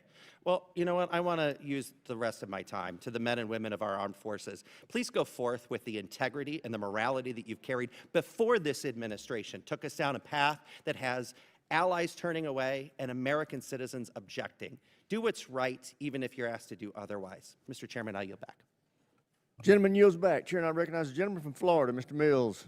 Thank you so much, Mr. Chairman, Mr. Secretary, General Caine, and the Honorable. We'd love to just thank you for this opportunity, for coming here, and for continuing to push forward the warfighter ethos, for making sure that the realities, regardless of what's said in here, are the realities on the battlefield that we're getting day in and day out. I ask the chairman for unanimous consent to enter a couple of documents into record. Without objection. I'll be entering into record my DD-214, published in 2003, indicating my Bronze Star and other wartime medals and decorations. I'd also like to present the document provided by the Department of the Army in 2024 that also authorizes vets and verifies all medals and/or awards, as well as a document by Paul Savitsky, former Special Forces member, that annotates the 2 explosions that I was involved in Baghdad. Without objection, so ordered. Mr. Secretary, as you know, you're pretty familiar with the ideas of slander, defamation, and attack on character. So I apologize for having to take that moment to be able to go ahead and correct the record, but it was necessary. I would also note that my OMPF file that was FOIA'd by the Department of the Army, or that was FOIA'd, was actually released by the Department of the Army the same day as yours was. So everything is sitting on the actual website itself if people aren't too lazy to look at it. Secretary Hegseth, thank you for your testimony and for the time that you have here today. As the chairman noted, President Trump's incredible $1.5 trillion investment into our national defense is set to reverse the years of atrophy that our defense industrial base has faced over time, especially small, innovative businesses and needs of a solid demand that signal that our War Department is ready to buy American. I witnessed myself as I was with you in Merritt Island, Florida, as we went on the Arsenal tour, and unfortunately I didn't get to do the cool things like fly in a jet really quick and buzz around while we were all actually doing hard work here. But I wanted to just say, Mr. Secretary, that can you detail for us how the Department of War has eased the path for American small businesses to contract with the department? Well, Congressman, thank you for the question. That has been core to our mission, is the recognition that we have a problem at the Department, previously the Department of Defense and now the Department of War, and that problem is us. That problem is our bureaucracy, our process that is meant to block out new competitors and protect existing primes. And there are great primes that provide great products, and we continue to support them. But to build an arsenal of freedom, you need more than just 5 or more than just 6. You need an entire network of small, medium, and large companies contributing to the U.S. manufacturing and supply base, delivering weapons ahead of schedule and under budget that don't only have defense business, but also commercial business. And when we need something, they can move quickly and adapt accordingly because there are multiple options. So our acquisitions transformation, a speech and memo and directive we rolled out on that, the Arsenal of Freedom tour, going out there with the hard hats and saying, you are part of the workforce, you have the backs of our warriors, just changing the entire dynamic to say, you shouldn't have to sue the department in order to get a contract with the department. We're opening the doors with small business loans, whether it's SIBR Sitter or DIU or OSC. The Office of Strategic Capital hasn't even been discussed today. $20 billion that gets levered into $200 billion so that companies can invest in ways they otherwise wouldn't have the capital to do, and it's not on our balance sheet. So we've got businessmen, the Deputy Secretary of War, who should be deemed a national asset for what he understands and how he works. We're opening the aperture of our department in historic ways, and I think I know our manufacturing base is going to see the benefit from it. Thank you so much. I also want to thank you for your due diligence in making sure that Task Force Audit will come forward, and we will see the Department of War for the first time in 2028 with a clean audit, something that the previous administration was never able to do, and many before that. I believe it was 28 years, if I'm not mistaken, Mr. Secretary, since we've had a clean audit. That is right, and this is not a thing we just announced. We've been doing it for 15 months. Jay's been integrally involved. We just launched a joint task force audit. We are going to pass an audit as a department by 2028 because the tax base. And this is why we're so honored to have you as our Secretary of War, and General Caine. We're honored to have you as well leading our forces.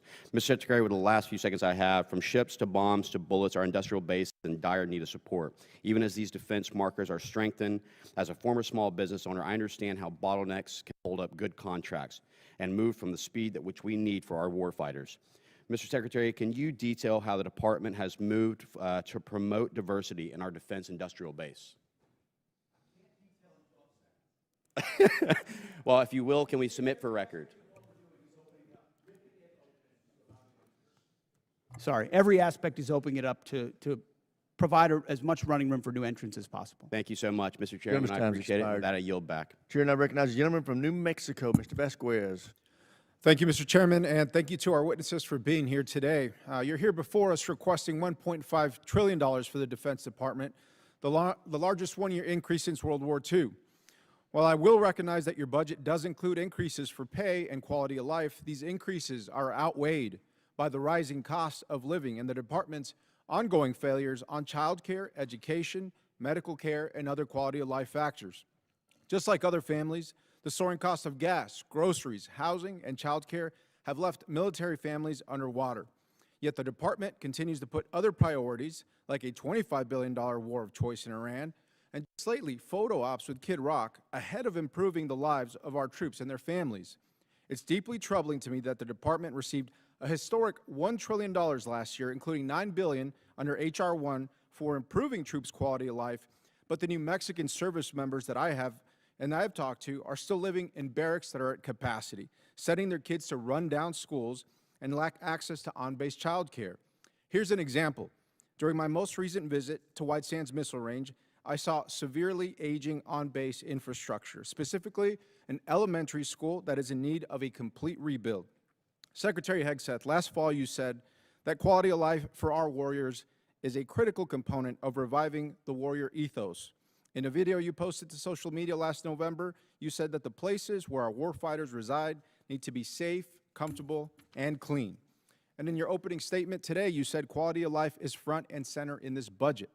But when it comes to our troops' quality of life, I fear that this is more of all talk, because I can tell you the outdated barracks that I saw at White Sands Missile Range were anything but safe, comfortable, clean, and I haven't heard from service members about any improvements since you've assumed this role. As Secretary of Defense, do you take any accountability for the continued quality of life concerns that New Mexico's military service members and family face today under your leadership? Well, I appreciate your attention to the matter of quality of life, which is incredibly important to us, and it's reflected in this budget. I mean, historic amounts in barracks, in family housing, in family support like child development, youth program. I mean, this budget surpasses anything you've seen from this department in quite some time, to include replacing or eliminating all poor and failing barracks. So we've seen those photos. We responded to them with a barracks task force with $1 billion initially, and now we have billions of dollars behind it to make sure they're safe and clean and quality, but also that where they need to be replaced, they're rebuilt and replaced. And the President has charged me with doing that, and we are focused on doing that. Thank you, Secretary. And I hope that the next photos that you receive and the next photos that I receive and reports that I receive are of improved conditions and of new barracks and of quality of life improvements, because this has gone on for far too long.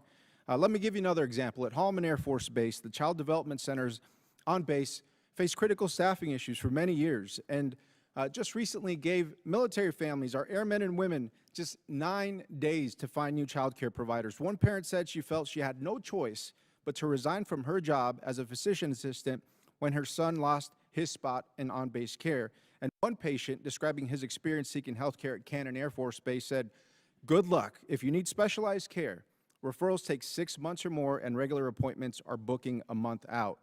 And so spending $1 billion a day on a war overseas while leaving our service members out to dry is not America first. It's a betrayal. Secretary Hegseth, I voted for $1 trillion for the defense budget in committee last year, and I've yet to see the results come home.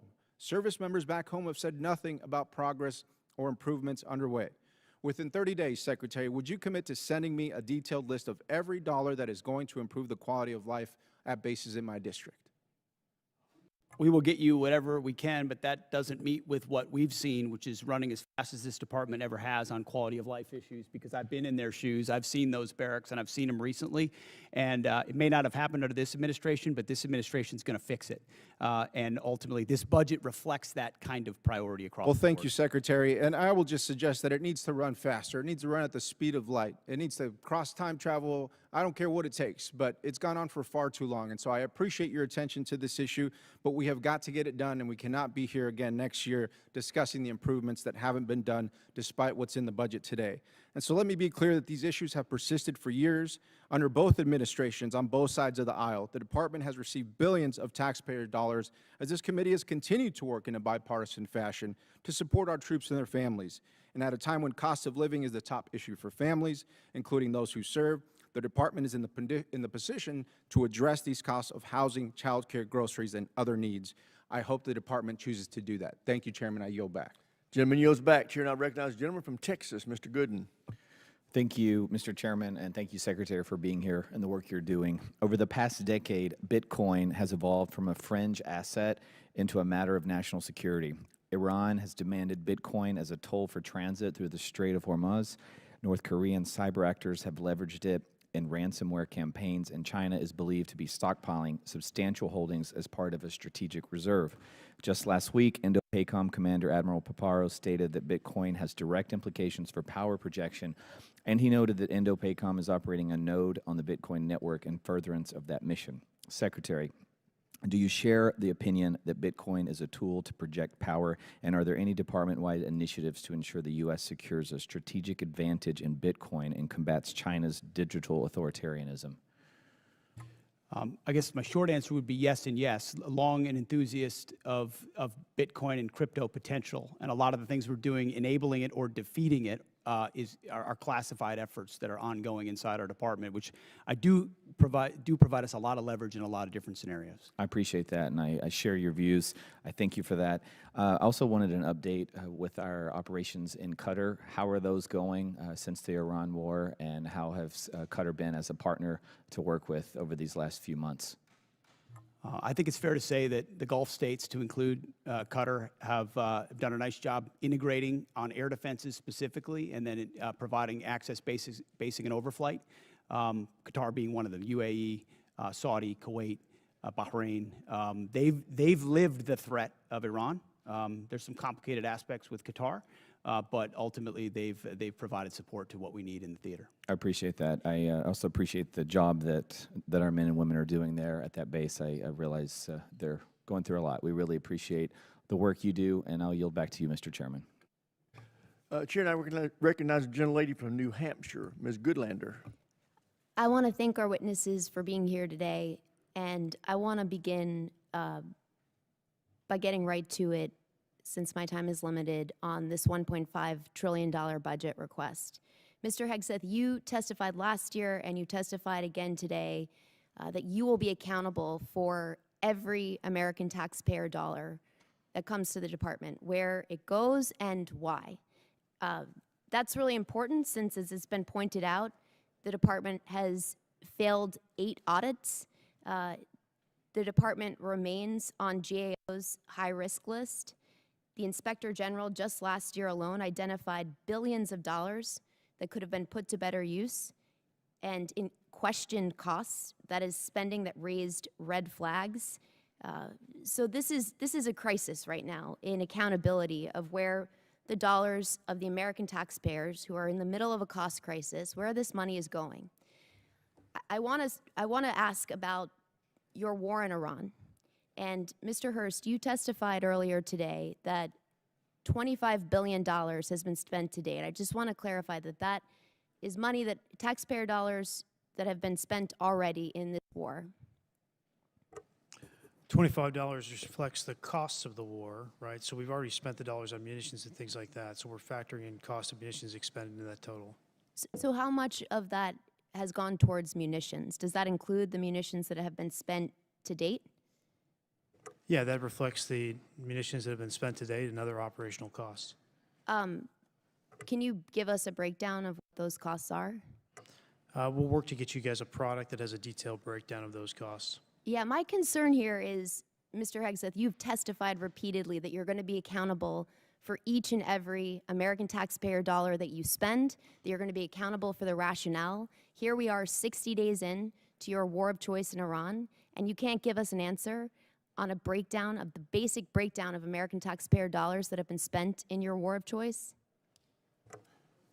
That's a question for Mr. Hurst. Right now, as you sit here now, you We're cannot. happy to give you a breakdown. We'll provide you a product after this hearing. Well, I would love for you to give us this breakdown now and explain to us, was this unbudgeted costs, or was this something the department planned for in advance, since you were appropriated $1 trillion last year? The department deals with contingency operations all the time within its normal budget. So this was not budgeted for. My point here is, you know, and General Caine, you've testified to this. We all understand, for you to do your jobs, you need Congress to pass budgets. For us to do our jobs, we need you to give us the details and to be accountable to American taxpayers. And so I got to say, it's an extraordinary dereliction that as you sit here, you cannot account for billions of dollars that have already been spent You're in this briefed war. on munitions every week. You and your entire staff have every, asking just so the you- American public know, it's not Mr. as if you Hegseth, don't have munitions levels. Mr. You do Hegseth, from us every single week, so you know Hegseth, exactly the numbers you're Mr. talking Hegseth, about. you have testified that American taxpayers need to know where their dollars are going. And as you sit here today, you can't provide us with a basic answer to the most simple question that you should be able to answer to each and every American You're asking taxpayer. a question to an answer with an answer you already have. No, I'm asking you for a breakdown where you said you will be accountable for every taxpayer dollar. You cannot tell us where any of the $25 billion in taxpayer funds that have gone to fund your war of choice in Iran. And I look forward to getting details from our witnesses after this hearing, because the American taxpayers need to know. Mr. Hegseth, can I ask you, do you know what the average cost of a gallon of gas was in this country on February 28th? Well, it depends on where you live. If you live in California, it's $8. $2.83. Do you know what the average cost of a gallon of gas is today? Much higher in California. $4.23. I gotta say, Mr. Hegseth, you said you've got a crack economic team that's looking at the impacts of this war on the American taxpayer, and you can't answer this basic question. That should shock the conscience of every American. General Caine, I want to come back to something, a really important principle, and my time is limited. You testified to an important and bedrock principle of American law, that our service members follow lawful orders and lawful orders only. Is that right? Do you agree with the statement, quote, "The military won't follow unlawful orders"? I do. Mr. Hegseth, do you agree with that statement? I do, but understand what you're insinuating at a partisan point. I'm not. I'm actually quoting you directly, Mr. Hegseth, from April 12th, 2016. And I appreciate that on the record, you've clarified this important principle of American law. Gentlelady's time's expired. Chair, I recognize the gentleman from North Carolina, Mr. Harrigan. Well, thank you, Mr. Chairman, and thank you, Mr. Secretary and Chairman Caine. It's always a pleasure to have you here. I'm going to fall in line with the chairman's earlier statements that we can do whatever we want with our 5 minutes, and I'm going to give you all a break from the conflict here, and I'm going to tell you a story, and it's a story that's important to me. And I'm going to start with a proposed citation. And it's a rare point of personal privilege for me to do this, but I have an ask of you. But I'm going to start with a proposed citation for a Medal of Honor award upgrade from a Silver Star. Sergeant First Class Thomas J. Grasso distinguished himself by acts of gallantry and intrepidity above and beyond the call of duty between September 29th, 2015 and October 4th, 2015, while serving as a senior communications sergeant, Operational Detachment Alpha 3133, Advanced Operations Base North, Special Operations Task Force Afghanistan, in support of Operation Resolute Support. Sergeant First Class Grasso was part of a small Special Forces element that seized Kunduz, a provincial capital of over 300,000 civilians, from the Taliban. Outnumbered 60-1, the U.S. Special Forces element faced an overwhelming enemy force of 2,000 confirmed Taliban fighters. On September 29th, facing a Taliban advance on Kunduz airfield, Sergeant First Class Grasso established a sniper overwatch position in the air traffic control tower. With enemy fire converging from 3 directions, Sergeant First Class Grasso risked his life to engage a hostile anti-aircraft team, successfully clearing the way for air support. On September 30th, fighting through relentless ambushes on their subsequent movement into the city, Sergeant First Class Grasso repeatedly dismounted his vehicle while exposed to intense enemy fire to engage insurgents and shield the convoy. During one encounter, while under withering enemy fire, he disregarded his own safety, maneuvered into the kill zone of a complex near ambush, saving the lives of 5 trapped Special Forces teammates, 1 Romanian partner, and their interpreter. Sergeant First Class Grasso again came under heavy machine gun fire when he dismounted to direct the element to the city compound. To enable the remaining element to safely enter the compound, he effectively returned fire and suppressed the enemy positions. From October 1st through 4th, Sergeant First Class Grasso anchored the defense of the compound, absorbing the heaviest concentration of enemy fire. He repeatedly subjected himself to heavy machine gun and rocket-propelled grenade fire from distances as close as 15 meters, repelling dozens of enemy attacks. On October 1st, a rocket-propelled grenade directly hit his position, inflicting a traumatic brain injury. Bleeding, disoriented, and going 60 hours without sleep, he checked on his teammates before returning to his exposed post.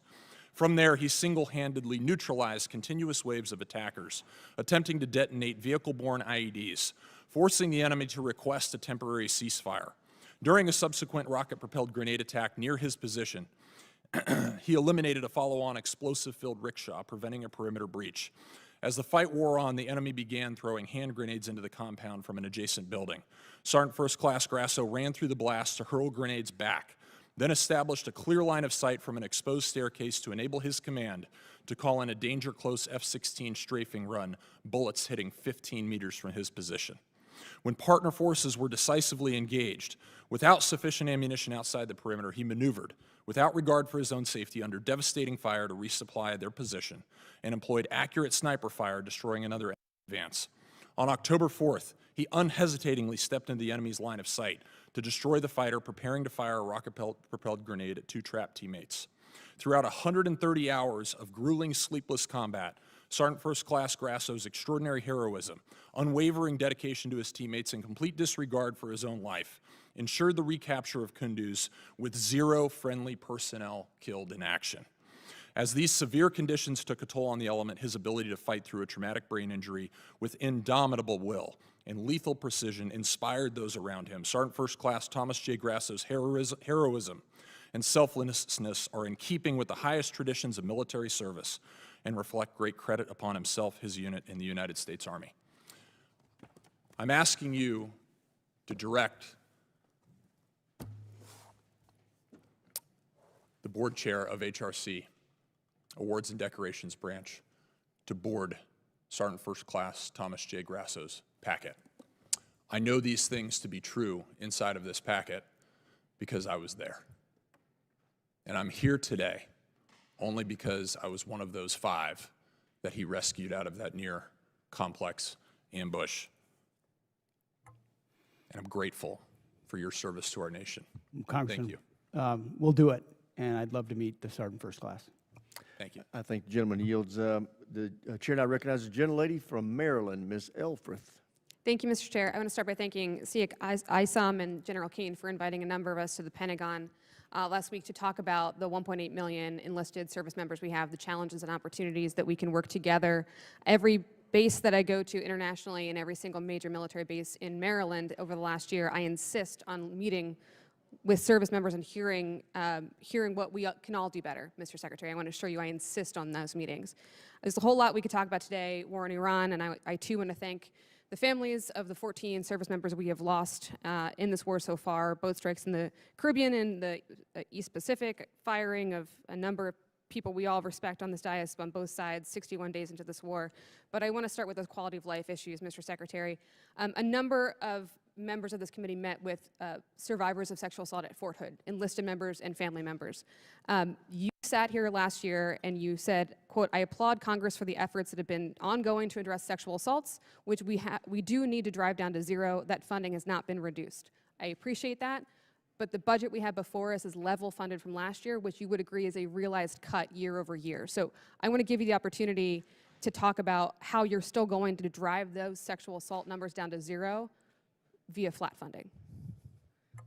I'm told we've added 5%, so it's actually not flat, but we remain committed to that. And I think you've seen throughout the force reductions, not enough. We want more. We want to go to 0, but we remain committed to that. We're going to hold you accountable for that. Thank you. I want to move on to Ukraine. I don't normally agree with Mitch McConnell, but as you know, the department is withholding approximately $400 million in appropriated security assistance to Ukraine. Despite some public belittling, Ukraine has stepped up perhaps more than any other ally for us in the Middle East. They're harnessing the superiority that they have generated from a hard-fought war with Russia. They are intercepting Iranian drones that threaten U.S. and partner forces in the Middle East. But Mr. Secretary, I'm very concerned about that $400 million. Can you please let this committee know, folks watching at home, the Ukrainian people, when they can expect that $400 million in Ukraine support passed by Congress bipartisanly last year to be released and put on contract for its congressionally intended purpose, the defense of Ukraine? So the department recognizes that $400 million was allocated for European capacity building, and as of yesterday, it has been released. As it released, and under contract released as of yesterday. How would you describe it, Jay? Not under contract, but released to be put under contract. Let me ask you a different way, Mr. Hurst. When will it actually be on the ground in Ukraine? That depends on what they buy with the money. And Okay. we're going to take the advice of the EUCOM commander as we employ those funds for best use. Okay, we're gonna keep on that because it's incredibly important, as we heard from everybody, including the King of England yesterday. I'm gonna stay on our allies here. It's clear that the president didn't account for the Strait of Hormuz being closed, global oil market disruption, gas prices skyrocketing. Mr. Secretary, gas in my district, Maryland, not California, $4.11. The president did not notify allies abroad or Congress before he went to war. He has repeatedly berated and belittled our NATO allies, and I am not interested in Twitter diplomacy. I'm interested in our actual exit strategy from this war. So I'm actually going to pose it to General Caine, if I could. Well, the president did understand the risks and had the courage to undertake the endeavor nonetheless, which the American people voted for, that kind of courage in taking on that Iranian nuclear threat. General Caine, have you, or what have you formally and specifically requested of our NATO allies and European partners for operations in the Strait? Can you tell me escort duties, air defense, peace enforcement, specific requests of our NATO allies? Both us and state have reached out through a variety of mechanisms to pulse our international partners, not just in Europe, but in the Pacific as well, to see what capabilities could be brought to bear down there, as this is largely this is largely a we don't move much trade through there. I'll defer to energy, commerce, and treasury to But we've been comment on. specific with our allies about what we need. We have. Okay.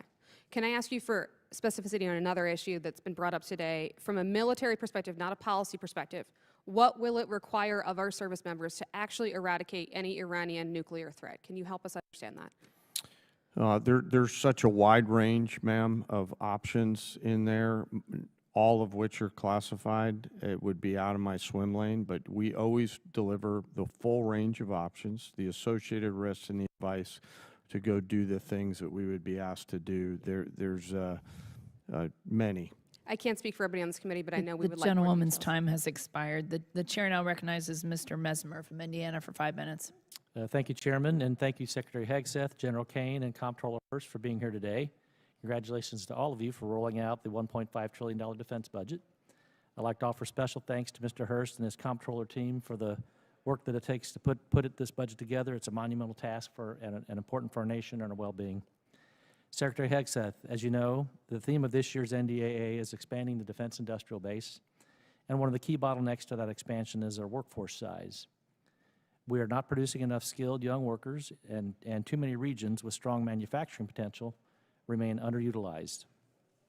Would you support Congress working across committees on a national defense strategy workforce, a workforce strategy that promotes technical training, apprenticeships, and proven school-to-industry pipelines? Absolutely. I think you'll find our budget fully aligned with the theme of the NDAA, and when it comes to skilled workers, whether it's DODEA schools, whether it's the Patriot Pipeline or any form of trades, we're investing in that because we need those folks invested in our industrial base. Excellent. I'd look forward to working with my team to ensure those efforts align with the Department of Defense and the industrial workforce priorities. So my office will be reaching out. Also, Secretary Hegseth, we are in a shipbuilding crisis as the Department implements President Trump's vision for a larger fleet. Should the Navy leverage a model of distributed modular shipbuilding that taps industrial strength outside of traditional shipyards, such as in the Midwest, in the Great Lakes, and Ohio and Mississippi Valley regions, to help expand capacity, to ease pressure on overburdened shipyards, and cut down on maintenance backlogs? In short, yes, and including international options where we can work with partners who have specific capabilities that would speed up the timeline on shipyards that are behind in our own country. But you'll find $65 billion in this budget on shipbuilding, a lot of which builds on those types of capabilities. Excellent. Would you also agree that platforms like unmanned surface vessels, tenders, and other support ships seem well suited for production outside traditional shipyards? Absolutely. And in fact, some of those facilities were precisely the ones we visited on the Arsenal of Freedom tour, USVs, UUVs, where you don't need the same capabilities you would in a traditional shipyard, or you can invest in a new type of shipyard, specifically tailored to those more bespoke capabilities that can be scaled for the fight of the future, for sure. Perfect. Thank you. Secretary Hegseth and General Caine, many from the department have reiterated support for the nuclear sea-launched cruise missile, and I believe President Trump needs more support options in the form of expanded theater nuclear capability. From your perspective, what specific deterrence problem does SLCM solve that current capabilities do not, and what risk do we assume if that capability is not fielded? Take it first.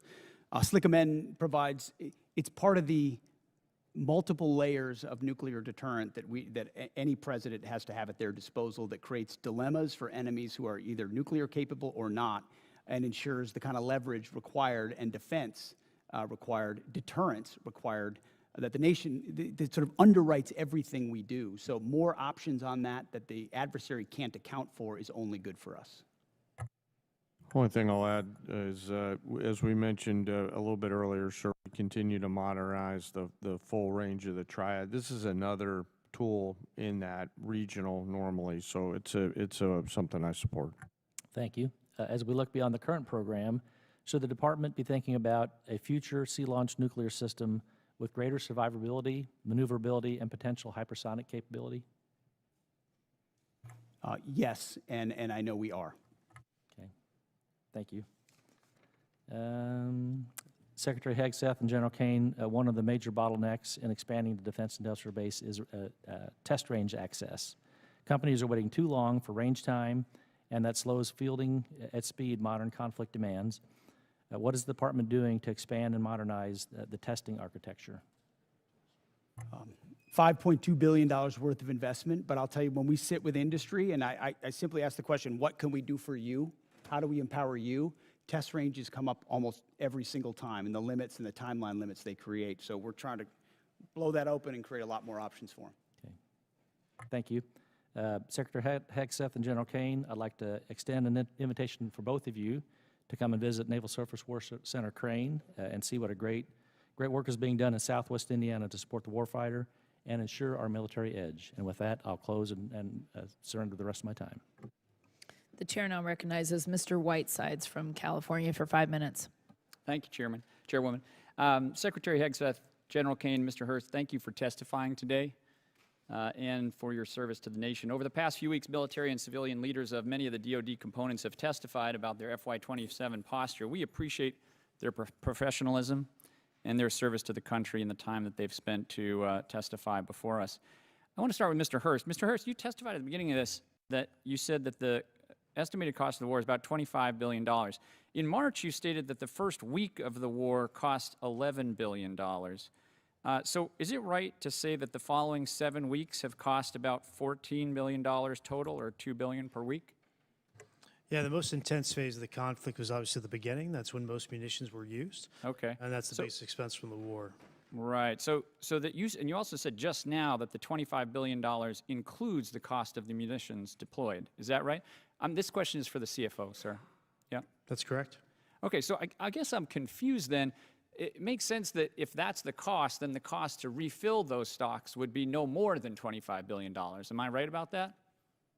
When we estimate cost of the conflict, we're using current replacement cost for these weapon systems. Right, you're using current replacement costs. So it's frankly pretty surprising that the estimate for the supplemental would be $200 billion. You don't, if you'd like to explain that, you can, but. Well, that's not accurate. We don't have an estimate for the cost of the Okay, that's what's publicly reported. So it's good to hear that it's going to be less. Mr. Hurst, do you have Signal on your phone? I'm sorry, why is this relevant? Do you have Signal on your phone? What does this have to do with the budget? I'm going to take that as a yes. Mr. Caine, General Caine, do you have Signal on your phone? I do, sir, yes. Okay. So I want to talk about Signal. Last year, the Secretary and other administration officials discussed sensitive and almost certainly classified information about a strike in Yemen using the unclassified Signal app. Mr. Hurst, what's the current policy for Signal on official DoD devices? I'm the comptroller. I don't do CIO work. So therefore, it is allowed? Is that your statement, that it is now allowed to have signal on your device? Mr. Whiteside, my statement is I run the budget for DOD. Yeah. Okay, well, he's got it on his phone, so therefore it must be permitted. Sir, I got to go back and look if it's on my official phone. I was talking about my personal phone. I'm not exactly sure. I'll go back and look, though. Okay. Last month, FBI Director Kash Patel made a public announcement that Russian hackers are targeting Signal app users in the government, specifically stated that they were targeting individuals of high intelligence value, including current and former U.S. government officials. I hope that it is not official policy that you can have Signal on your official phones, and I would love to get a response from the department on that. We have now asked this question about 5 separate times and have never gotten a straight answer. I want to close by talking about helicopters. Mr. Secretary, I want to ask about the Army Apache helicopter that flew over Kid Rock's property on March 28th. An investigation was launched by the 101st Combat Aviation Brigade Command Leadership, but before that review is completed on March 31st, you terminated it via social media post. Did you personally direct termination of that review? I did. Okay. Now, the president said they probably shouldn't have been doing it and that I'd take a look at it. So did you talk to the president before terminating that review? Well, I don't relay what I talk about with the Okay, I president. think unfortunately that means that you did talk to him, which in turn means that you've just confirmed that the president himself overruled the leadership of the 101st Airborne. Mr. Secretary, you yourself have affirmed not what I said. repeatedly the need for higher standards and higher accountability at every level of your agency. Commanders rely on established processes to uphold these standards. How does canceling a command-initiated review by the 101st Airborne leadership support a culture of accountability? Actually, I think I'll ask that of the chairman. Sir, back to my earlier comments about the importance in my role of staying in the middle. What you're alluding to is, in my assessment, with deep respect for your ask, is a partisan question, and I think it would be inappropriate for me to answer that. Sir, I actually don't think it is. I think it is actually a very fundamental principle of accountability in our department, and I think it was the wrong decision. I'm going to close by just saying one thing. Mr. Secretary, you started this hearing by politicizing it, and I want to make one point. Poll after poll shows that the American public does not support this war, and support is dropping every day. We are all representing our constituents, which is our constitutional duty. And to state that we are politicizing it is an affront to Congress and every member in this House, and I yield back. You are time. politicizing it, Congressman.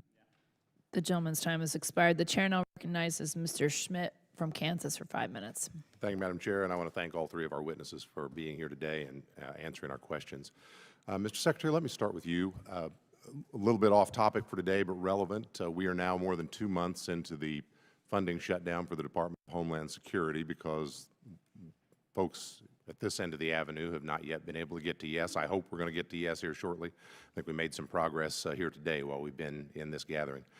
It's been necessary, as I understand it, for the administration to scrape out the pennies under the couch cushions in order to keep DHS running and honestly running not at full speed. Has your department had any role in contributing to the ongoing operations of DHS while things have not been funded?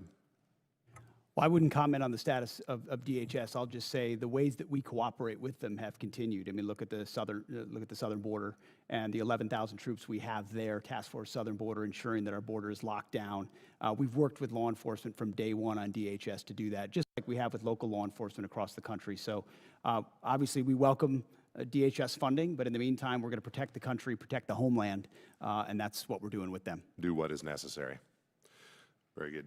General, let me ask you, if it is more appropriate for the Secretary, we'll defer, but we've obviously been following with interest all of the developments and the publicly reported developments in Operation Epic Fury. There was some publicly reported activity a while back that I had reason to think might involve some Kansas service personnel. We didn't know from the public reporting. We have simply been trying to find out whether our folks were involved or not. We finally did get an answer. It took about 4 weeks, and when we got it, it was, for the most part, everything we'd read in the press, with one exception. It's a bit unsatisfactory when we're just trying to do our job and figure out whether our folks are implicated and whether we need to be doing something to help them, their families, or their folks back home.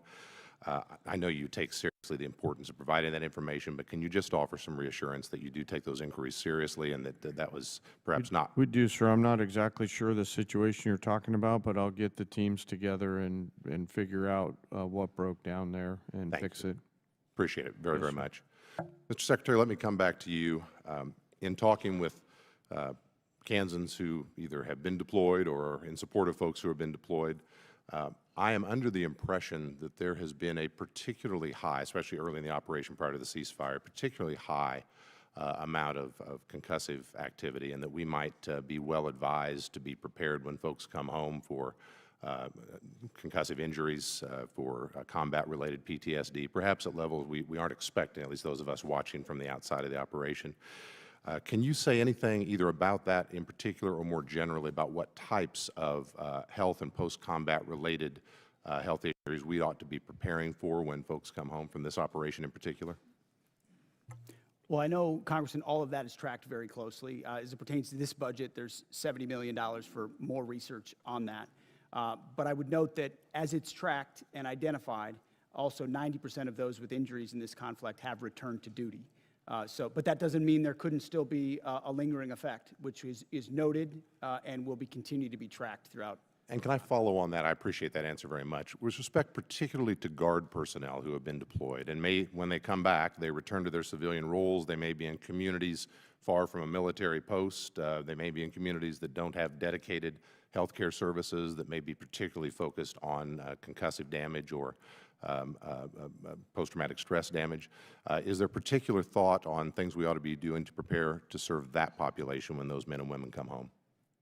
I think the biggest one is identifying it up front, doing that testing up front to identify what has occurred, and then the ability to track those service members. I know as a frontline leader that became part of my responsibility as well, tracking those who may be more susceptible to it, whether they have a formal network to address it or not. So definitely something we care about. TRICARE, ensuring they have increased access in places where there aren't military facilities is an important part of it. Thank you, Mr. Secretary. We care as well. We want to be helpful in that front when our folks come home. Last question, particular to some folks in Kansas. When you were here last year, Mr. Secretary, I talked about cooperation between the Veterans Health Agency and DHA and some work we've been trying to do at Irwin Army Community Hospital at Fort Riley. This committee and the Congress and the President enacted into law a provision that causes some cooperation between the two to happen, and we are very excited to report they're looking very good out at Irwin. The reason I raise this with you today, some of the folks who made that happen were the Commanding General at the 1st Infantry, General Roan, who's about to deploy to Europe, I believe in early June. His Chief Medical Officer, who's about to leave for a different assignment. The Garrison gentleman's Commander, time who's has about to leave. expired. Can we get those things signed before they leave? The chair now recognizes Mr. Tran from California for 5 minutes. Thank you so much, Chairwoman. Thank you, Secretary Hegseth, General Caine, Mr. Hurst, for being here today. You know, after I was honorably discharged from the Army Reserve, the GI Bill helped me go to school and ultimately become a lawyer. My focus was representing clients who were wrongfully terminated or faced discrimination and harassment at the work. Mr. Secretary, if I were in the courtroom trying to prove that you discriminate against our military heroes, I wouldn't have to look very far or very hard. In just 16 months, you have fired more than a dozen senior military leaders. You've delayed or canceled the promotion of even more. Your chief of staff told the Secretary of the Army that President Trump would not want to stand. That's not true. That was totally false reporting. I'm not getting to my know it. question yet, Mr. Secretary. You told the President, the Secretary of the Army that the President would not want to stand next to a black female officer at the military events. But, you know, despite all of this, I remain very hopeful that you can and will do better for the men and women who have dedicated their lives to protect our great country. You're here to ask for $1.5 trillion. That's a huge budget, and I want to make sure that you have the ability to manage it. Secretary Hegseth, you would agree with me when I say that we want the most qualified people in every position of our military, correct? That's a question. Yes. Thank you. General Caine, you would want the same? Yes. Thank you.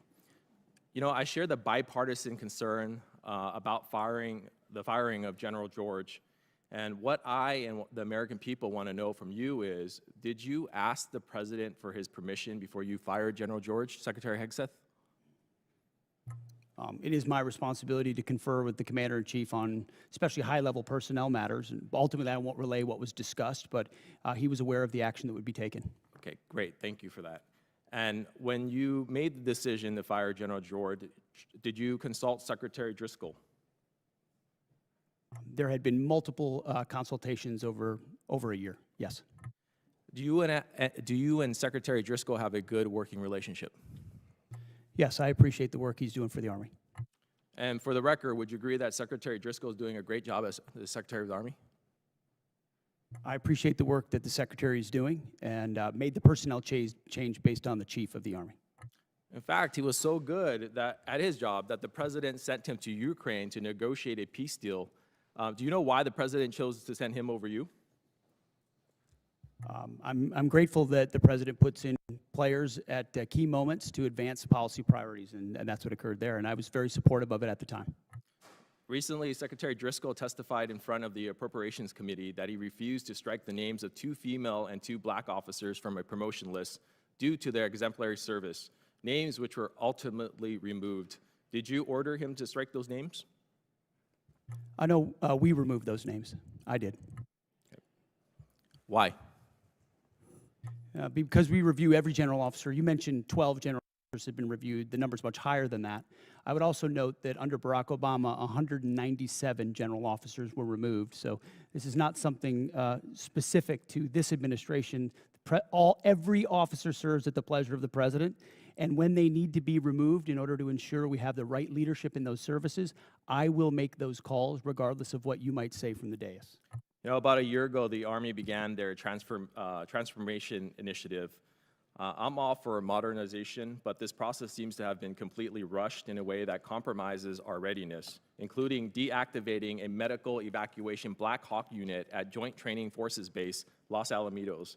I've heard recently from senior Army officials who support slowing down the Army Transformation Initiative, specifically as it relates to aviation. Secretary Hegseth, can you commit to slowing down ATI as it relates to aviation?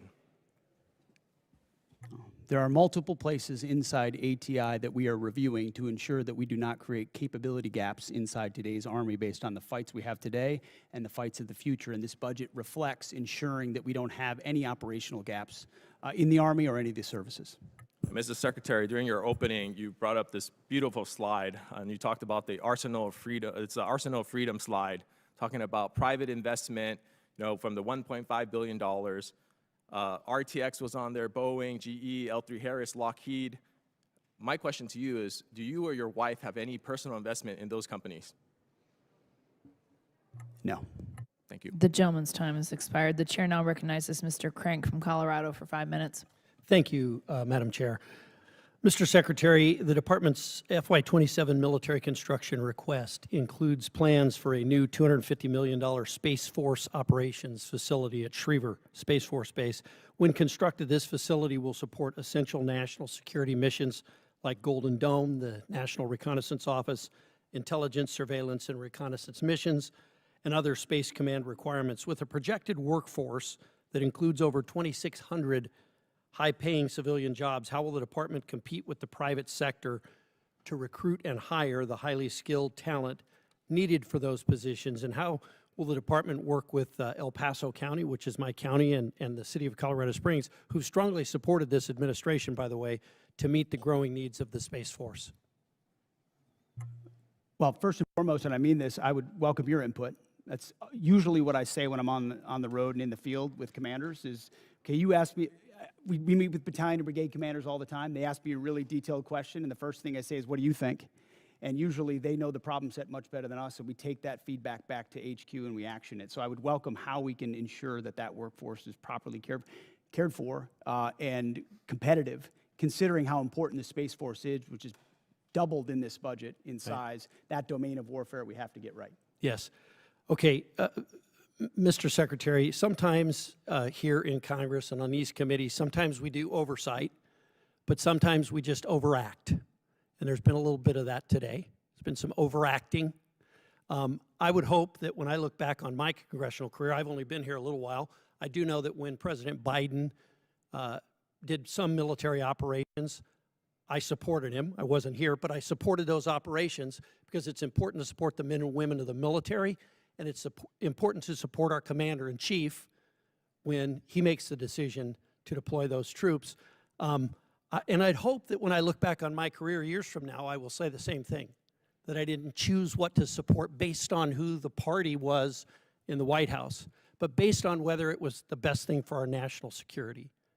And I hope that some of my colleagues who don't seem to hold that same standard would introspectively look at what they do. But I want to give you a minute. There's been a lot said about Iran and about the mission in Iran. And I think there's been a lot of misinformation here, and I want to give you the opportunity to correct the record. Well, I appreciate that. We are fortunate to have a president who understands the nature of the threat we face from a nuclear-armed Iran. Full stop. We know what they say they would do, we know that they were pursuing, and we know that at their weakest moment, we had an opportunity to do something about it before they had a conventional shield of missiles and drones so large that they could never be contested. And then without inspections and from a bad deal, they could possibly race to a bomb. So the threat was right there in front of us. All it took was the courage to act, which no other president had done. And he gave us a clear set of objectives, which the chairman and I talked about from day one. In pursuit of ensuring that Iran never gets a nuclear weapon, you degrade their missile program, defeat their missile program, get at their conventional navy, and ensure they don't have a defense industrial base so they can rebuild those capabilities. That's what we briefed from the podium. That's what we talked about. That's what we were focused on. And in service of that, had overwhelming military victories in pursuit of it. I mean, we've never seen an air campaign like what we did alongside the Israeli Air Force, not to mention the rescue of those 2 pilots and the professionalism of that joint force that went downtown twice, once in the day and once in the night, to leave no man behind. That is a call the commander-in-chief makes, and he had the guts to make it. And as a result, we're in a ceasefire, in the middle of negotiations, in a very strong place with a blockade that will ensure that when this is done, when a deal is set, it's a deal on the president's terms to ensure Iran never gets a nuclear weapon. That's a fight worth having. And if the American people remember 47 years, Americans remember 47 years of what the Iranians have done to us, targeting and killing Americans. If they had a nuclear weapon, they would use it. This president has unleashed his military to do something about it. We've had historic successes. And if we need to go at it again to ensure that success, we are prepared to. But we're hopeful over time that a deal will be compelled and compelled quickly. So this talk about endless wars or forever wars, the president points out rightfully what this town tolerated in Iraq and Afghanistan and Vietnam. That is not this. This is a discrete mission to pursue U.S. objectives, and we're doing it in a historic fashion. I support this president's operation right now in Iran. I supported President Obama when he said he opposed a nuclear Iran and would do what was necessary to do that. And I supported President Clinton when he did the same. It's time to act, and I'm glad that this president did. Thank you. The chair now recognizes Mr. Vindman from Virginia for 5 minutes. Thank you. Earlier, Secretary Hegseth, you talked about flexible realism. So let's see if we can figure out how much of it is realistic and how much of it is feasible. Secretary Hegseth, last year I asked you some questions about Indo-PACOM and threats in Europe, and you had a hard time answering those questions. I'm sure you prepped better this year, and I'm hoping you can answer some of these basic questions since now we are at war. Do you know what the price of oil is today? I don't know where it's gone as this time of this hearing, but roughly $100 a barrel. It's actually closer to 120, 117. Well, it depends on the index you're looking at. I'm looking at Brent. Do you know what the price was the day before of Brent, the day before we went to war? It was certainly lower. You understand you're taking some economic risk. But I would note, a lot lower. The energy dominance this president has Let unleashed me has put us get in an to incredible my question. position. Thank you. So it's $72, and so now we have a 62% increase. By the way, the department obviously will be paying those extra fuel costs. That's going to be not insignificant, but so will the American people. Now, at its narrowest point, how wide is the Strait of Hormuz? I think it's about 12 miles, but I'd have to check. It's 24 miles, but 12 miles is actually the relevant number because that's the navigable channel. That's So the international water navigable channel point. And do you know how many barrels of oil transited the Strait of Hormuz each day before the war started? I don't know the exact number, but you're looking at over 100 oil tankers usually transited a day, or 120 a day would transport the Strait. Yeah, and so 20 million barrels a day, and right now they're at an 81% reduction. So it sounds like you've done your homework. You're tracking pretty well what the strategic situation is. So a couple of questions. Were you aware that if we struck Iran, that they would most likely close the Strait of Hormuz? Of course, our department was prepared and planning for every possible contingency, being front and center as something they may do in a desperate state to attempt to Which is what they've facilitate done, some kind of control. and I appreciate that. And earlier you told Mr. Moulton that this department has looked at all aspects of the risk, and that the president got every possible perspective. And then recently you just said that the president did understand the risks and had the courage to undertake the endeavor nonetheless, and that's leadership, or words to that effect, pretty close. And so I just want to kind of give you the state of play right now. It's been 2 months of war. We have hopes for a resolution, but the war continues, really. Iran has closed the strait, and we've now gone in and blockaded their ports. 1/5 of the world's oil is unable to transit the strait, and the American people and the department are paying significantly more. And you also said that this is what the American people actually voted for.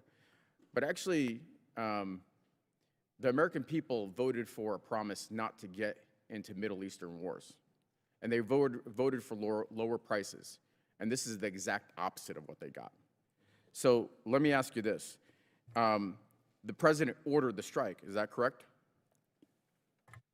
The president's been saying for over 30 years that Iran can never have a nuclear weapon. So he's been got it. very clear as a We're position. talking When about the American people voted for President Trump overwhelmingly, they voted for that I got position. that. But the president ordered the strike, is that correct?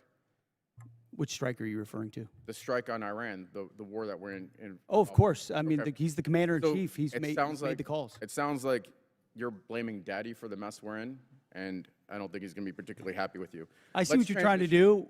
There's no daylight in this administration on this Mr. on this Secretary, I'm campaign, asking and the I'm happy questions. You've been to admonished stand for this shoulder to shoulder before. with this You're administration. reclaiming my time. So let's shift gears. Last time we were here, I asked you if you'd apologize to the mother of an F-18 pilot whose son you endangered for sharing classified information on a signal chat. You refused. On March 1st, 6 Army soldiers, including a constituent of mine, were killed by an Iranian drone strike. Do you take any responsibility for those deaths? I was there at Dover when they came back. Of course, I take So was I. responsibility for every aspect Well, of I this appreciate mission. that, because you also complained about the fact that tragic things happen. The news makes it front-page news. The press only wants to make the president look bad. Is it about the soldiers, or is it about the president looking bad? It's not just the president who wants, or the media that wants to make him look bad. It's you. It's actually about the soldiers, and it's frankly reprehensible that you would make that statement. And so, you know, Truman had a sign on his desk that said the buck stops here. And this The gentleman's time has expired. The about chair now passing the buck. recognizes Mr. Van Orden from Wisconsin for 5 minutes. Thank you, Madam Chair. Mr. Secretary, it's great to see you. General Caine, Honorable Mr. Hurst, of course, my dear friend of over 3 decades, Master Chief Isom. How are you doing? Hey, I have to be very clear here.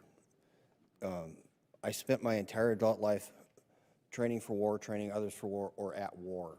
And you very astutely mentioned to some of my Democrat colleagues that our generation has been involved, was involved in an endless war, a morass. And I've had, with Matthew Burns, I've had 22 of my friends commit suicide. And I know that you have recently instituted a specific office to help lower active duty and veterans suicide in conjunction with my great friend, Secretary Collins. So I want to thank you for that. 2 months does not a morass make. However, it could be the start of one.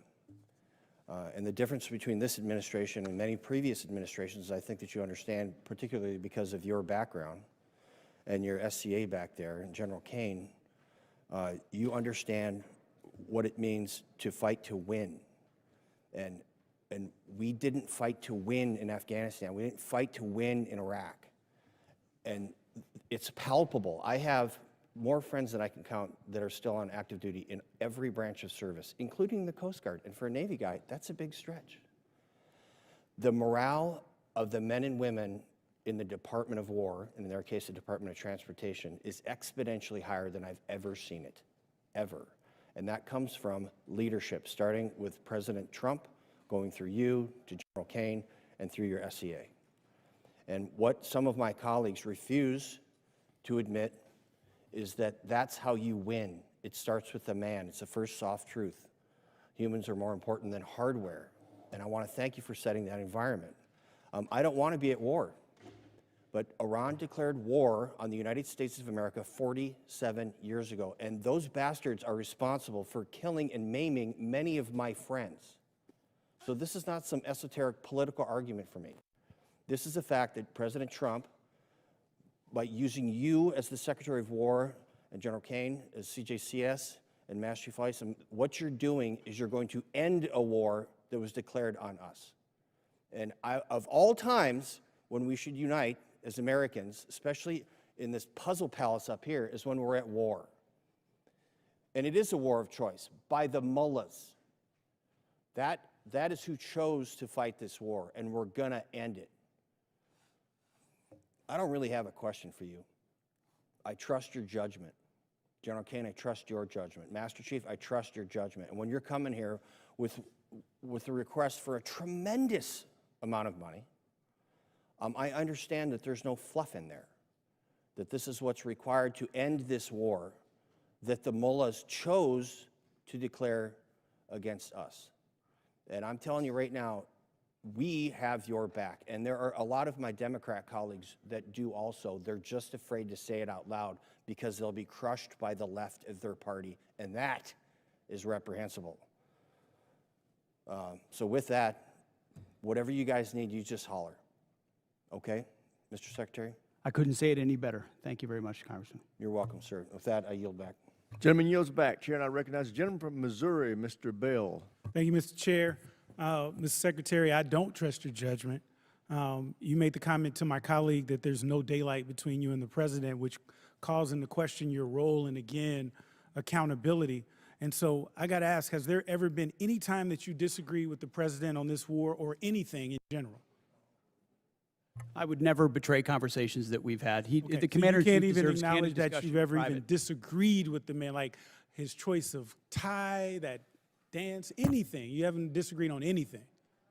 I've never relayed the discussions I have with the commander in chief. Okay, because it seems to me that rather than being Trump's Secretary of Defense, that sounds like you're just being Trump's secretary.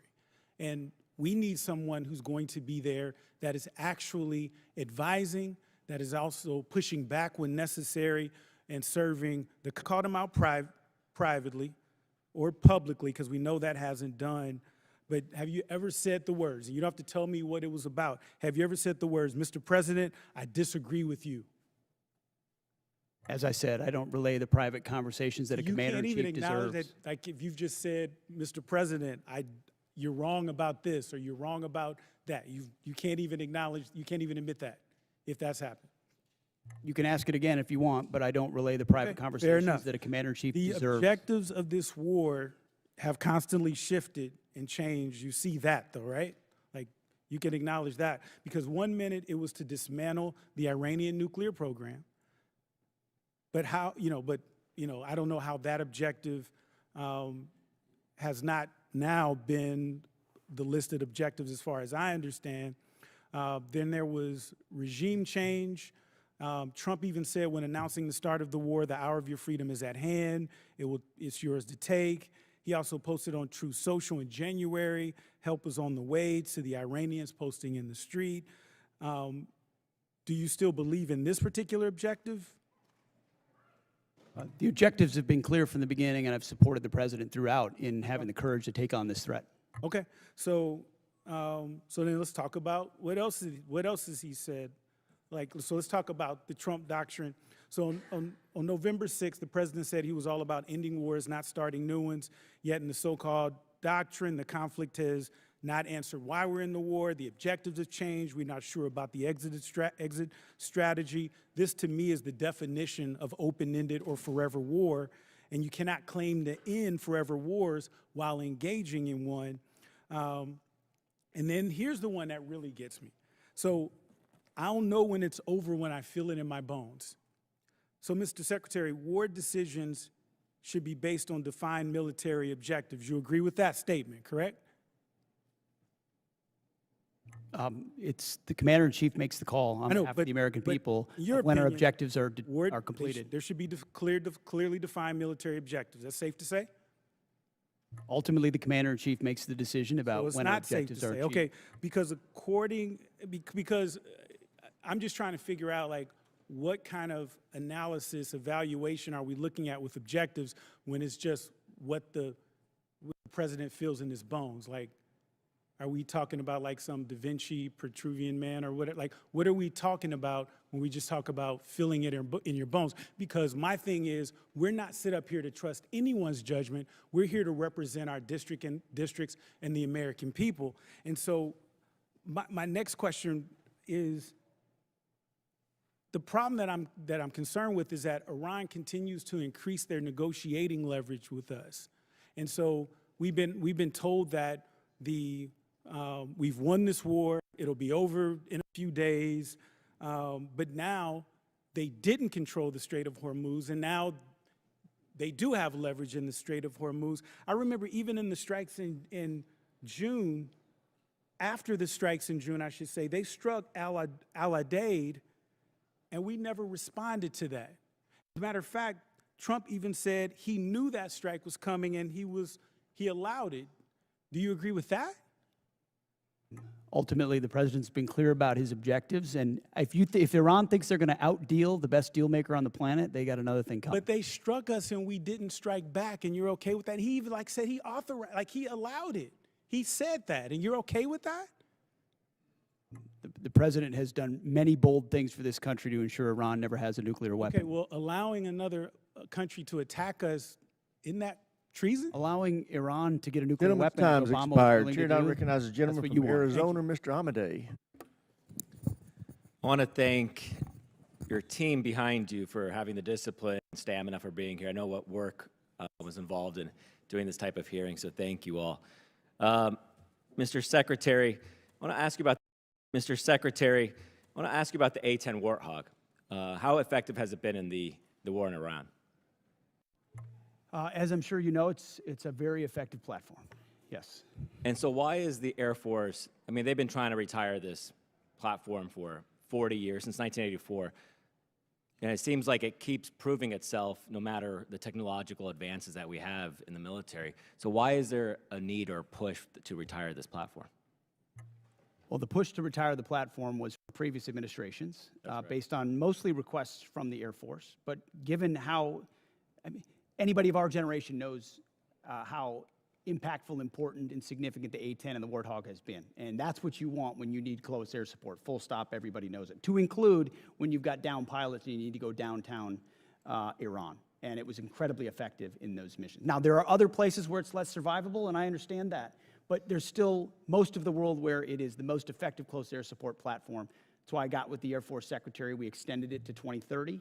And we're, per the President's guidance, going to look at other options, maybe other variants and ways in which we can keep the A-10 capability or platform on the battlefield for our warfighters who want that kind of close air support. Thank you. I appreciate that. Just, you know, as technology advances, sometimes we forget, sometimes the old school machinery we have works just as well. I know you just, you know, got the Apache helicopters. I mean, that's a 50-year-old frame. If you look at the AK-47s, my God, it's one of the most effective rifles, and from 1947. So I don't want to lose sight of that. You know, I think too much is spent on so many defense companies coming in here selling us the newest, greatest product, but warfare ultimately is about killing the enemy, and we know that Warthog does that. I want to shift focus a little bit to actually kind of old school as well. I know the SOF and PSYOP right now, there's been 3,000 positions cut, mostly on PSYOPs and civil affairs. How is, you know, I've been wondering, we have air superiority in Iran, and it seems like there's no internet connectivity in Iran. Are we doing any leaflet drops over there? We've explored a variety of different actions, many of which are classified, but that could restore additional communications capability to the Iranian people. I would love for President Trump's Truth Social post to be leafleted all over Iran, to be honest with you. I think that would encourage them to actually take to the streets. Moving to Iraq, I think there's budgeted right now about $118 million for the government of Iraq for the counter-ISIS mission. We know the problems that the Iraq government are facing right now. And you have personally said that you're going to certify, the spending on it. I mean, do you think that this is an effective use of our money to give it to this government that we know is aligned with Iran and seems like it's becoming more difficult to deal with? It's a very much an open question. We're paying very close attention to the new government there and the counterterrorism efforts, some of which have been successful over time and others of which have not in this conflict where Iraq has not stepped up in those efforts. And we're reviewing funding, basing every aspect accordingly, just like we did in Syria. The president directed that we leave Syria. We had 8 bases. We went down to 4, 2, and then 1, and now ultimately are in northern Iraq. And we'll review our posture throughout the region. Great. With that, I yield back, Mr. Chair. Chair now recognizes the gentleman from New Jersey, Dr. Conaway. Thank you, Mr. Chairman, and thank you and Ranking Member Smith for holding this hearing today. Thanks to the witnesses for presenting themselves to us to answer questions. At the outset, let me say that I'm proud of the work that our service members do every day to keep our nation safe, and I have profound respect for those who voluntarily put on the uniform to serve and protect our country. The Trump administration's reckless military actions are driving up costs for everyday Americans. This war, as you know, is not supported by a significant majority of the people in this country. The administration has increased military operations around the globe, including strikes in 8 countries, and the war in Iran is costing taxpayers billions of dollars. Estimates are by the time it's over, it could cost $1 trillion to the American people, a lot of that off budget. It's estimated that the first 6 days of the war cost around $12 billion alone, and we are now hitting 60 days of war fighting without a plan to exit this conflict. The administration has failed to transparently tell the Congress or the American people what the costs of the war are and why we are at war, and expects Americans to keep footing the bill.